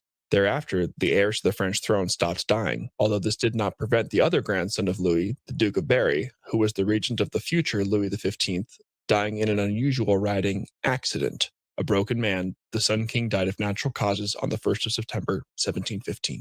The ability of the English to command vast sums of money had not gone unnoticed by the French, who realized that the war had not been won because of a deficiency in financial credit. On the 1st of May 1716, a Scotsman, John Law, received a patent to open a private bank, the Banque Générale, which was patterned on the Bank of England and which was entitled to issue banknotes and exchange them for gold. The regent of Louis XV, Philippe II, Duke of Orleans, realized that this bank could provide government with a means of financing its expenditures, and in 1718, France's first central bank came into existence and was renamed the Banque Royale. The adoption of the Bank of England paradigm of creating money ex nihilo soon enabled the French economy to recover and flourish. However, this period of prosperity was of short duration. In January 1720, the French government received a record-breaking loan of 100 million livres. The following month, news spread suddenly that the bank was experiencing difficulty in exchanging its banknotes for gold coins, and an atrocious panic ensued. The source of these rumors is not clear, but the most likely suspect would have been the Bank of England, which wished to destroy its dangerous rival. Various attempts were made to shore up the Banque Royale. A decree of the 11th of March 1720 banned the use of coins from the 1st of May onwards. When this measure failed to staunch the impending catastrophe, a decree was announced on the 22nd of May 1720, which reduced the value of the banknotes by 50%. A third decree of the 10th of October 1720 stated that on the 1st of November, banknotes would no longer be used and that they were to be exchanged for state bonds with a further reduction of 50% in their value. In November 1720, the Banque Royale declared itself bankrupt, and its founder and controller general of finances, John Law, fled the country the following month. For the Bank of England and its Jewish stockholders, the demise of the Banque Royale was an unmitigated triumph. Napoleon, the monetary reformer. Napoleon, who was Emperor of France from 1804 to 1815, was very mindful of the fact that money always remains in hiding and only acts through agents, who are often unaware of the aims that they are pursuing. He realized that international money stood behind every foreign enemy, every monarch, and every political party, including the Jacobins, stating on one occasion that the hand that gives is above the hand that takes. Money has no motherland. Financiers are without patriotism and without decency. Their sole object is gain. He had very clear ideas as to how he wished the French economy to be run. He defined his system as being for the application of the resources of government, including finances, for the benefit and use of his people for the greater glory of God. His system was for the maintenance of spiritual as against material values, the nation as against political parties, patriotism as against greed, loyalty as against fear.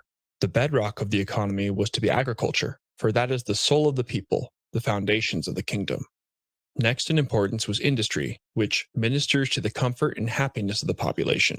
A poor third came foreign trade, which only consists of the surplus of agriculture and industry. In his opinion, foreign trade ought to be the servant of agriculture and home industry. These last ought never to be subordinated to foreign trade. Napoleon's ultimate objective was to ensure not only financial independence, but self-sufficiency in the production of goods for domestic consumption. Napoleon would not allow loans to be employed for current expenditure, whether civil or military, under any circumstances. On the subject of debt, he had this to say: "One has only to consider what loans can lead to in order to realize their danger. Therefore, I would never have anything to do with them and have always striven against them.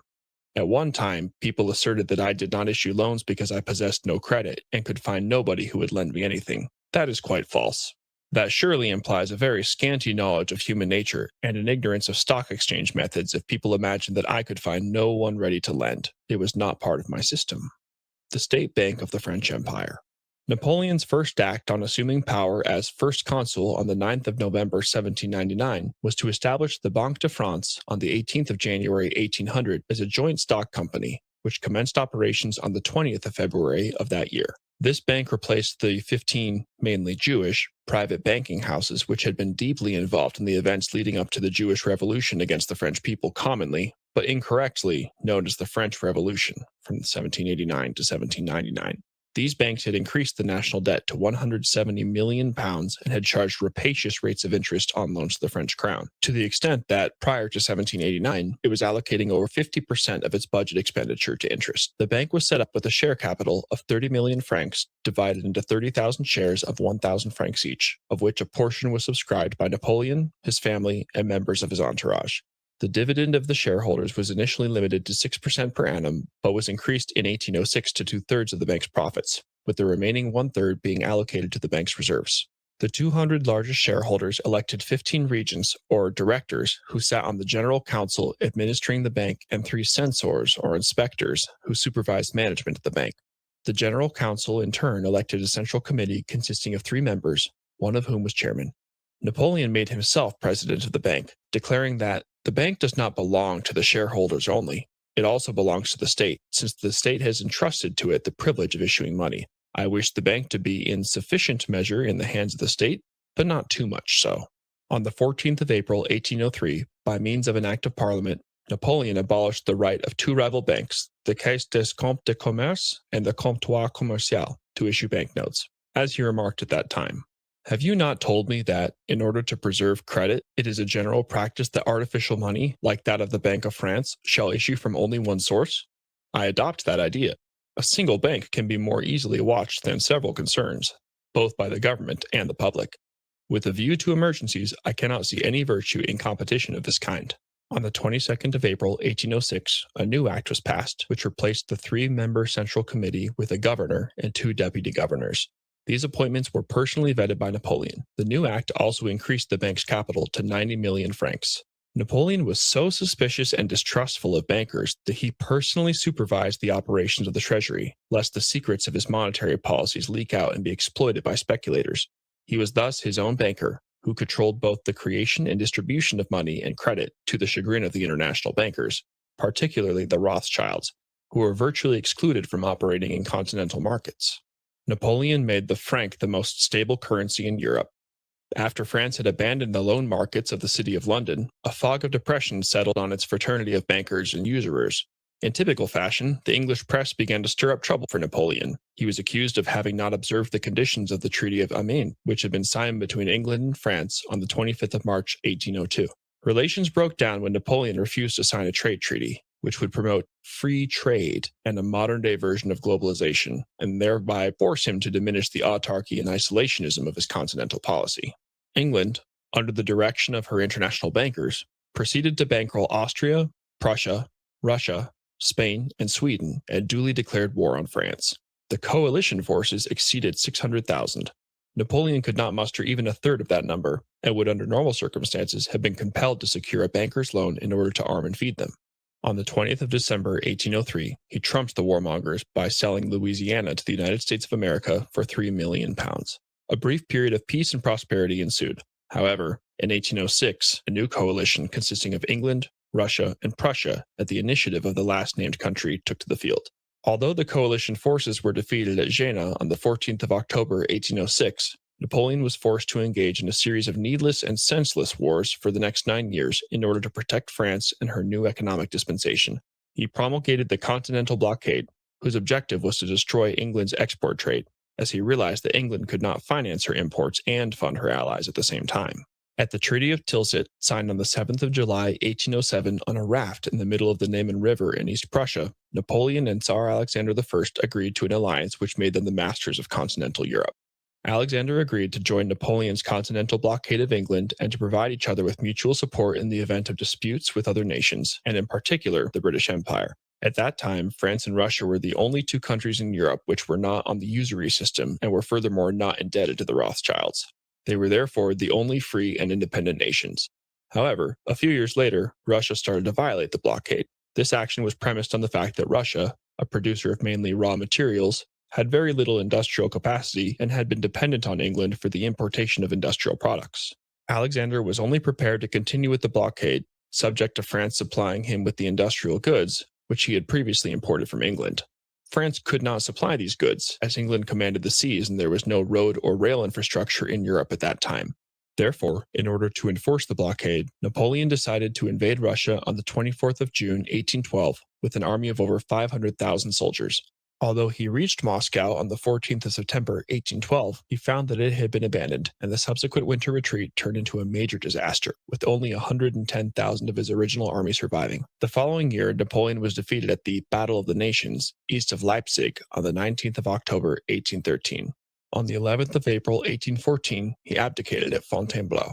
After being banished to the island of Elba, situated between Corsica and Tuscany, Napoleon attempted to stage a comeback at the Battle of Waterloo in modern-day Belgium on the 18th of June, 1815. All the belligerents, England, Prussia, and France, were financed by Nathan Rothschild, with France receiving a loan of £10 million.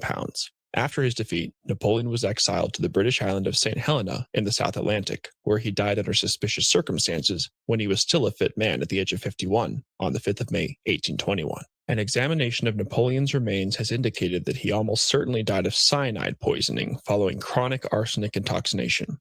In such a case, it would undoubtedly have been the work of a Rothschild assassin, which conforms to a pattern repeated consistently during the past 2 centuries of assassinating all leaders who propose, institute, or maintain systems of usury-free banking.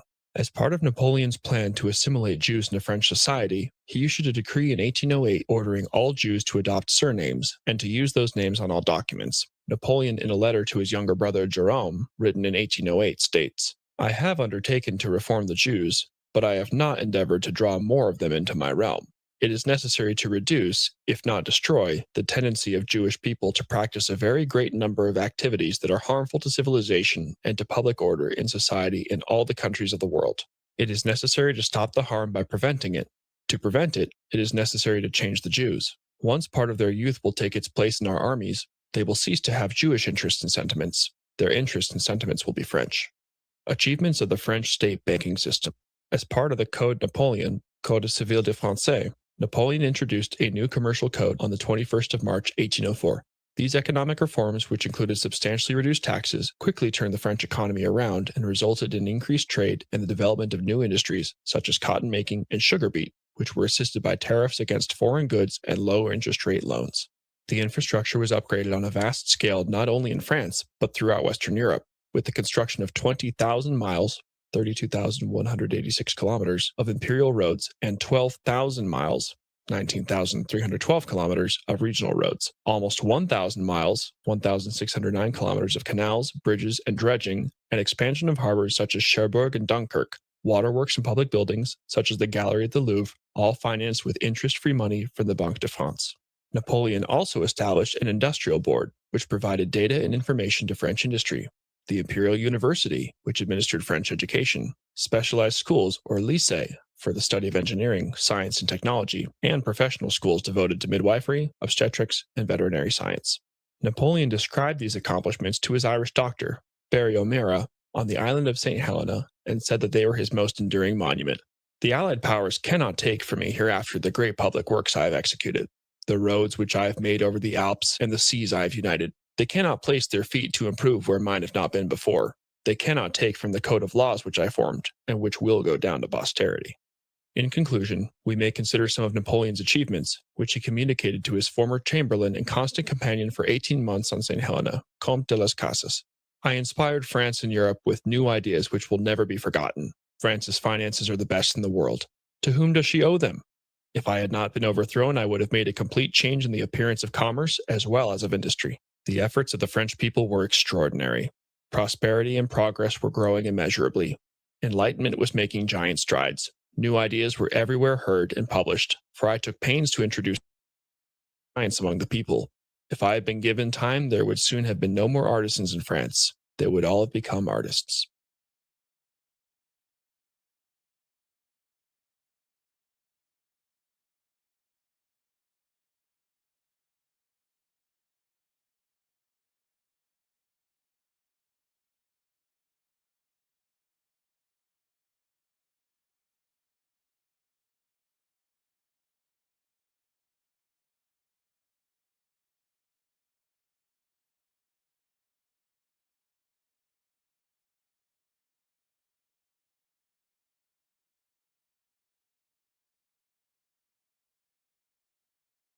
Depression. Capital must protect itself in every possible way, both by combination and legislation. Debts must be collected, mortgages foreclosed as rapidly as possible.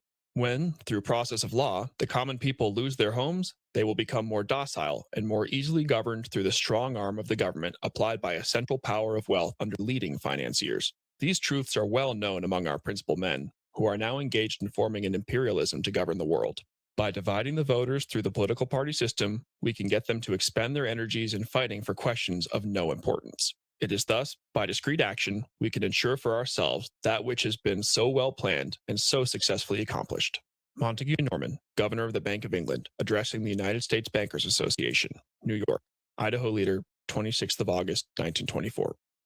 By the turn of the 20th century, there were still only 18 central banks: Swedish Riksbank, 1668, Bank of England, 1694, Banco de España, 1782, Banque de France, 1800, Bank of Finland, 1812, De Nederlandische Bank, 1814, Norges Bank, 1816, Österreichische National Bank, 1816, Denmark's National Bank, 1818, Banco de Portugal, 1846, National Bank of Belgium, 1850, Bank Indonesia, formerly Java Bank, 1828, German Reichsbank, 1876, Bulgarian National Bank, 1879, National Bank of Romania, 1880, Bank of Japan, 1882, National Bank of Serbia, 1884, and the Banca d'Italia, 1893. In 1922, a conference was held in Genoa from the 10th of April to the 19th of May and attended by heads of state, governors of the Bank of England, Banque de France, and the Federal Reserve Bank of New York, and a host of other international bankers. At this conference, it was resolved to set up central banks in all countries where they were not in existence. The governor of the Bank of England, Montague Norman, insisted that the central banks should be independent of their governments. A. N. Field, in All These Things, summarizes this significant occasion as follows. Despite the audacity of these proceedings, they were entirely successful. The paid economists duly discovered that reserve banks were marvelous scientific improvements. The newspapers joined in the chorus of applause, and the politicians of the various states behaved as so many bellwethers leading the sheep to the slaughterhouse. The fact was entirely overlooked that the financiers are in no sense public servants, but simply the paid agents of the shareholders in a banking company whose interests need not in the least be identical with the national interest. the Bank for International Settlements.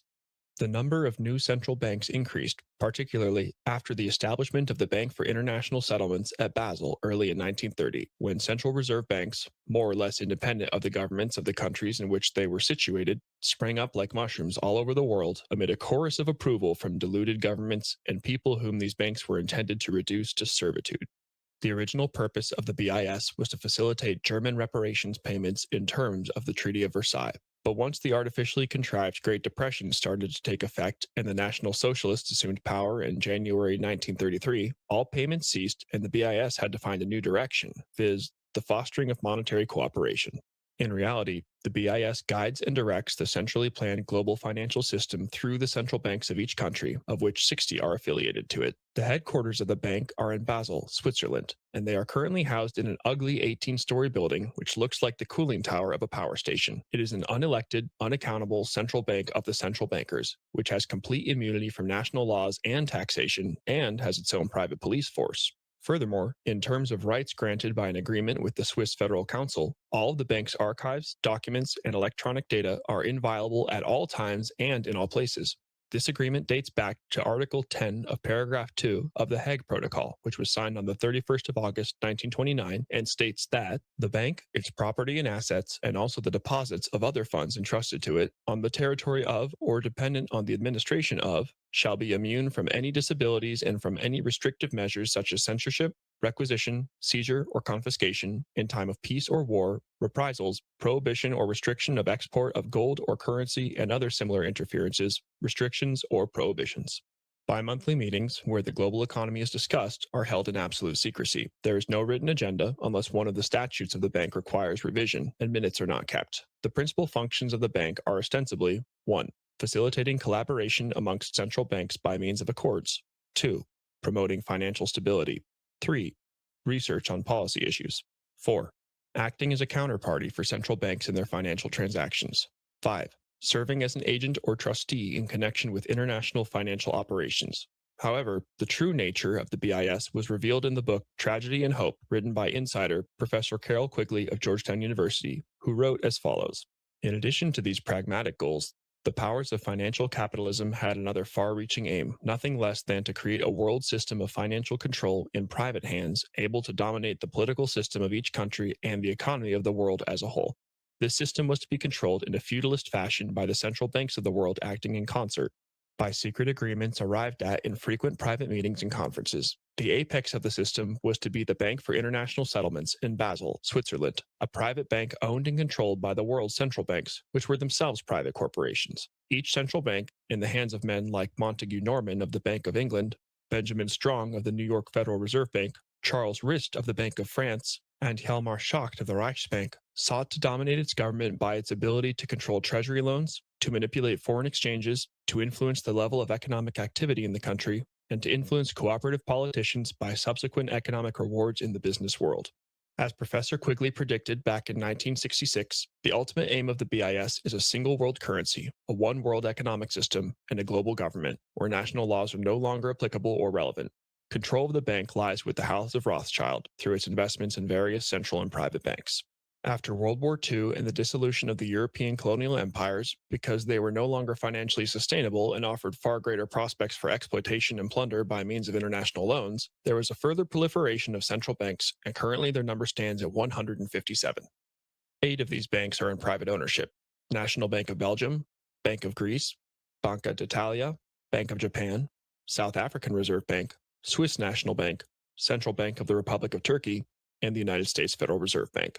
The coordinated establishment of all these central banks proves beyond doubt that they are part of an international money trust. United States Federal Reserve Bank. Between 1820 and 1910, although there was a temporary spike in prices during the American Civil War, 1861 to 1865, the dollar retained its purchasing power, viz. $1 was still worth $1 90 years later. However, it took a mere 6 years for the U.S. Federal Reserve Bank to destroy the value of the dollar. Between 1914 and 1920, prices rose by 125%, reducing its value by 56.1%. Before casting our attention to the Great Depression, a brief examination of the causes of the first major deflation needs to be considered. In order to rein in prices, a secret bankers' meeting was held on the 18th of May, 1920 in Washington, D.C., under the misleading title of the Orderly Deflation Committee of the American Bankers Association. Under orders of the Federal Reserve Board, without notice or warning, the discount rate rose rapidly from 2% to 9% and beyond. Simultaneously, the Federal Reserve Bank began aggressively to sell government bonds, reducing their value by 20%. The fall in bond prices reduced the value of the reserves of the community banks, which were forced to call in all their loans. This resulted in a terrific liquidation of all agricultural products, and agricultural prices tumbled to ruinously low levels. At the same time, freight companies, owned by the major trusts such as the Harrimans, increased their railroad rates to such an extent that in some states, freight costs exceeded the costs of farm production. The Farm Product Index dropped by more than half, from 244 in May 1920 to 117 a year later. Many farmers were ruined as their overheads remained unchanged and their financial costs soared. The unlimited powers which the Federal Reserve Bank possessed had enabled it to contract the currency and credit of the United States by $2 billion, with the result that prices were cut in half and confusion and distress reigned. This policy was carried out with deliberate intent in order to impoverish the agricultural sector by transferring rural money to the urban centers and at the same time reducing America's food independence, thereby making it vulnerable to the intrigues and whims of financial speculators and swindlers. In July 1921, the Federal Reserve Bank reversed this policy by repurchasing government bonds. However, the damage done to agricultural banks could not be repaired, and agricultural products remained artificially depressed, with some products being sold below the cost of production. In August 1927, the conspirators running the privately owned Federal Reserve Bank decided that it was time to create a new boom. Despite the protestations of 11 of the 12 Federal Reserve Banks, who perceived the danger, they were ordered to lower their rediscount rates and embark on a massive government bond repurchasing program, the modern equivalent of quantitative easing, to boost the money supply. Hardly any of this newly created money ex nihilo went into productive investments, but was poured into the stock market, where the price-to-earnings ratio quickly rose to 20, and in some cases to 50. The news media and deluded economists announced the arrival of a new era of permanent prosperity and purposefully fanned the flames of speculation, as 16 million Americans out of an adult population of 73 million bought and sold shares. On the 9th of March 1929, Paul Warburg, Freemason and founder of the Federal Reserve Bank, advised all member banks, as well as Secretary of the Treasury and fellow Mason Andrew Mellon, to get out of the stock market or sell it short. He informed them that if they acted immediately, they would reap enormous profits, as the Dow Jones share index was about to collapse in a titanic plunge. On the 24th of October, 1929, the Federal Reserve Bank decided to put an end to this orgy of speculation and to commence the fleecing of the people. The rediscount rate was suddenly increased to 6%. From nowhere, thousands of orders arrived at the New York Stock Exchange to sell at market, a typical stratagem employed by speculators to knock down share prices rapidly. Confidence soon evaporated, and the first intentionally planned Great Depression was in full swing. The decisive point came 6 days later, on the 30th of October, 1929, when the Federal Reserve Bank ordered the contraction of brokers' loans in the amount of $2.3 million. The stock exchange went into a tailspin, and by December 1932, the value of its listed securities had fallen by 83.1%, from $89 billion to $15 billion. The economic and social consequences of this implosion were devastating. Out of 24,000 banks, 10,000 were crushed out of existence, leaving their depositors ruined. 200,000 companies filed for bankruptcy, and 8.3 million people were thrown onto the streets.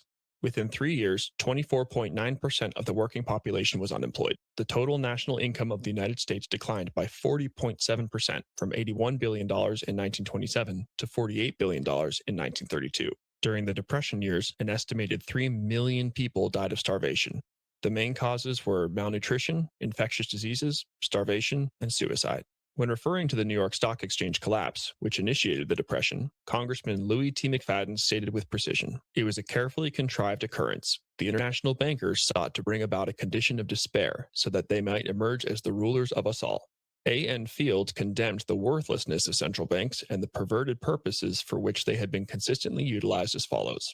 Reserve banking as a means of preventing financial crises has thus been a most complete and total failure in the United States. This fact has in no way mitigated against a world campaign to establish reserve banks in all countries. It has been alleged that the financiers in command of the United States Federal Reserve do not want stable conditions, and that the unprecedented booms and slumps since its establishment have been deliberately caused.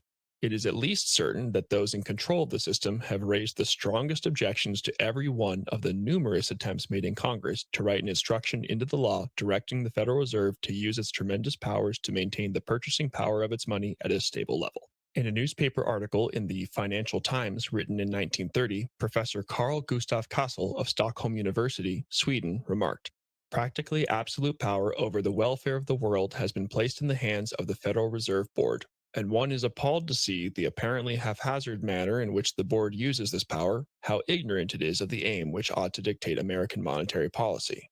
Finally, in this section, we may pause to reflect on a thunderous speech given on Friday, the 10th of June, 1932, in the United States House of Representatives by the former chairman of the House Banking and Currency Committee, 1920 to 1931, the Honorable Louis T. McFadden.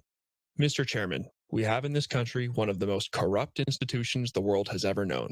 I refer to the Federal Reserve Board and the Federal Reserve Banks.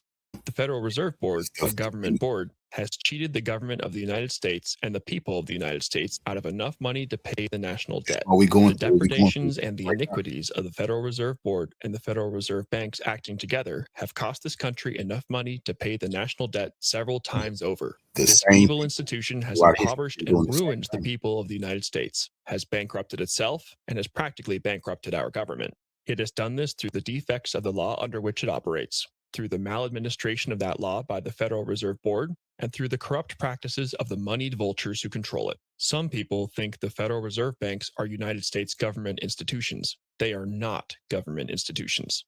They are private credit monopolies which prey upon the people of the United States for the benefit of themselves and their foreign customers, foreign and domestic speculators and swindlers, and rich and predatory moneylenders. In that dark crew of financial pirates, there are those who would cut a man's throat to get $1 out of his pocket. There are those who send money into the states to buy votes to control our legislation. And there are those who maintain international propaganda for the purpose of deceiving us and of wheedling us into the granting of new concessions which will permit. It was only a handful of places on earth, that these people don't control their money. They don't have a Federal Reserve. Venezuela was one of them. They're going to have one now. Cuba is one of them. And who they talking about attacking now? Cuba. Iran is one of them. China is one of them. North Korea is one of them. And Russia is one of them. I just named you all the people these motherfuckers say they got problems with every day. Europe and the United States. Yeah, they only got problems with the people who don't got a Federal Reserve. Permit them to cover up their past misdeeds and set again in motion their gigantic train of crime. Those 12 private credit monopolies were deceitfully and disloyally foisted upon this country by bankers who came here from Europe and who repaid us for our hospitality by undermining our American institutions. Those bankers took money out of this country to finance Japan in a war against Russia. They created a reign of terror in Russia with our money in order to help that war along, instigated the separate peace between Germany and Russia, and thus drove a wedge between the Allies in the World War. They financed Trotsky's mass meetings of discontent and rebellion in New York. They paid Trotsky's passage from New York to Russia so that he might assist in the destruction of the Russian Empire. They fomented and instigated the Russian Revolution, and they placed a large fund of American dollars at Trotsky's disposal in one of their branch banks in Sweden, so that through him, Russian homes might be thoroughly broken up and Russian children flung far and wide from their natural protectors. They have since begun the breaking up of American homes and the dispersal of American children. It has been said that President Wilson was deceived by the attentions of these bankers and by the philanthropic poses they assumed. It has been said that when he discovered the manner in which he had been misled by Colonel House, he turned against that busybody, that holy monk of the financial empire, and showed him the door. He had the grace to do that, and in my opinion, he deserves great credit for it. President Wilson died a victim of deception. When he came to the presidency, he had certain qualities of mind and heart which entitled him to a high place in the councils of this nation. But there was one thing he was not and which he never aspired to be. He was not a banker. He said that he knew very little about banking. It was, therefore, on the advice of others that the iniquitous Federal Reserve Act, the death warrant of American liberty, became law in his administration. Mr. Chairman, there should be no partisanship in matters concerning the banking and currency affairs of this country, and I do not speak with any. In 1912, the National Monetary Association, under the chairmanship of the late Senator Nelson W. Aldrich, made a report and presented a vicious bill called the National Reserve Association Bill. This bill is usually spoken of as the Aldrich Bill. Senator Aldrich did not write the Aldrich Bill. He was the tool, but not the accomplice, of the European-born Jewish bankers who for nearly 20 years had been scheming to set up a central bank in this country, and who in 1912 had spent and were continuing to spend vast sums of money to accomplish their purpose. The Aldrich Bill was condemned in the platform upon which Theodore Roosevelt was nominated in the year 1912, and in that same year, when Woodrow Wilson was nominated, the Democratic platform, as adopted at the Biltmore Convention, expressly stated, "We are opposed to the Aldrich Plan or a central bank." This was plain language.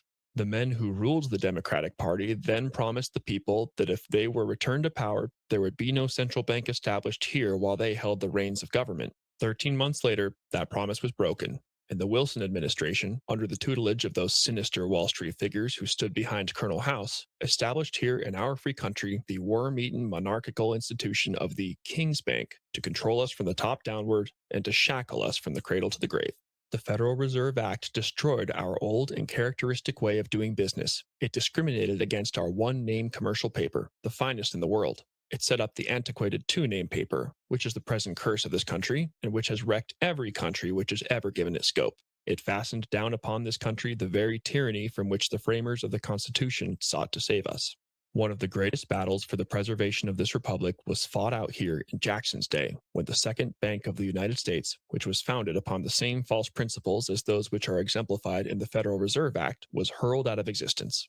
After the downfall of the Second Bank of the United States in 1837, the country was warned against the dangers that might ensue if the predatory interests, after being cast out, should come back in disguise and unite themselves to the executive, and through him acquire control of the government. That is what the predatory interests did when they came back in the livery of hypocrisy and under false pretenses obtained the passage of the Federal Reserve Act.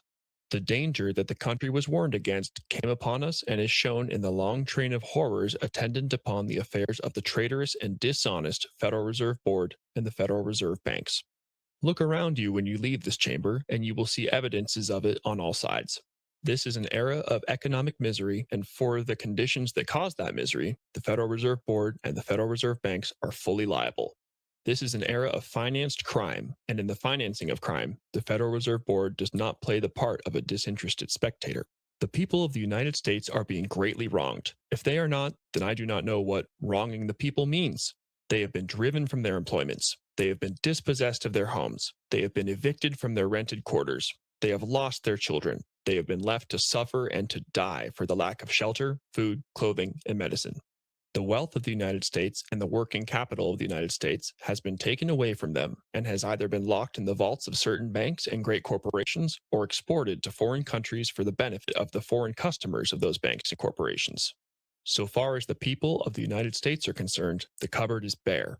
It is true that the warehouses and coal yards and grain elevators are full, but the warehouses and coal yards and grain elevators are padlocked, and the great banks and corporations hold the keys. The sack of the United States by the Federal Reserve Board and Federal Reserve Banks and their confederates is the greatest crime in history. Mr. Chairman, a serious situation confronts the House of Representatives today. We are the trustees of the people, and the rights of the people are being taken away from them. Through the Federal Reserve Board and the Federal Reserve Banks, the people are losing the rights guaranteed to them by the Constitution. Their property has been taken from them without due process of law. Mr. Chairman, common decency requires us to examine the public accounts of the government to see what crimes against the public welfare have been or are being committed. What is needed here is a return to the Constitution of the United States. We need to have complete divorce of bank and state. The old struggle that was fought out here in Jackson's day must be fought over again. The independent United States Treasury should be reestablished, and the government should keep its own money under lock and key in the building the people provided for that purpose. Asset currency, the device of the swindler, should be done away with. The government should buy gold and issue United States currency on it. The business of the independent bankers should be restored to them. The state banking system should be freed from coercion. The Federal Reserve District should be abolished, and state boundaries should be respected. Bank reserves should be kept within the borders of the states whose people own them, and this reserve money of the people should be protected so that international bankers and acceptance bankers and discount dealers cannot draw it away from them. The exchanges should be closed while we are putting our financial affairs in order. The Federal Reserve Act and the Federal Reserve Banks, having violated their charters, should be liquidated immediately. Faithless government officers who have violated their oaths of office should be impeached and brought to trial. Unless this is done by us, I predict that the American people, outraged, mobbed, pillaged, insulted and betrayed as they are in their own land, will rise in their wrath and send a president here who will sweep the money changers out of the temple.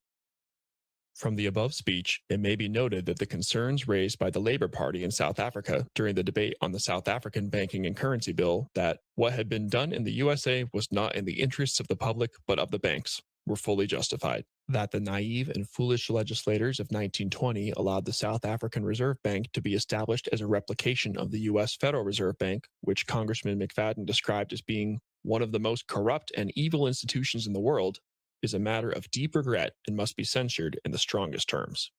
Clifford Hugh Douglas. Clifford Hugh Douglas, 1879 to 1952, was an engineer who, while working as an assistant superintendent at the Royal Aircraft Factory in Farnborough, England during World War I, noticed that the total cost of goods were greater than the sums paid in lieu of wages, salaries, and dividends. He decided to investigate this disconnect in the way money flowed through industry, and, after collecting data from hundreds of companies, found that there was a persistent deficit in purchasing power of consumers relative to total costs of production. He considered income tax to be a negative dividend and instead proposed the payment of a national dividend to all citizens, which would bridge the gap between earnings and prices. This dividend would provide consumers with the additional buying power necessary to absorb all the current production of goods in a non-inflationary manner. This forms part of Douglas's A plus B theorem, viz., that prices are always being generated at a faster rate than incomes are produced, so that the total prices of all goods in the economy at any particular stage exceed the total buying power of consumers. Douglas's economic theory, known as social credit, advocated the transfer of the money creation process from private banks, which create money out of nothing as an interest-bearing debt, to a state bank. He also proposed a price adjustment mechanism called the just price. This mechanism would reduce prices by a percentage as a consequence of physical efficiencies introduced into the production process through improvements in technology. In this manner, the benefits of technology would flow directly to the workers and increase their standard of living.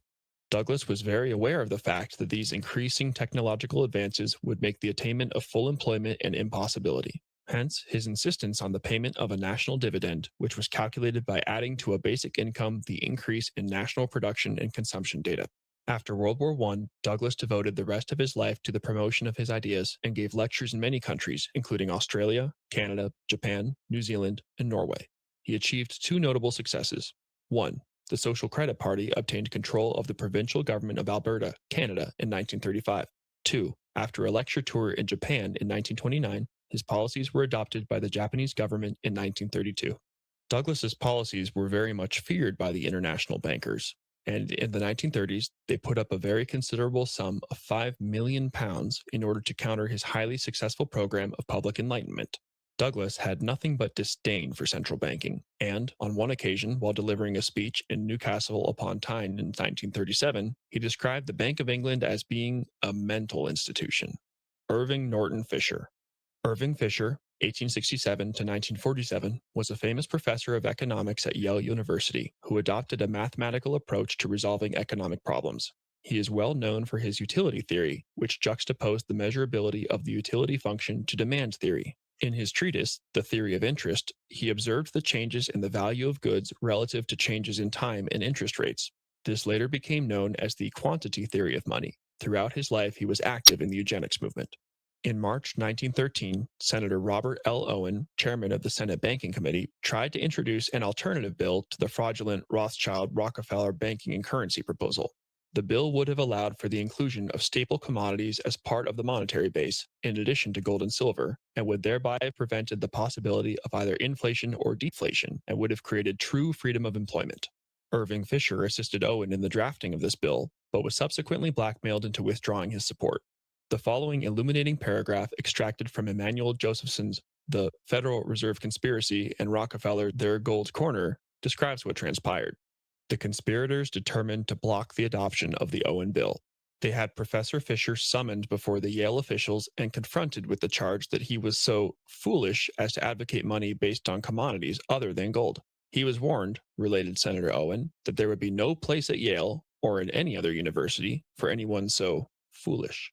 Professor Fisher was keenly aware of the side on which his bread was buttered, and was no more principled, unfortunately, than are the multitude of professors prostituted to the conspirators and their foundations. He succumbed to the conspirators' blackmail. double-crossed Senator Owen and withdrew his professional support of the honest remedial bill that he had helped draft. In its place, Professor Fisher announced his advocacy of what he mockingly labeled a commodity dollar, the value of which was to be determined by a gold index that would block stabilization of the economy by making speculative the value of commodities, of gold and of the dollar, and would enhance the power of the conspirators to manipulate or manage the economy to enable them more readily to swindle the nation. The coup de grace was given to Senator Owen's honest, stabilizing currency and banking bill by its flat and categoric rejection by President Wilson. Having relented after his previous betrayal of Senator Owen's efforts to amend the currency and banking bill, in 1920, Fisher published a book, Dollar Stabilization, which contained what later became known as the Chicago Plan. The plan was privately issued as a 6-page memorandum and distributed to 40 individuals on the 16th of March, 1933. It advocated that the state should create the nation's money supply and that private banks should operate as full reserve banks. Using mathematical principles, Fisher was able to prove that full employment would be the result, business cycles would be abolished, and inflation would be reduced and remain at zero. In August 2012, 2 researchers at the International Monetary Fund, Jeremy Benz and Michael Kumhoff, produced the Chicago Plan Revisited. They found that every one of Fisher's findings was 100% correct. Their conclusion is cited in full. This paper revisits the Chicago Plan, a proposal for fundamental monetary reform that was put forward by many leading U.S. economists at the height of the Great Depression. Fisher, 1936, in his brilliant summary of the Chicago Plan, claims that it had 4 major advantages, ranging from greater macroeconomic stability to much lower debt levels throughout the economy. In this paper, we were able rigorously to evaluate his claims by applying the recommendations of the Chicago Plan to a state-of-the-art monetary DSGE model that contains a fully microfunded and carefully calibrated model of the current U.S. financial system. The critical feature of this model is that the economy's money supply is created by banks through debt, rather than being created debt-free by the government. Our analytical and simulation results fully validate Fisher's claims. The Chicago Plan could significantly reduce business cycle volatility caused by rapid changes in banks' attitudes towards credit risk. It would eliminate bank runs, and it would lead to an instantaneous and large reduction in the levels of both government and private debt. It would accomplish the latter by making government-issued money, which represents equity in the Commonwealth rather than debt, the central liquid asset of the economy, while banks concentrate on their strength, the extension of credit to investment projects that require monitoring and risk management expertise. We find that the advantages of the Chicago Plan go even beyond those claimed by Fisher. One additional advantage is large, steady-state output gains due to the removal or reduction of multiple distortions, including interest rate risk spreads, distortionary taxes, and costly monitoring of macroeconomically unnecessary risks. Another advantage is the ability to drive steady-state inflation to zero in an environment where liquidity traps do not exist, and where monetarism becomes feasible and desirable because the government does, in fact, control broad monetary aggregates. This ability to generate and live with zero steady-state inflation is an important result because it answers the somewhat confused claim of opponents of an exclusive government monopoly on money issuance, namely that such a monetary system would be highly inflationary. There is nothing in our theoretical framework to support this claim, and, as discussed in Section 2, there is very little in the monetary history of ancient societies and Western nations to support it either.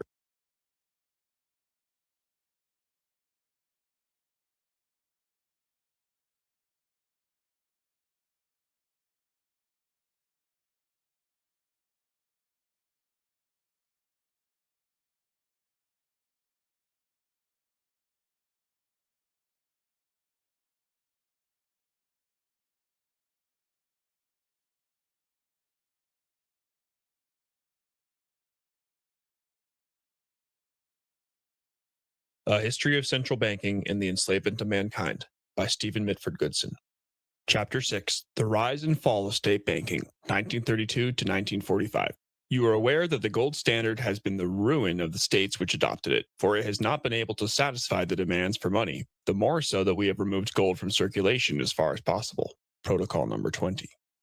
I next argued that the gold standard, the fixing of rates of exchange and so forth, were shibboleths which I had never regarded and never would regard as weighty and immutable principles of economy. Money, to me, was simply a token of exchange for work done, and its value depended absolutely on the value of the work accomplished. Where money did not represent services rendered, I insisted it had no value at all. Adolf Hitler. Reichsbank, the state bank of National Socialist Germany.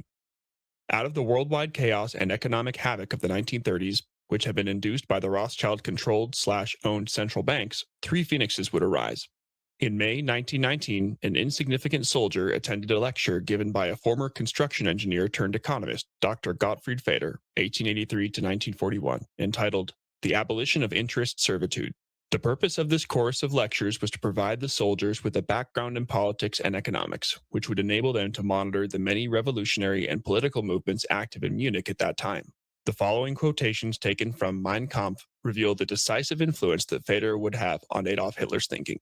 For the first time in my life, I heard a discussion which dealt with the principles of stock exchange capital and capital which was used for loan activities. After hearing the first lecture delivered by Feder, the idea immediately came into my head that I had found a way to one of the most essential prerequisites for the founding of a new party. To my mind, Feder's merit consisted in the ruthless and trenchant way in which he describes the double character of the capital engaged in stock exchange and loan transactions, laying bare the fact that this capital is ever and always dependent on the payment of interest. In the fundamental questions, his statements were so full of common sense that those who criticized him did not deny au fond that his ideas were sound, but they doubted whether it be possible to put these ideas into practice. To me, this seemed the strongest point in Feder's teaching, though others considered it a weak point. And again, I understood immediately that here was a truth of transcendental importance for the future of the German people. The absolute separation of stock exchange capital from the economic life of the nation would make it possible to oppose the process of internationalization in German business without at the same time attacking capital as such. For to do this would be to jeopardize the foundations of our national independence. I clearly saw what was developing in Germany, and I realized that the stiffest fight we would have to wage would not be against the enemy nations, but against international capital. In Feder's speech, I found an effective rallying cry for our coming struggle. A few weeks later, Hitler received an instruction from his military superiors to investigate a political association called the Deutsche Arbeiterpartei, German Workers' Party. At this meeting, held on the 12th of September 1919 in the Sternecker Brau Inn in Munich, about 20 to 25 persons were present. The main speaker was Gottfried Feder. Shortly thereafter, Hitler joined this party and received a provisional certificate of membership numbering 7. His first act on assuming control of the party was to rename it the Nationalsozialistische Deutsche Arbeiterpartei, National Socialist German Workers' Party. Feder, who was the principal drafter of the party's 25 points, became the architect and theoretician of the program. In July 1933, he was appointed Under-Secretary of State for Economic Affairs and in 1934, Reichskommissar, Reich Commissioner. Monetary reform was the very essence of National Socialism, as is revealed in the following extracts taken from The Program of the NSDAP, the National Socialist German Workers' Party and its General Conceptions, published in Munich in 1932. Adolf Hitler prints its two main points in leaded type: the common interest before self, the spirit of the program; abolition of the thraldom of interest, the core of National Socialism. Once these 2 points are achieved, it means a victory of their approaching universalist ordering of society in the true state over the present-day separation of state, nation, and economics under the corrupting influence of the individualist theory of society as now constructed. The sham state of today, oppressing the working classes and protecting the pirated gains of bankers and stock exchange speculators, is the area for reckless private enrichment and for the lowest political profiteering. It gives no thought to its people and provides no high moral bond of union. The power of money, most ruthless of all powers, holds absolute control and exercises corrupting, destroying influence on state, nation, society, morals, drama, literature, and on all matters of morality, less easy to estimate. Break down the thraldom of interest is our war cry. What do we mean by the thraldom of interest? The landowner is under this thraldom, who has to raise loans to finance his farming operations, loans at such high interest as almost to eat up the results of his labor, or who is forced to make debts and to drag the mortgages after him like so much lead. So is the worker, producing in shops and factories for a pittance, while the shareholder draws dividends and bonuses which he has not worked for. So is the earning middle class, whose work goes almost entirely to pay the interest on bank overdrafts. Thraldom of interest is the real expression for the antagonisms, capital versus labor, blood versus money, creative work versus exploitation. The necessity of breaking this thraldom is of such vast importance for our nation and our race that on it alone depends our nation's hope of rising up from its shame and slavery. In fact, the hope of recovering happiness, prosperity, and civilization throughout the world. It is the pivot on which everything turns. It is far more than mere necessity of financial policy. Whilst its principles and consequences bite deep into political and economic life, it is a leading question for economic study and thus affects every single individual and demands a decision from each one: service to the nation or unlimited private enrichment. It means a solution of the social question. Our financial principle: finance shall exist for the benefit of the state. The financial magnates shall not form a state within the state. Hence our aim to break the thraldom of interest. Relief of the state, and hence of the nation, from its indebtedness to the great financial houses, which lend on interest. Nationalization of the Reichsbank and the issuing houses, which lend on interest. Provision of money for all great public objects, water power, railroads, etc., not by means of loans, but by granting non-interest-bearing state bonds and without using ready money. Introduction of a fixed standard of currency on a secured basis. Creation of a National Bank of Business Development currency reform for granting non-interest-bearing loans. Fundamental remodeling of the system of taxation on socio-economic principles.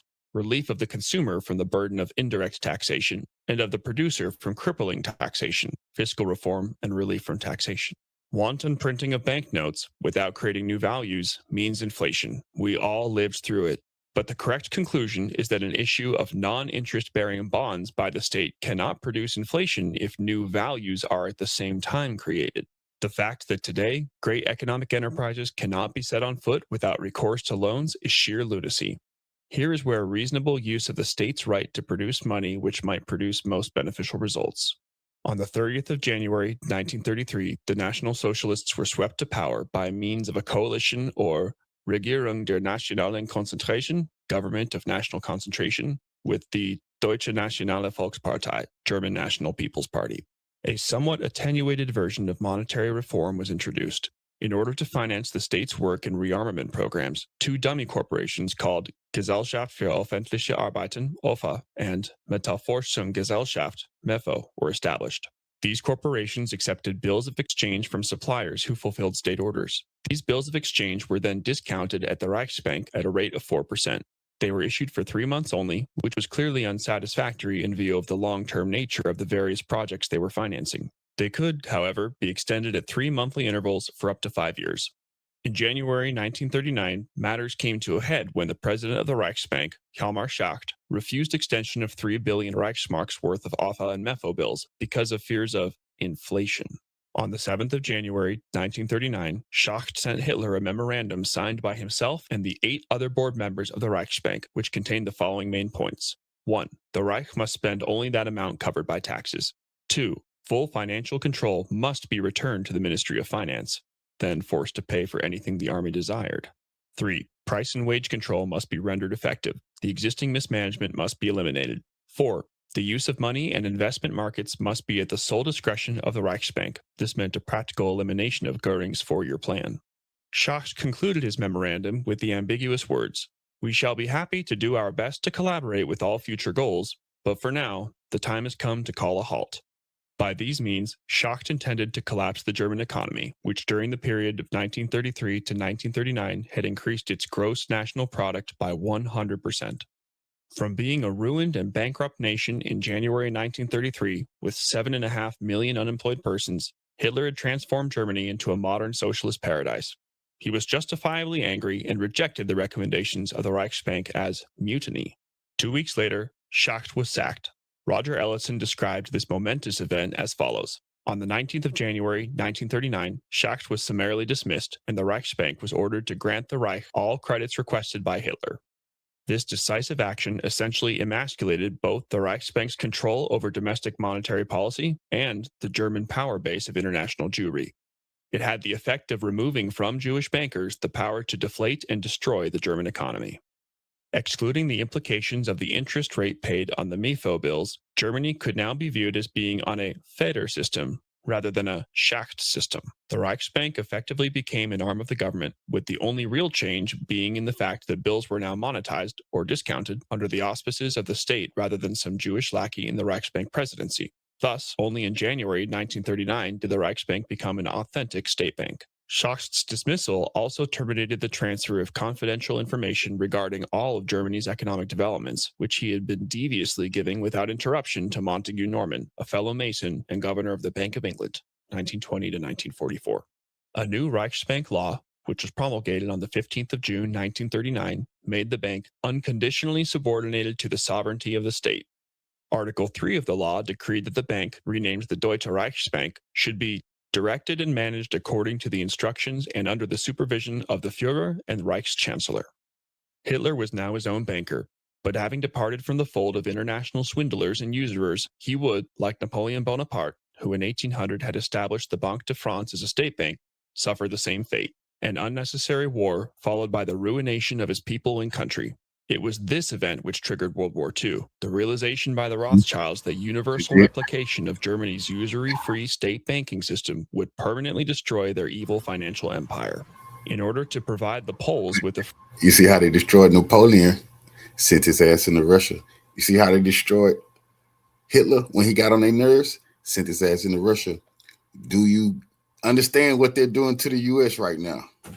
Free hand, which would enable them to antagonize and provoke the Germans, a deceitful and worthless offer to guarantee Poland's sovereignty was given by Great Britain on the 31st of March, 1939.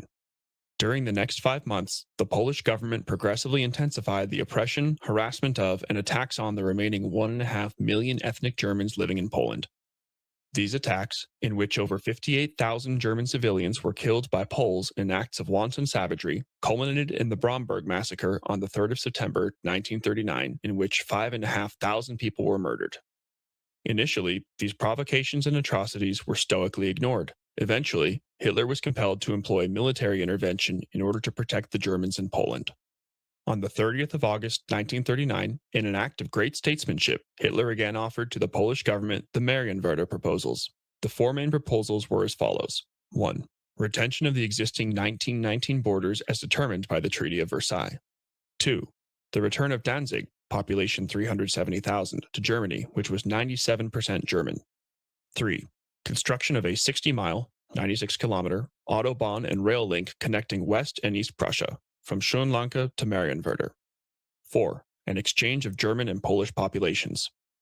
On the orders of the international bankers, the British Foreign Secretary, Lord Edward Wood Halifax, strongly advised the Polish government not to negotiate. This is how and why World War II was started and disposes of the canard of German culpability. From 1939 onwards, although Germany made at least 28 known attempts at peace without conditions, they were all refused.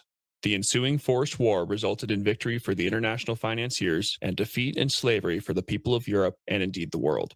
In Europe, this enslavement was finally achieved with the establishment of the Rothschild-controlled European Central Bank on the 1st of June, 1998, and the introduction of the euro on the 1st of January, 1999.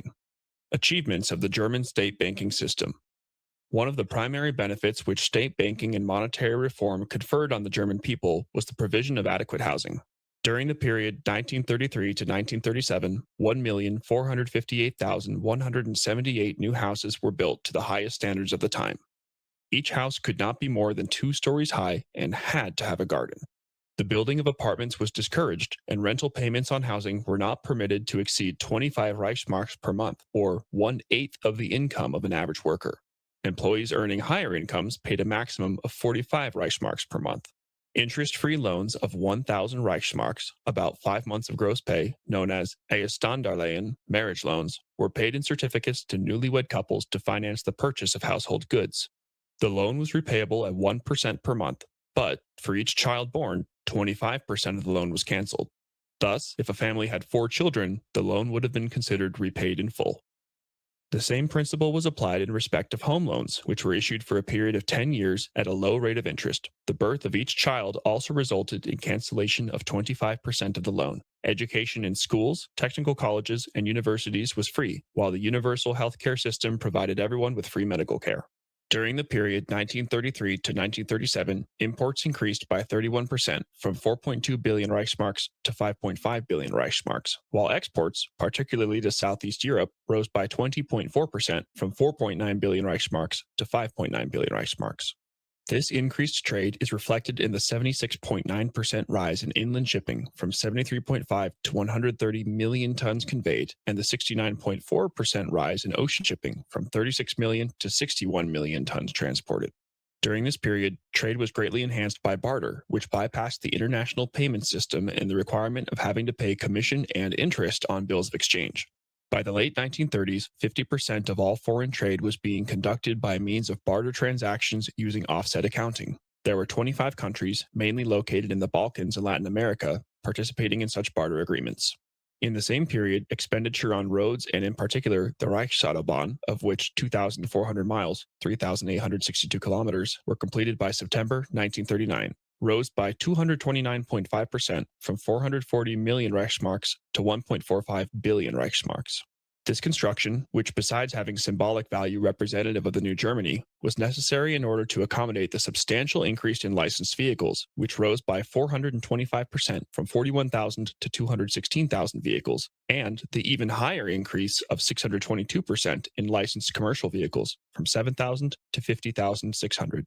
Between 1932 and 1938, iron ore production increased by 45.4% from 843,000 to 1,226,000 tons. German ores contained only 25% iron as opposed to the superior iron content of the Swedish ores, which they could not afford. This difficulty was overcome with the Krupp-Brenn process, which produced high-quality steel. Between 1932 and June 1939, the index of coal production rose by 85.5% from 69 to 128, while the energy index rose during the same period by 76% from 75 to 132. As a result of all this heightened and ever-increasing economic activity, unemployment, which stood at 30.1% in 1933, had been reduced to almost zero by July 1939, and retired workers had to be enticed back to the labor market in order to make up for the shortage of skilled workers. In contrast, the unemployment rate in the United States, which had stood at 25.1% in 1933, had, according to the National Industrial Conference Board, declined only marginally to 19.8% by January 1940, a situation which may be attributed to the irrational but nonetheless deliberate policies of the Rothschild-controlled Federal Reserve Bank and the parasitic private banking sector. National income in Germany rose by 43.8% from 45.2 billion Reichsmarks to 65 billion Reichsmarks between 1932 to 1937, while between 1932 and June 1939, the index of producer goods increased by 219.6% from 46 to 147. Yet, the cost of living advanced by only 4% or less than 1% per annum, a rate which would be achieved throughout the 12 years of state banking under National Socialism. The German monetary policy was non-inflationary because government expenditures, which increased the level of consumer demand, could in turn elicit a correspondingly increased quantity of disposable consumer goods. By 1939, Germany had become the most powerful country in the history of Europe. Its gross domestic product at an annual average growth rate of 11% per annum had doubled in the short space of 6 years of quasi-state banking. The Germans were now the happiest and most prosperous people in the world, fully employed and enjoying one of the highest standards of living. This success was achieved by the hard work of the German people and with the support of an honest money system not based on usury or the gold standard. One of the myths propagated by establishment historians is that Germany's economic renaissance was based on armaments production. The following table reveals modest levels of defense expenditure, which only picked up in 1938 to 1939 when Germany started to feel threatened by her neighbors. Even expenditure of 22% of national income on defense just before World War II started may be deemed as not being too excessive when one bears in mind that Germany's borders possess few natural boundaries, and at that time she was surrounded by hostile neighbors, Czechoslovakia, France, and Poland.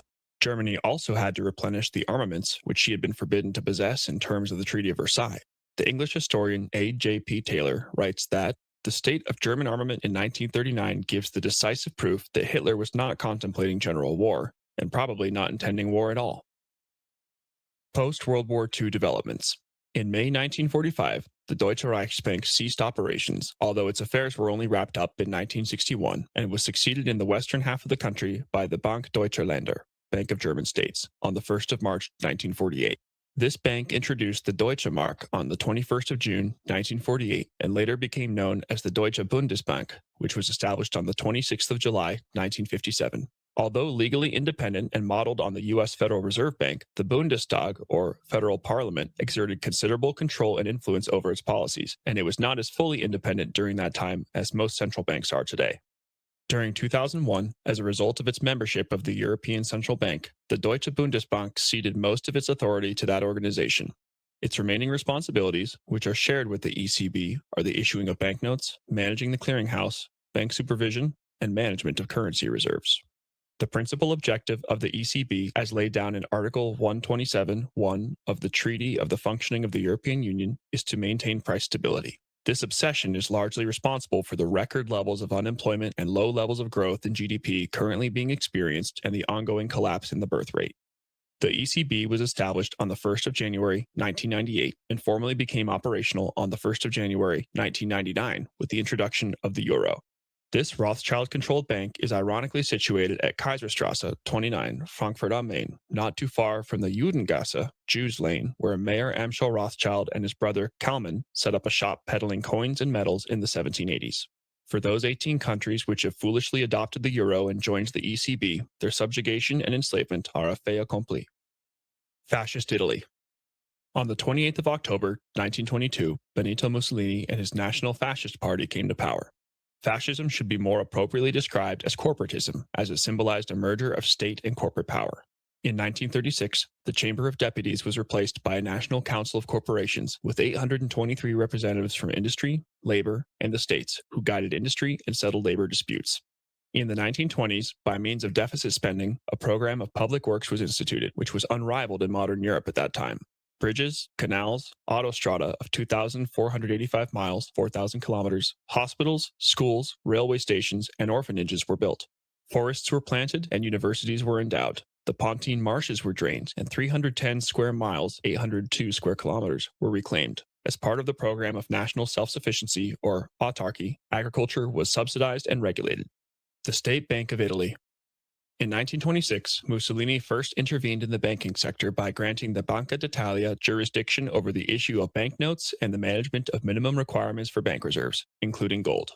This formed part of his policy of using Italian fascism, primarily to create an autarkic state not subject to the vagaries of world trade and finance.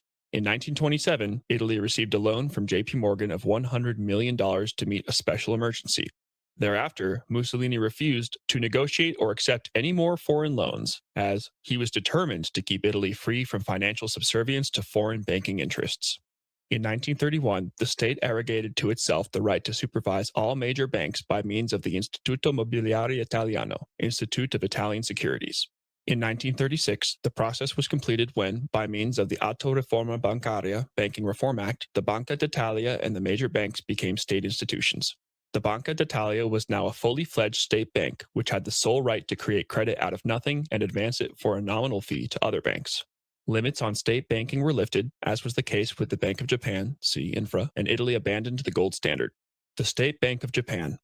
The Bank of Japan, or Nippon Ginko, was founded on the 10th of October, 1882.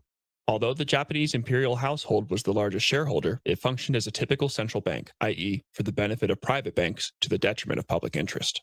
In 1929, C.H. Douglas, whose system of social credit had been previously discussed, went on a lecture tour of Japan. His proposals for allowing government to create the nation's money and credit free of interest were enthusiastically received by the leaders of both the Japanese government and industry. All of Douglas's books and pamphlets were translated into Japanese, and more copies were sold in that country than in the rest of the world. The reorganization of the Bank of Japan into a state bank administered exclusively for the accomplishment of national interests was commenced in 1932. The reform of the bank was completed in 1942, when the Bank of Japan law was remodeled on Germany's Reichsbank Act of January 1939. The bank operated in the following manner. It declared that the bank was a special corporation of a strongly national nature. The bank was to assume the task of controlling currency and finance and supporting and promoting the credit system in conformity with policies of the state to ensure the full use of the nation's potential. Further, it was to be managed with the accomplishment of national aims as its sole guiding principle, Article 2. As for the functions of the bank, the law abolished the old principle of priority for commercial finance, empowering it to supervise facilities for industrial finance. The law also authorized the bank to make unlimited advances to the government without security and to subscribe for and to absorb government bonds. In respect of note issues, the law made permanent the system of the maximum issues limit. Thus, the bank could make unlimited issues to meet the requirements of munitions industries and of the government. On the other hand, government supervision of the bank was markedly strengthened. The government could nominate, superintend, and give orders to the president and the directors.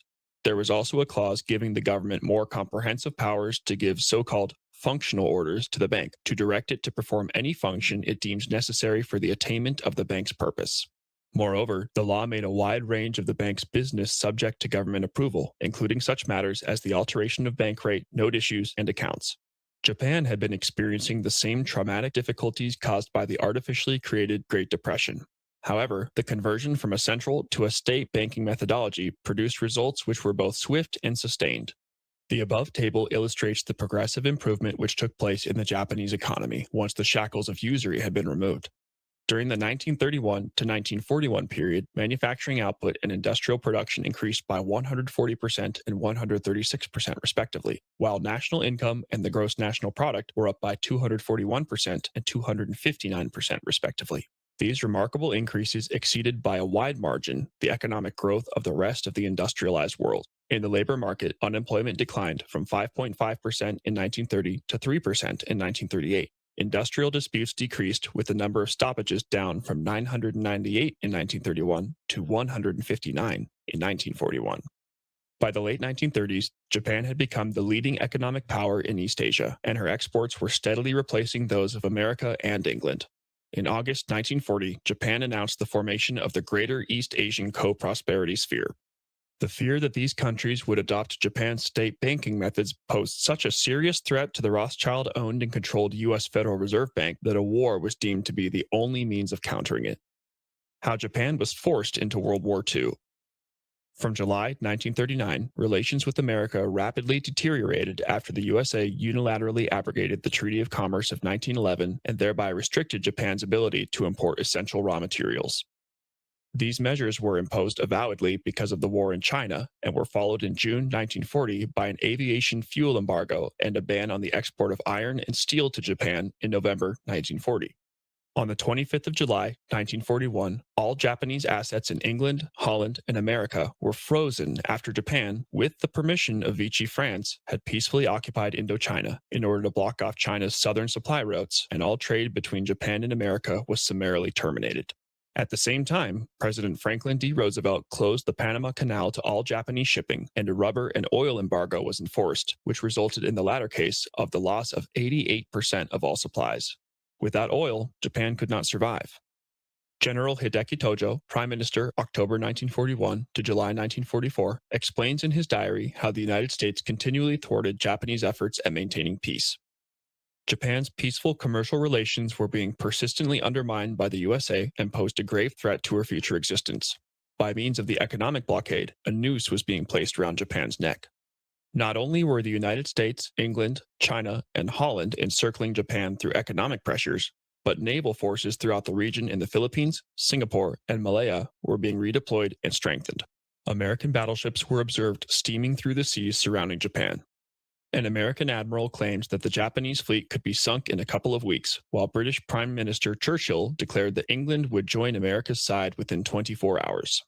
General Tojo wrote, "Japan attempted to circumvent these dangerous circumstances by diplomatic negotiation, and although Japan heaped concession upon concession in the hope of finding a solution through mutual compromise, there was no progress because the United States would not retreat from its original position. Finally, in the end, the United States repeated demands that, under the circumstances, Japan could not accept: complete withdrawal of troops from China, repudiation of the Nanking government, withdrawal from the Tripartite Act." Numerous diplomatic initiatives were made by Japan, including the offer of a summit on the 8th of August 1941, but they all failed. By the 2nd of December 1941, Japan had been cut off from 75% of her normal trade by the Allied blockade, and thus found herself forced into attacking America in order to maintain her prosperity and to secure her existence as a sovereign nation. The uncompromising and unrelenting pressure applied by the usurers in New York had deliberately provoked Japan into taking retaliatory action. Post-World War II developments. Following Japan's defeat, one of the first acts of the United States occupation forces in Japan in September 1945 was to restructure the Japanese banking system so as to make it compliant with the norms of the international bankers, i.e., usury. The unrestricted financing of the state by the Bank of Japan was abolished, and the large industrial combines, the zaibatsu, were dismantled. This policy was carried out by Joseph Dodge, a Detroit banker, who was financial advisor to the Supreme Allied Commander, General Douglas MacArthur. The Ministry of Finance was, however, able to retain a measure of control over the banking system, and in particular, monetary policy. In 1988, Japan was adversely affected by its compliance with the Basel I regulations, which obliged the Bank of Japan to raise the minimum capital requirements of its risk-related assets from 2% to 8%. This action precipitated an on-off recession which has lasted for the past 29 years. In April 1998, the Ministry of Finance was forced by law to yield to the independent Bank of Japan. Since that time, the Bank of Japan has functioned as a typical Rothschild-controlled central bank, which seldom performs its duties in the best interests of the Japanese people.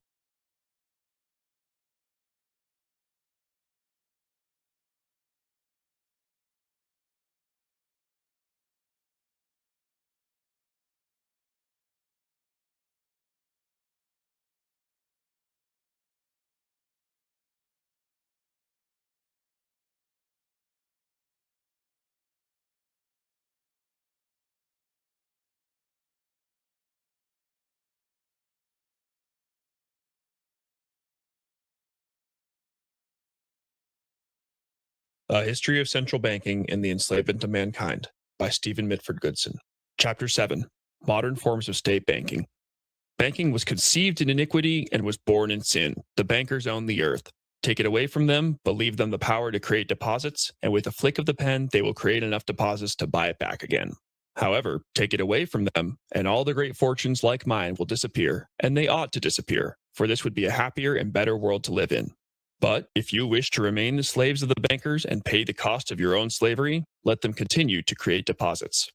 Sir Josiah Stamp, former director of the Bank of England. Bank of North Dakota. In 1919, the 48 states of the United States were offered the opportunity of setting up their own state banks. North Dakota was the only state which accepted this offer. North Dakota, capital Bismarck, has a population of 790,000. It is situated in the middle of America on the Canadian border. Bro, notwithstanding its harsh winters, we are attacking Iran right now so these people can control their banking system. And I'm going to say this, and I'm going to get back to the program. They say it was supposed to be a deal, an actual deal between Iran and the U.S. And it was looking like it might have been true.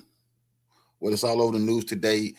Shooter killed in an assassination attempt outside the White House. Who the hell y'all think sent that crash dummy to the White House? That's to scare Trump. It scared all of the politicians in America. They're not playing any games. Won't be no goddamn peace agreements with Iran. They want to control their financial system. Russia financial system, China financial system, North Korea's financial system.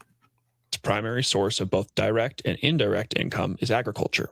It ranks first in the United States in the production of wheat, mainly durum, barley, canola, flaxseed, oats, and sunflower seeds. Shale oil obtained by fracking in the Bakken Basin and lignite are the state's principal mining products. Most of the states of America are technically insolvent, and with the exception of North Dakota and her western neighbor Montana, all have been experiencing budget deficits. By way of comparison, California, the largest state in economic terms and currently the world's 12th largest economy, had a deficit of just under $23 billion in April 2013 and pays out $10.4 billion in interest annually. In 2012, its bond debt amounted to $167.9 billion. In contrast to the other 49 states, which have been suffering rising levels of unemployment, North Dakota's unemployment rate has decreased and is currently the lowest in the USA at 2.7%. It also has the lowest default rates in the country. In September 2012, North Dakota had a budget surplus of $1.6 billion. Between 1997 and 2010, its GDP grew by 93.4%, from $16 billion to $31 billion. During the period from 2000 to 2011, personal income per capita increased by 127%, from $20,155 to $45,747, while the national increase was 37.4% over the same period. The secret of its success lies in its state bank. The mission statement of the bank is to provide sound financial services that promote agriculture, commerce, and industry. By law, the state must deposit all its funds in the bank, which pays a competitive rate of interest to the state treasurer. The bank pays over all its profits to the state, which in 2011 were $60 million. Over $450 million has been paid to the state in the past 11 years. Most of these funds are used to offset taxes. The bank also provides a secondary market for real estate loans, guarantees for new business ventures, and loans for farmers at an interest rate of 1% per annum. There has been no credit crisis or credit freeze in North Dakota, as the bank provides the state's own credit. By having established its own economic sovereignty, North Dakota has become the most financially viable and prosperous state in the USA. In 2015, the North Dakota Legislative Assembly established a Bank of North Dakota Infrastructure Loan Fund program, which made $50 million in funds available to communities with a population of less than 2,000 and $100 million available to communities with a population greater than 2,000. These loans have a 2% fixed interest rate of return and a term of up to 30 years. The proceeds can be used for the new construction of water and treatment plants, sewer and water lines, transportation infrastructure, and other similar needs to support new growth in a community. While state banking will not resolve the financial impasse being experienced at national level, state banks in the USA have the potential to provide considerable relief at state government level: budget surpluses, lower taxes, less unemployment, and higher levels of prosperity. As of December 2016, there were 25 states considering some form of state banking legislation. The states of Guernsey. In 1815, after the Napoleonic Wars had ended, Guernsey was in a precarious state. Its roads were in disrepair, the dikes were collapsing, and the economy had slumped. The island was unable to borrow money as it could not raise the taxes to pay the required interest. In 1816, in order to fund public works and a new marketplace, the Committee of the States of Guernsey devised a novel solution. It issued £6,000 in £1 notes, free of debt and interest. Within 2 years, all the works had been completed without any addition to the state debt. A further £5,000, some of them in denominations of £5 notes, were authorized in 1824 to rebuild the Elizabeth College, founded by Queen Elizabeth I in 1563, and parochial schools. By 1837, £55,000 were in circulation. The island experienced increased trade and tourism and levels of prosperity not previously seen. In 1914, the state's notes issued had increased to £142,000. In 1937, the figure was £175,000. The cost of printing these notes was £450, compared to an annual interest charge of £11,383 per annum, 6.5%. By 1958, there were £542,765 in existence. Currently, there are £43.8 million in circulation. Today, Guernsey has a population of 65,400, which enjoys one of the highest standards of living in the world. There is a flat income tax rate of 20% on worldwide income, capped at £220,000 per annum. There is no company tax, except for a 10% tax on certain banking activities. No capital gains tax, no inheritance tax or estate duty, no purchase or sales tax, no value-added tax, VAT, and no capital transfer tax. Guernsey has neither a national debt nor any external debt. Central Bank of Libya. From 1551 to 1911, Libya was ruled by the Ottoman Empire, by Italy from 1911 to 1943, and from 1943 to 1951 was under the military suzerainty of Britain and France. The Central Bank of Libya was founded in 1956 and was run as a typical central bank until the bloodless coup d'etat of the 1st of September 1969. Oil of an exceptionally high quality was discovered in 1959. However, King Idris al-Mahdi al-Sanusi failed to capitalize on this bonanza or use it for the benefit of his people, and the bulk of the oil profits were siphoned into the coffers of the oil companies. On assuming power in 1969, Muammar Mohammed al-Gaddafi took control of most of the economic activities in the country, including the central bank, which for all practical purposes was run as a state bank. It operated as a banker of the local bankers, and foreign bankers were not permitted to operate. Financing of government infrastructure did not attract riba, interest, and Libya had no national debt and no foreign debt. Its foreign exchange reserves exceeded $54 billion, which may be compared to reserves of developed countries such as the United Kingdom and Canada, which in 2010 were $50 billion and $40 billion respectively. GDP growth during the period 2000 to 2010 was 4.32% per annum, and the official figure for inflation was minus 0.27%. Colonel Gaddafi was described by the mainstream media as being a terrible dictator and a blood-sucking monster. But the reality was that with the exception of the city of Benghazi and its environs, he had the support of 90% of the population. The following benefits provided by Gaddafi explain why he was so popular. Free education. Students were paid the average salary for which subject they were studying. Students studying overseas were provided with accommodation, an automobile, and €2,500 per annum. Free electricity. Free healthcare. Free housing. There were no mortgages. Newlywed couples received a gift of 60,000 dinar, $50,000 from government. Automobiles were sold at factory cost free of interest. Private loans were provided free of interest. Bread cost 15 US cents per loaf. Gasoline cost 12 US cents per liter. Portion of profits from sale of oil was paid directly into bank accounts of citizens. Farmers received free land, seeds, and animals. Full employment with those temporarily unemployed paid a full salary as if employed. Gaddafi's Jamahiriya, state of the masses, ensured that the wealth of this country of 5.79 million inhabitants was fairly distributed to all its people. Beggars and homeless vagrants did not exist, while life expectancy at 75 years was the highest in Africa and 10% above the world average. The literacy rate was 82%. Regarding human rights, Libya stood at 61 in the International Incarceration Index. The lower the rating, the lower the standing. The number 1 spot is currently occupied by the United States. Another major achievement which Gaddafi initiated was the conversion of the Nubian sandstone fossil aquifer system into the Great Man-Made River, which supplies 6.5 million cubic meters of fresh water daily to the cities of Tripoli, Sirte, and Benghazi. The extracted water is 10 times cheaper than desalinated water. The total cost of the project, estimated at $25 billion, was financed without a single foreign loan. Although the central banks of Belarus, Burma, Cuba, Iran, North Korea, North Sudan, and Syria do not fall under the direct control of the Rothschild banking syndicate, Libya had the only central bank run on genuine state banking lines, which exhibited the classic symptoms of full employment, zero inflation, and a modern-day workers' paradise. The question arises as to why NATO intervened on the pretext of fabricated human rights abuses, the so-called responsibility to protect. Since 1971, when the United States abandoned the gold exchange standard for the petrodollar with the connivance of Saudi Arabia, any attempt to displace the United States dollar as the premier reserve currency has been blocked and opposed with violence. In November 2000, Saddam Hussein of Iraq decreed that all oil payments would in future be made in euros, as he did not wish to deal in the currency of the enemy. As has already been proven, the possession of weapons of mass destruction pretext was a deliberately concocted hoax, and it was this currency decision which cost Saddam Hussein his life and the destruction of his country.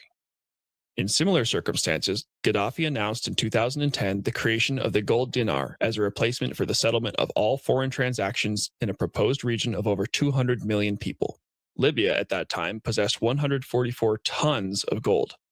What was intended was not a return to the gold standard per se, but a new unit of account with oil exports and other resources being paid for in gold dinars. Gaddafi crossed a red line and paid the ultimate price. Since 2007, Iran has stipulated that payments be made in euro currency. On the 17th of February 2008, the Iranian oil bourse for trading in petroleum, petrochemicals, and gas using primarily the euro, Iranian rial, and a basket of non-US currencies was established. The first oil shipments under the new system were sold through this market in July 2011. This event must be deemed as one of the prime causes for the constant Israeli and American threats to annihilate Iran.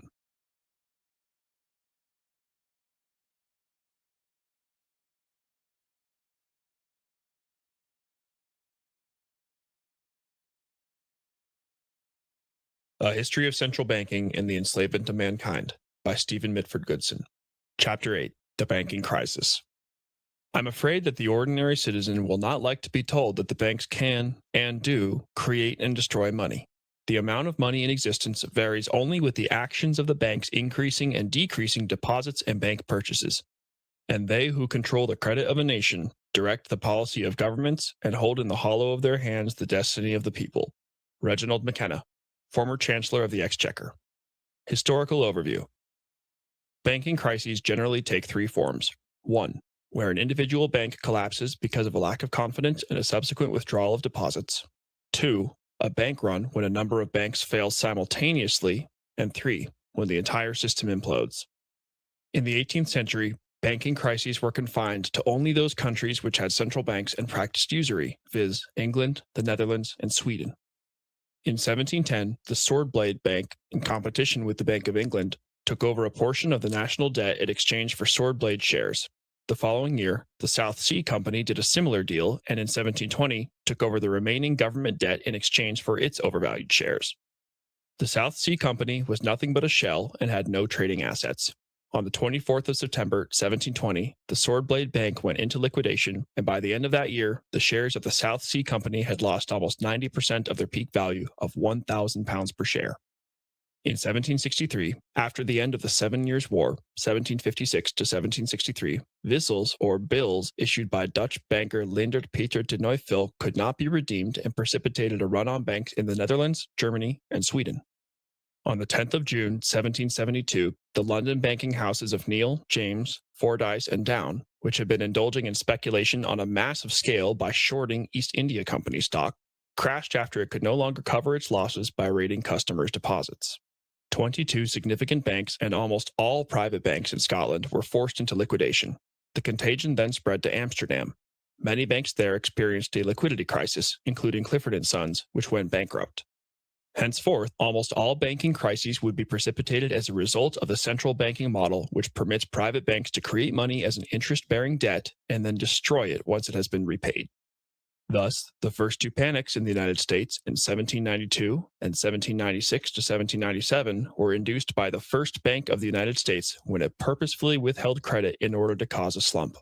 A similar financial disaster and subsequent depression were planned and executed by the Rothschild-owned Second Bank of the United States in 1819, while England was also afflicted by artificially created panics in 1825 and 1847. In the Panic of 1825, 66 banks were forced to close their doors. There was another banking panic in the United States in 1857 as a result of a fabricated shortage of gold and the failure of the Ohio Life Insurance and Trust Company.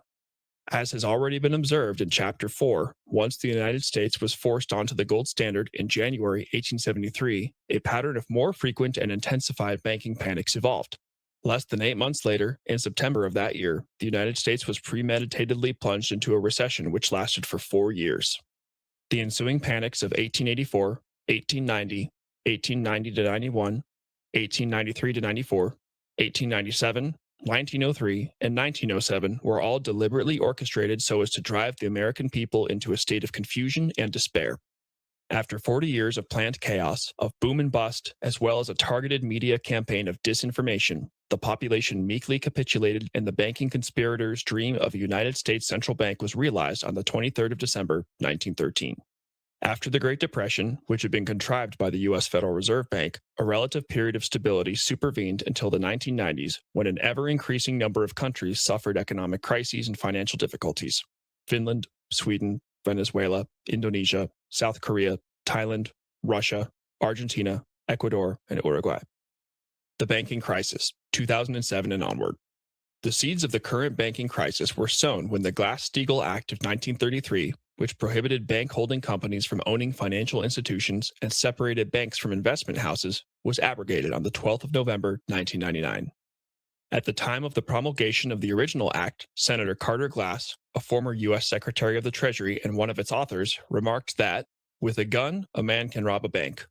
With a bank, a man can rob the world." It was deemed towards the end of President Clinton's administration that everyone had the right to own a home, and for this purpose, the Department of Housing and Development initiated a program called National Homeownership Strategy Partners in the American Dream. In order to attract as many new homeowners as possible, credit standards and regulations were relaxed, and government allowed borrowers a tax credit of $8,000. Low teaser interest rates were offered for the first 2 years, but with substantially higher rates being payable thereafter. Between 1998 and 2006, house prices rose by 124%, but 2 years later, in 2008, a drop of 20% was recorded. In contrast to rising prices, the affordability of housing showed a declining trend. Between 1980 to 2000, the ratio of the cost of an average house to median household income was 3.0, but by 2006, it had risen to 4.6. Credit default swaps, which were intended to hedge or speculate against credit risks, increased hundredfold between 1998 and 2008 to $47 trillion and had a notional value of $683 trillion. In order to fuel the property boom, innovative financial products were developed, such as collateralized debt obligations. Mortgages of varying degrees of quality were bundled up and, after having been assessed, fraudulently as it transpired by rating agencies as being AAA in many cases, were sold on to gullible investors. In order to further this culture of greed, the shadow banking sector, which includes investment banks and hedge funds, and whose total funds were believed at that time to have amounted to in excess of $100 trillion, aggressively marketed these products, notwithstanding the fact that by June 2007, 39% of all home loans did not meet the underwriting standards of any issuer. The balloon finally went up when Lehman Brothers was declared bankrupt on the 15th of September 2008. A rescue package was hastily assembled and Congress approved a sum of $700 billion for a Troubled Asset Relief Program, TARP.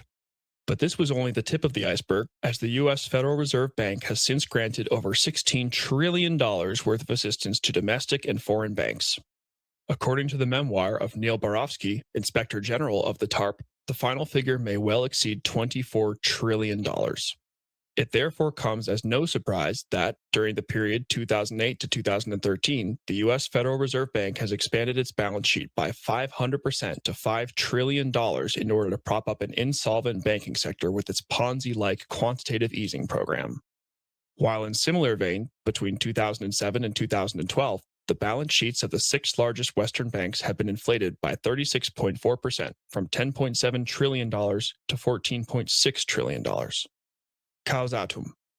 In the aftermath of this financial crisis, attempts have been made to remedy what is in essence an insoluble problem. The Dodd-Frank Wall Street Reform and Consumer Protection Act, passed into law on the 21st of July 2010, contains numerous regulations designed to promote accountability, financial stability, and transparency. 200 pages of the act are devoted to mortgage reform and include higher underwriting standards and an obligation on mortgage originators to ensure that borrowers have the ability to repay their loans. The sciolists of the Basel Committee on Banking Supervision have proposed higher levels of capital and liquidity ratios in the hope that these measures will strengthen the banking sector. Regrettably, they will in all probability have the opposite outcome and will only cause the money supply to shrink further and thereby deepen the recession. What is not understood by most bankers and economists is that the only method available for keeping the economy running is to sink further into debt at interest, as debt-based money is the only source of our means of exchange. Hence, the persistent mantra that growth must be maintained at all costs, because if all loans were to be repaid, the money supply would vanish, and we would be reduced to exchanging goods and services with banknotes and barter. In the current situation, a worldwide debt cancellation would therefore not be out of place if the money supply could be replaced by state bank-created, interest-free, and debt-free money. The underlying reason why the developed world, which has in the past produced superior, long-lasting products, has been partially deindustrialized is so that inferior goods have to be continually produced by third-world countries in order to fuel the growth syndrome. It also highlights the absurdity of the insistence that Europe needs economic growth when its indigenous population is shrinking. This policy of deliberately planned obsolescence and forced growth also has very deleterious effects on the environment. As will be observed in the final section, the collapse in female fertility rates in the developed world, which is a direct consequence of usury, will lead to the extinction of civilization. In conclusion, it may be stated that the principal hidden purpose of the banking crisis is to generate a general feeling of desperation and an acclamation for a solution such as a world central bank, a similar situation which prevailed in the United States during the late 19th century when banking panics were being artificially created in preparation for the imposition of the U.S. Federal Reserve Bank. Whether the parasitic bankers will achieve this objective is open to doubt, as the host may well have vanished by then. The Great Depression of the 21st century. One of the primary causes of the ballooning debt bubble has been the suicidal policy of globalization and free trade, which has resulted in the aforementioned partial deindustrialization of the United States, United Kingdom, and Europe. The relocation of industries to third-world countries has precipitated a reduction in the manufacturing base of the developed world, structural unemployment of a permanent nature, and a widening trade gap. In an attempt to maintain their falling standards of living, consumers in these affected countries have been forced to take on increasing levels of personal debt. Thus, in the United States, during the 1980s, $2.37 of private debt was required to produce $1 of growth in GDP. In the 1990s, the figure rose to $2.99. And in the 2000s, there was a dramatic increase to $5.67 for each incremental dollar of economic growth, a level which will soon become untenable. A further aggravating factor is that the rising cost of extracting energy, also known as the Energy Returns on Energy Invested, EROEI, is rapidly approaching a tipping point. According to a Tulip-Prebin report, in 1990, the theoretical cost of energy would have been 2.43% of GDP, and in 2010, it almost doubled to 4.7% of GDP. It is predicted to rise to 9.6% of GDP by 2020 and to 15% by 2030. This decline in energy returns, which will cause the widespread closure of mines and industries and adversely affect agriculture, predicates a very substantial drop in living standards. Escalating extraction costs of energy are not the only predicament facing mankind. During the past 100 years, water consumption has quadrupled and continues to rise. Currently, 1.6 billion people are facing absolute water scarcity, and, according to a recent U.S. government report in June 2014, global demand for water will exceed supply by 40% by 2030. However, the factor which overrides all these macroeconomic considerations is the collapse in the birth rate of the developed world. At the turn of the 20th century, the white population of the world numbered 590 million, or 36% of its 1.65 billion total. In 2016, although that number had increased absolutely to 1 billion, its relative share of the world's population of 7.5 billion has shrunk to 13.3%.